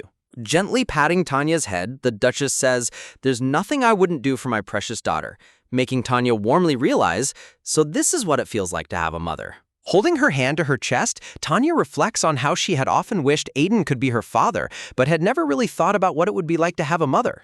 The Duchess leans down gracefully to meet her eyes, her warm smile filled with pure, welcoming affection. Reaching out, Tanya tightly clutches the sleeve of the Duchess's white dress with her small hand. Looking up with beaming golden eyes and a joyful smile, Tanya finally says, "Thank you, Mom." The Duchess's blue eyes widen in absolute shock as the word "Mom" resonates deeply in her heart. A gentle, deeply emotional smile of pure happiness slowly spreads across the Duchess's face. Back at the table, the Duchess teases, "You said you'd take it slow, but you're faster than I thought," to which a proud Chibi Tanya boasts, My adaptability is pretty impressive, isn't it?" Across the dinner table, Tanya looks at Lucian, who is sweating profusely and nervously staring down at his plate. Tanya flashes an incredibly bright, smiling Chibi face at Lucian, causing him to flinch in panic. Feeling incredibly guilty and uncomfortable, Lucian slumps in his chair and avoids all eye contact. Suddenly, the grand dining room doors are thrown open as the former Duke, Declan, enters with an imposing and majestic stride. Crossing his arms grumpily, Declan huffs, "Humph, eating all by yourselves and leaving out the head of the family? How insolent." A hilarious Chibi panel shows Lucian, the Duchess, and Tanya staring in utter bewilderment, with the Duchess blankly asking, "Oh, father?" As Declan walks to his seat, he asks, "What? Did you see a ghost or something? Why are you making that face?" To which the Duchess dryly replies, "Father, are you already over your sulking? I highly doubt it." Plop, Declan sits down with a huff, grumbling, "Who's sulking?" while Lucian sits nervously beside him. Declan looks over at Tanya and gruffly asks, "Little one, is the back of your hand all right? I'm sure it must have bruised by now. I only just remembered it." The Duchess turns to her father in surprise, asking, "Father, were you with Tanya when she slammed her hand in the door?" To which Declan stammers in confusion, "What? Slammed it in a door?" Catching on to the lie, Declan sweats and quickly covers for her, shouting, "She slammed it quite hard. I almost gave that mindless door a piece of my mind." The Duchess bursts into hearty laughter, waving her hand as she chuckles, "Tanya, you've completely won my father over already. Scolding a door? In a Chibi panel, a terrified Lucian sweat drops and trembles as the Duchess's floating head remarks, "Well, the door wasn't exactly innocent." Slicing a juicy steak, Declan addresses his daughter, saying, "Anyway, Bibi," to which she replies, "Yes, father." Taking a bite, Declan continues, "I heard Tanya spent last night at her guardian's house. Shouldn't we invite the guardian to the estate to meet them properly?" Smiling warmly, the Duchess replies, "Oh yes, we did the same for Lucian, so of course, I've already sent out the invitation. When are they arriving?" Tanya's ears perk up in excitement as she listens to their conversation with a cute, chubby-cheeked expression, thinking, I see." The Duchess questions, "But why the sudden interest in Tanya's guardian?" causing a flustered Declan to loudly bark back, "I'm just curious." The Duchess happily teases her grumbling father, chirping, "Please keep showing them lots of love," while Declan grumps, Pointing at Tanya, Declan grumbles, "You're so scrawny, you look like you'd break if I tapped you," while Chibi Tanya happily chews her steak. Suddenly, Declan points his finger and bellows, "Lucian, you too," causing the terrified boy to sweat frantically as he speeds up cutting his food. At the dinner table, Tanya, Declan, and Lucian eat in tense, awkward silence, their utensils clattering loudly. Declan suddenly passes a plate over to Tanya, who blinks in surprise as he mutters, "Good grief." Looking dignified, Declan meticulously cuts the steak on his plate with graceful precision. Declan slides perfectly pre-sliced steak plates to both Lucian and Tanya, leaving them staring in absolute amazement. A close-up shows the beautifully sliced steak, garnished with roasted tomatoes and fresh asparagus, looking incredibly delicious. Radiating pure joy, Tanya raises her fists and cheers happily. "You're the best! I'm so happy you're my grandfather." Heartwarmed by her cute reaction, Declan closes his eyes and lets out a soft, satisfied smile. The dining room is filled with warmth and laughter as the Duchess, Declan, Tanya, and Lucian enjoy their peaceful family dinner together. Later that night, Tanya sleeps soundly in her cozy pink bed, hugging her favorite teddy bear tightly. Tanya suddenly wakes up in the dark, her golden eyes wide alert as she hears a soft tapping sound coming from outside. Sitting up in bed, Tanya looks around her beautifully lit room, wondering who could be outside at this hour. Tanya calls out into the quiet room, cautiously asking, "Who is it?" Clutching her teddy bear, Tanya turns her head toward the balcony doors, waiting for a response. Hearing a familiar voice reply, "It's me," Tanya tilts her head in confusion and asks, "And who are you?" A voice from the shadows demands, "Apologize," causing Tanya to gasp in sudden realization. Realizing who it is, Tanya quickly gets up and exclaims, "Lucian, you finally come to your senses." Rushing over to the balcony door, Tanya smiles brightly and happily greets her visitor, Brother Lucian. Looking downcast, Lucian asks, "Hey, why did you protect me earlier?" To which Tanya sweet-temperedly replies, "I told you, I want us to get along." A guilt-ridden Lucian looks at her nervously, asking, "Even after I hit you?" Tanya looks at him with a gentle smile and replies, "I know you didn't mean to hit me that hard. Honestly, you were happy when I said I wanted to get along, weren't you?" Blushing slightly, Lucian looks away and softly admits, "Yeah, I was." Touched by his honesty, Tanya beams at him with a warm, heartwarming, closed-eye smile. A flustered Lucian avoids eye contact, scratching his cheek as he mumbles, "And thank you." Lucian looks at her bandaged hand and asks with concern, Is the back of your hand okay?" Tanya proudly points to her wrapped wrist. Showing off her wrist wrapped in the Duchess's purple patterned handkerchief, Tanya cheerfully chirps, "See? It's all better." Suddenly, Lucian slumps dramatically against the wall with a heady sigh, leaving a bewildered Tanya to cry out, "Brother?" Slumped in shame, Lucian groans, "I'm so ashamed of how I acted. I'm really sorry. What was I thinking, acting like that at my age?" To which Tanya humorously points out, "Well, you are exactly at that age." Looking incredibly shy, Lucian suggests, instead of calling me brother, how about calling me Oppa?" Tanya blinks in surprise, asking, "Huh? Why?" Turning away with a beet-red face, Lucian stammeringly explains, "It sounds more friendly. You can call me Oppa." Lucian blushes furiously, unable to hide his embarrassment as he waits for her response. Tanya looks at him with a deeply affectionate and amused smile, happy to see him opening up. Covering his burning cheeks in embarrassment, Lucian flinches as Tanya playfully squishes his face and chirps, "Okay, Lucian Oppa." Tanya laughs delightfully, her face glowing with pure, unbridled happiness. The scene shifts to the grand and beautiful exterior of the Papiope Talent Academy under a clear blue sky. Spotting Tanya, a crying Mari runs forward with her mouth wide open, screaming, "Hero!" Chibi versions of Mari and the other children swarm around Tanya, bombarding her with excited questions about her new life at the Duke's estate. A maid with a dark, terrifying aura looms in the background, prompting Mari to quickly correct herself with a sweat drop. Mari nervously stammers, "You're a lady now, so I shouldn't call you Hero anymore, right?" Then, with clasped hands and sparkling green eyes, Mari looks at Tanya with pleading puppy dog eyes, hoping for a friendly alternative. The maid smiles approvingly, saying, "Yes, my lady is fine," allowing a relieved Mari to let out a loud phew. Tanya warmly addresses her friends, saying, "I won the adoption competition thanks to you guys. I felt bad that I couldn't even say thank you." Looking downcast, her black-haired friend clenches his fist tightly and mutters, "No, I failed to keep my promise to hand you the victory myself." He looks up at Tanya with his deep green eyes and asks, "Lady Tanya, that guy, I'm curious why Elysian took your side." Tanya innocently explains, "Actually, I'm not sure either why Scion did that," causing her friend to gasp in shock, "Sai," at her casual use of his nickname.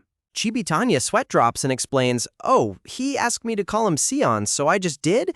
While Mari teases her dramatic brother, "Brother, you're being pathetic." Changing the subject, Tanya asks cheerfully, "Oh, by the way, how is Elysian doing lately? I wanted to say hello to him too." Her friend looks at her in surprise, asking, "You didn't know yet?"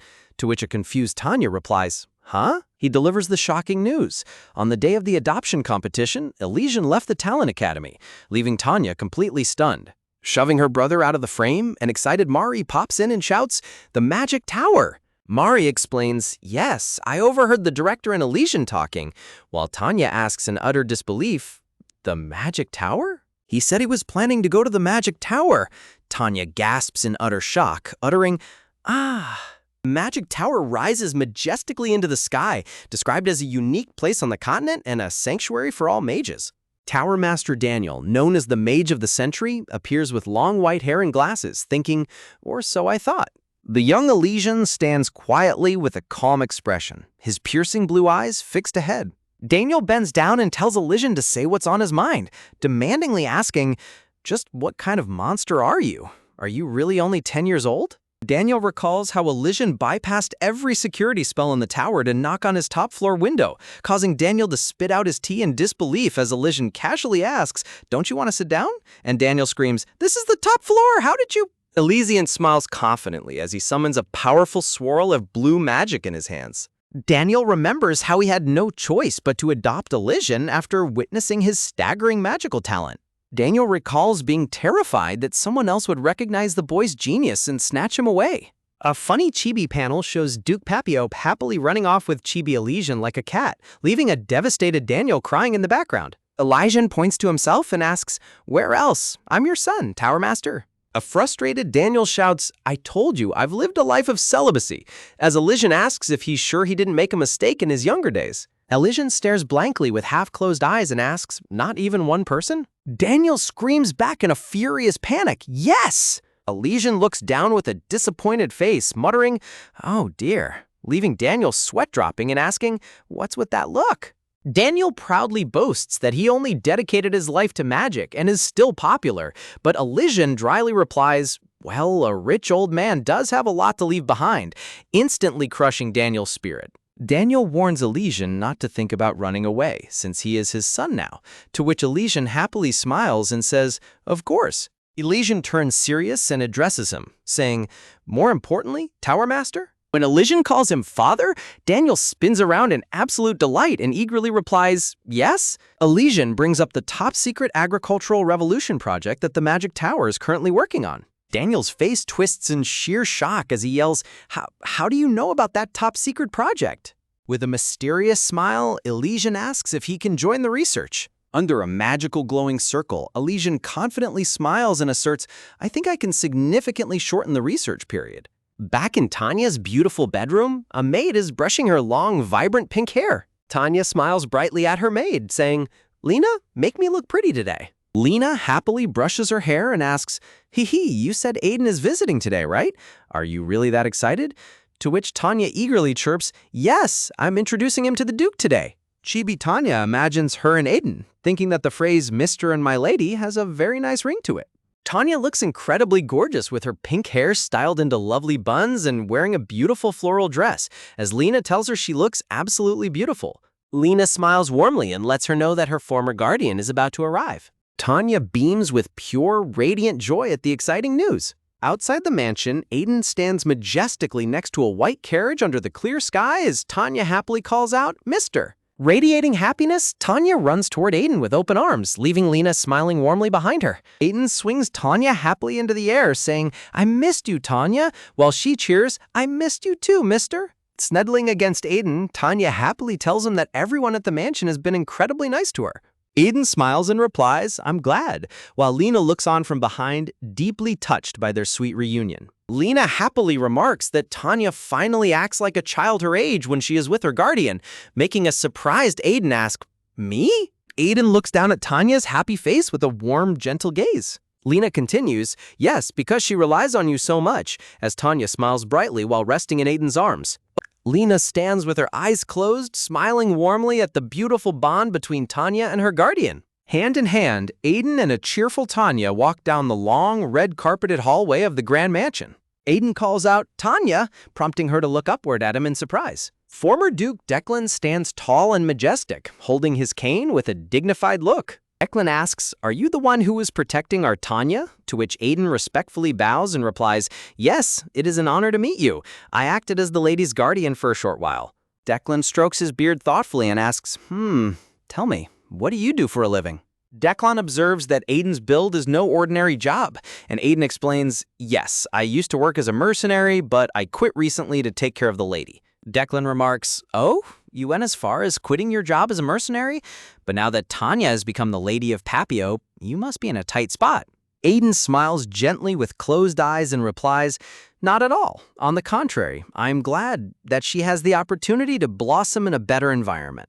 Declan tells him, "You have a big heart," which catches a surprised Aiden off guard. Declan looks down in silence, staring intently at how tightly Tanya is holding on to Aiden's hand. Looking grumpily jealous, Declan coughs and mutters, "Come to think of it, I heard the Marquis next door has grandchildren who hold his hand first," leaving a surprised Tanya staring up at him. Former Duke Declan turns away with a grumpy huff and dramatically sighs, "Never mind. I suppose I'm destined to never hold anyone's hand but my own." Declan lies face down on the floor, wallowing in dramatic self-pity as he complains, "Oh dear, I should just follow my wife to the grave soon. What's the point of living so long?" Seeing his dramatic display, a warm little hand gently reaches out and covers Declan's wrinkled hand resting on top of his cane. Declan looks down in astonishment to find Tanya holding his hand tightly, staring up at him with wide, innocent golden eyes. Declan greedily leans in and asks, "Then what about a kiss on the cheek?" But Chibi Tanya instantly rejects him with a sweat drop, replying, "I don't think we're quite there yet." Hand in hand, a cheerful Tanya walks up the grand stairs of the mansion, happily holding Aiden's hand on one side and Declan's on the other. Inside a sunlit, luxurious room, the current Duke of Papiope stands gracefully by the tall windows, looking out. Hearing the door open, Duke Papiope turns around to welcome them, saying, "Duke, you're home early." To which she replies, "Yes, Tanya, I see you're with my father and our guest." Chibi Tanya happily runs toward Duke Papiope with open arms, calling out, "Hee hee, yes." Tanya points back toward the entrance, proudly introducing her guardian to Duke Papiope. "The person coming in over there is my real guardian." The door creaks open and Aiden steps inside, his dark cloak draped over his shoulders and a calm, solemn expression on his face. Standing tall and majestic, Aiden commands the room with his powerful presence, dressed simply yet elegantly. Tanya looks back and forth between her guardian and Duke Papiope, sensing a sudden shift in the atmosphere. Duke Papiope stares at Aiden with a deeply stunned and mesmerized expression, completely captivated by his appearance. Chibi Tanya's eyes widen to massive plates as she notices the Duke's shock reaction, thinking, "Whoa!" Suddenly, a game-like save load screen pops up in Tanya's mind, showing a brand new route unlocked with a giant heart between Duke Papiope and Aiden.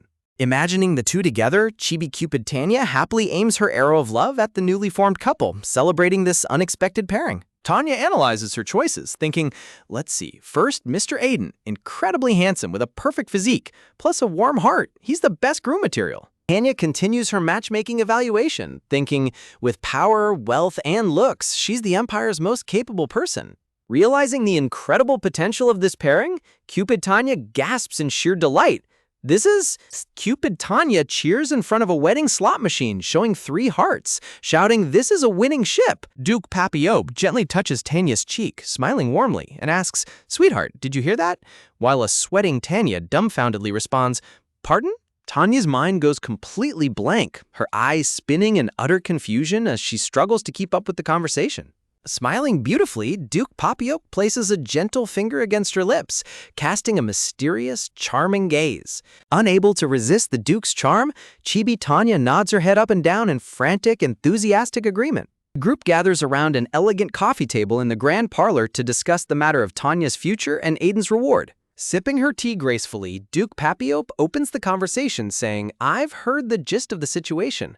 Duke Papiope continues, "Thank you for protecting a child with nowhere else to go. Thanks to you, I was able to cross paths with Tanya." Aiden replies humbly, "I only did what was natural. Her passing the Talent Academy and winning the adoption competition?" Aiden finishes, "So I cannot take any credit," prompting Duke Papiope to smile warmly and remark, "You are humble." Duke Papiope offers, "If you're comfortable with it, I'd like to give you the subsidy." Aiden refuses politely, saying, I absolutely cannot accept it. Not only am I unqualified, Aiden explains, but exchanging money feels like buying and selling a child, while Tanya sweat drops, thinking, this conversation feels like a clash of spear and shield. Duke Papiope says, I'm glad someone like you is Tanya's guardian, but it's true you helped my daughter, so I must reward you.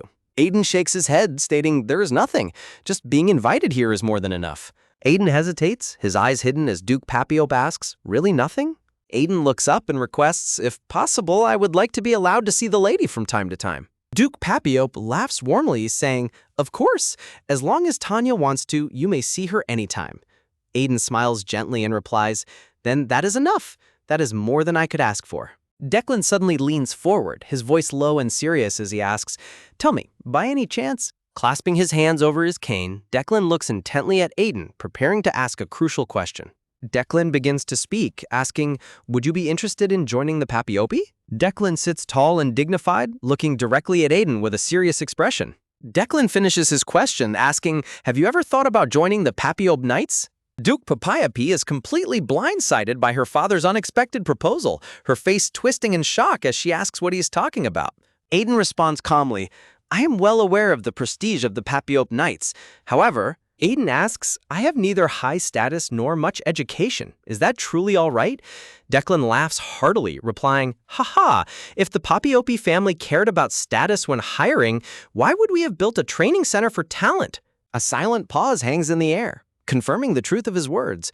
That's right. Tanya recalls with a smile, the wish I asked of grandfather Declan was, Tanya reveals the request she made to the former Duke, to have Uncle Aiden join the Papiope Knights. Under a shower of brilliant light, Aiden kneels proudly in his magnificent knight's uniform, holding his sword on one side and safely cradling a sleeping Tanya in his arms. Former Duke Declan strokes his beard thoughtfully and says, very well, if that is what you truly want, I can do that. However, any contempt or scorn resulting from a lack of skill, your guardian will have to endure it himself. Declan looks down at Tanya and asks, are you still okay with that? To which she beams brightly and enthusiastically replies, yes. Both Aiden and Tanya nod in determined, cheerful agreement, fully prepared to face whatever challenges may come. Suddenly, the doors burst open as Duke Papiope stands up in shock, calling out, Father! Duke Papiope looks at her father in disbelief and demands, a special recruitment just because you like him? Even if this is your wish, I cannot agree to this. Clenching her fist near her chest with a resolute expression, Duke Papiope firmly declares, I do not wish to bring them dishonor. Former Duke Declan huffs grumpily with closed eyes and states, I wasn't asking for your permission. If you refuse, I'll simply take him as a knight under my direct command. Narration panels describe the two current legendary knightly forces of the Papiope family, the sword-wielding Blue Knight Order and the Red Knight Order, who use magical abilities. The narration continues, explaining that before her grandfather passed down the title of Duke, there used to be one more Knight Order under his direct command. Declan glares grumpily at Duke Papiope, asking, why that look on your face? Are you going to interfere with who I keep under my command too? To which she defiantly responds, yes, I will. Intervening calmly to diffuse the tension, Aiden looks at them and asks, how about I take the official entrance exam instead? The scene shifts to the grand and imposing stone entrance gates of the Papiope Knights training grounds on a bright sunny day. An aerial view reveals thousands of blue uniformed knights lined up in neat, massive formations in the courtyard, with Duke Papiope standing majestically at the front. The entire Blue Knight Order kneels respectfully on one knee in perfect unison as Duke Papiope addresses them from high above. Duke Papiope looks down at the gathered crowd and announces, and an informal knight exam. She continues her announcement to the knights, explaining, therefore, after considering a method of entry that all of you could accept, I have chosen public sparring. Duke Papiope turns her head slightly and gives a subtle nod to signal the start of the sparring matches. A high-ranking Papiope knight steps forward and loudly proclaims there will be 3 matches in total. The announcer continues to lay out the rules, 1 random member from each knight order and 1 knight personally designated by the Duke. Pointing toward Aiden, the announcer declares if this man wins twice, he will officially join the Papiope Knights. A speech bubble floats in the clear sky, calling out to the knights, give your all for the honor of Papiope. The grand stone training castle echoes with the collective thunderous shout of the knights, yes sir. A speech bubble rings out across the sparring arena, announcing, let the first match begin. Standing in the center of the spacious courtyard, the referee raises his arm to start the duel as a young blue knight faces Aiden. Kicking up a trail of dust, the young blue knight charges forward with immense speed and focus. Aiden stands completely calm and composed in the center of the arena, holding his sword loosely as he awaits the attack. With a loud shout of "Ha!", the eager young knight swings his sword horizontally, launching a powerful strike. In a flash, Aiden effortlessly parries the strike, catching his opponent completely off guard with his swift reaction. Stunned and unable to break through Aiden's defense, the young knight grunts, before admitting defeat, saying, "I lose." The young knight drops to both knees on the stone floor in front of Aiden, completely humbled as Aiden lowers his sword. Looking down in defeat, the young knight admits, "Honestly, I thought I'd win easily. I was dead wrong." Aiden smiles gently and responds with humility, saying, "You flatter me." The defeated young knight bows deeply and respectfully to Aiden, acknowledging his superior skills. The defeated knight walks back as another challenger with long red hair and a confident smirk steps onto the sparring field. Smiling confidently, the red-haired knight prepares to draw his sword and face Aiden. The red-haired knight smugly boasts, "But my ability is speed. It won't be easy to dodge." Aiden looks at his confident opponent with a calm, curious gaze, asking, "Why are you telling me your ability?" Smiling with a smug, knowing grin, the red-haired knight responds simply, "It's chivalry."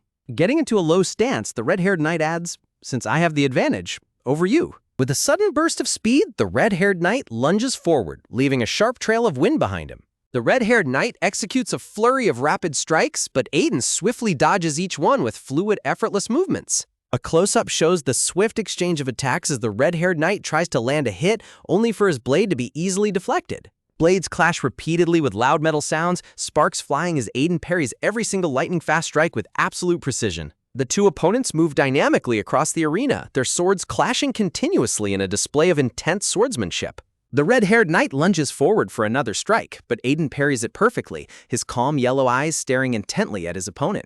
Sweating and growing increasingly frustrated, the red-haired knight gasps in disbelief, thinking, how is he blocking everything? Holding the clash with absolute ease, Aiden looks down coldly at the struggling knight and tells him, "You're too predictable." Startled and wide-eyed with shock, the red-haired knight stumbles back, muttering in disbelief. But why? Aiden calmly lowers his sword and closes his eyes, waiting for his opponent's next move. Aiden opens his sharp golden eyes, looking directly at his opponent with a steady, commanding presence. Shaking hands firmly, the red-haired knight acknowledges Aiden's incredible skill as narration declares a new monster has joined Papiopi. Sitting in grand chairs, Duke Papiope watches calmly while Tanya holds her cheeks in sheer amazement and excitement. Tanya's heart beats rapidly with excitement, her golden eyes wide and sparkling as she watches the developments. Tanya lets out a sigh of relief, thinking about how she had been saving every single second of the matches just in case anything went wrong. Duke Papiope commends Aiden for his excellent performance in both matches, and he humbly bows in response, saying she is too kind. Duke Papiope walks away, announcing that, as promised, they will hold Aiden's official knighting ceremony tomorrow. A mischievous smile plays on the Duke's lips as she admits to herself that it feels like a shame to end the excitement just yet. Turning around with a sharp, intriguing gaze, the Duke proposes holding one final exhibition match. The surrounding knights murmur in surprise, and Tanya sits up in her chair, completely shocked by the Duke's sudden proposal. Standing calmly in the arena, Aiden smiles gently with his hand placed over his heart, accepting whatever challenge lies ahead. Tanya clutches her head in utter disbelief and panic, wondering how Aiden could have possibly agreed to this. The Duke looks on with mild surprise as Tanya suddenly protests the decision. Tanya desperately argues that Aiden has already won twice, which should be more than enough to qualify him. Looking back at the worried little girl, Aiden reassures Tanya with a warm expression, promising to finish the match without getting hurt. Tanya pouts crossly at him, prompting a sweat drop from Aiden as he realizes how deeply she cares about his safety. The adorable chibi Tanya sits on the floor with her arms crossed, continuing to pout in dissatisfaction. Looking at her endearing reaction, a soft, genuine smile spreads across Aiden's face. Duke Papiope watches him in surprise, realizing for the first time that Aiden is actually capable of smiling so warmly. Shifting back to a serious tone, the Duke warns Aiden that he might want to decline once he hears who his opponent actually is. A powerful and dignified knight in a grand blue uniform steps forward, introduced as the commander of the Blue Knight Order and the strongest swordsman in Papiopi. The two powerful swordsmen face off in the grand courtyard, with a narration describing the commander as a master who represents all the knights. Watching from above, the onlookers and surrounding knights whisper nervously, fully expecting Aiden to lose against such an overwhelming opponent. Filled with fiery determination, Tanya clenches her fists and resolves to use her infinite reset ability over and over until Aiden wins. With a powerful kick of his boot, the commander dashes forward with blinding speed to initiate the duel.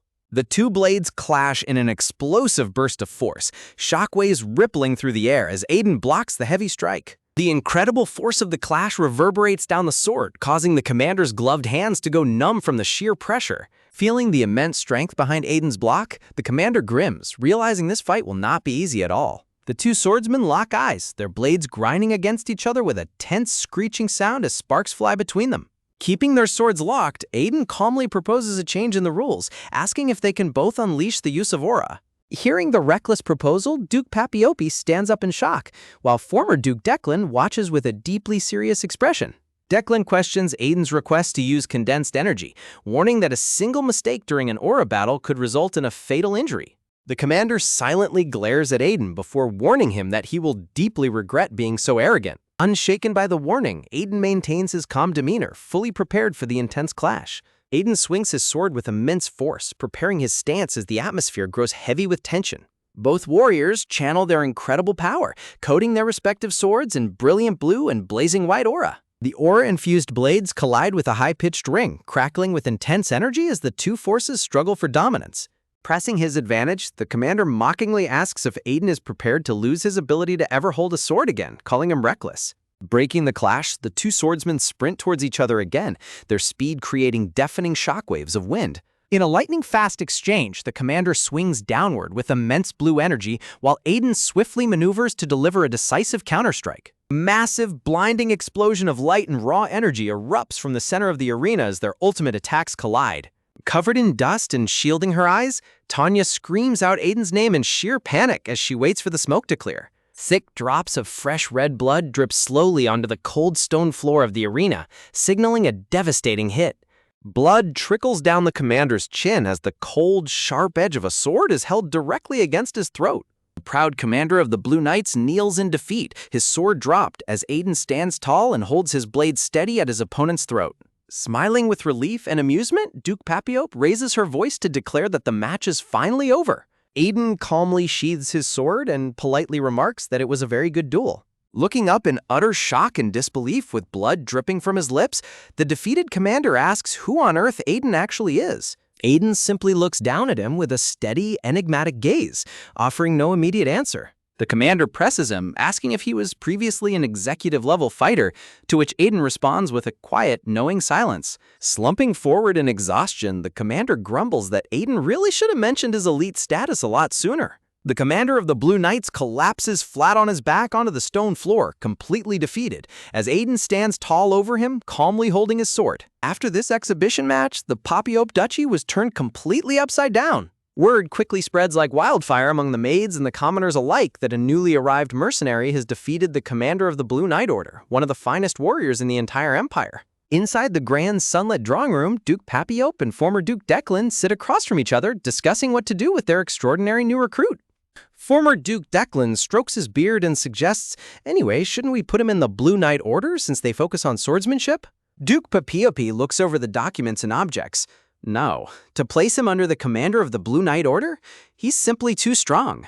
Declan then asks, what about the Red Knight Order? To which Papiope calmly replies, he doesn't use abilities. Declan smiles knowingly as he touches his chin, murmuring, if it's not blue or red, then only one remains. Hearing his words, Duke Papiope looks up from her papers with a surprised, questioning gaze. Declan explains, recalling the legendary division. Yes, the elite unit that vanished when I retired and everyone left.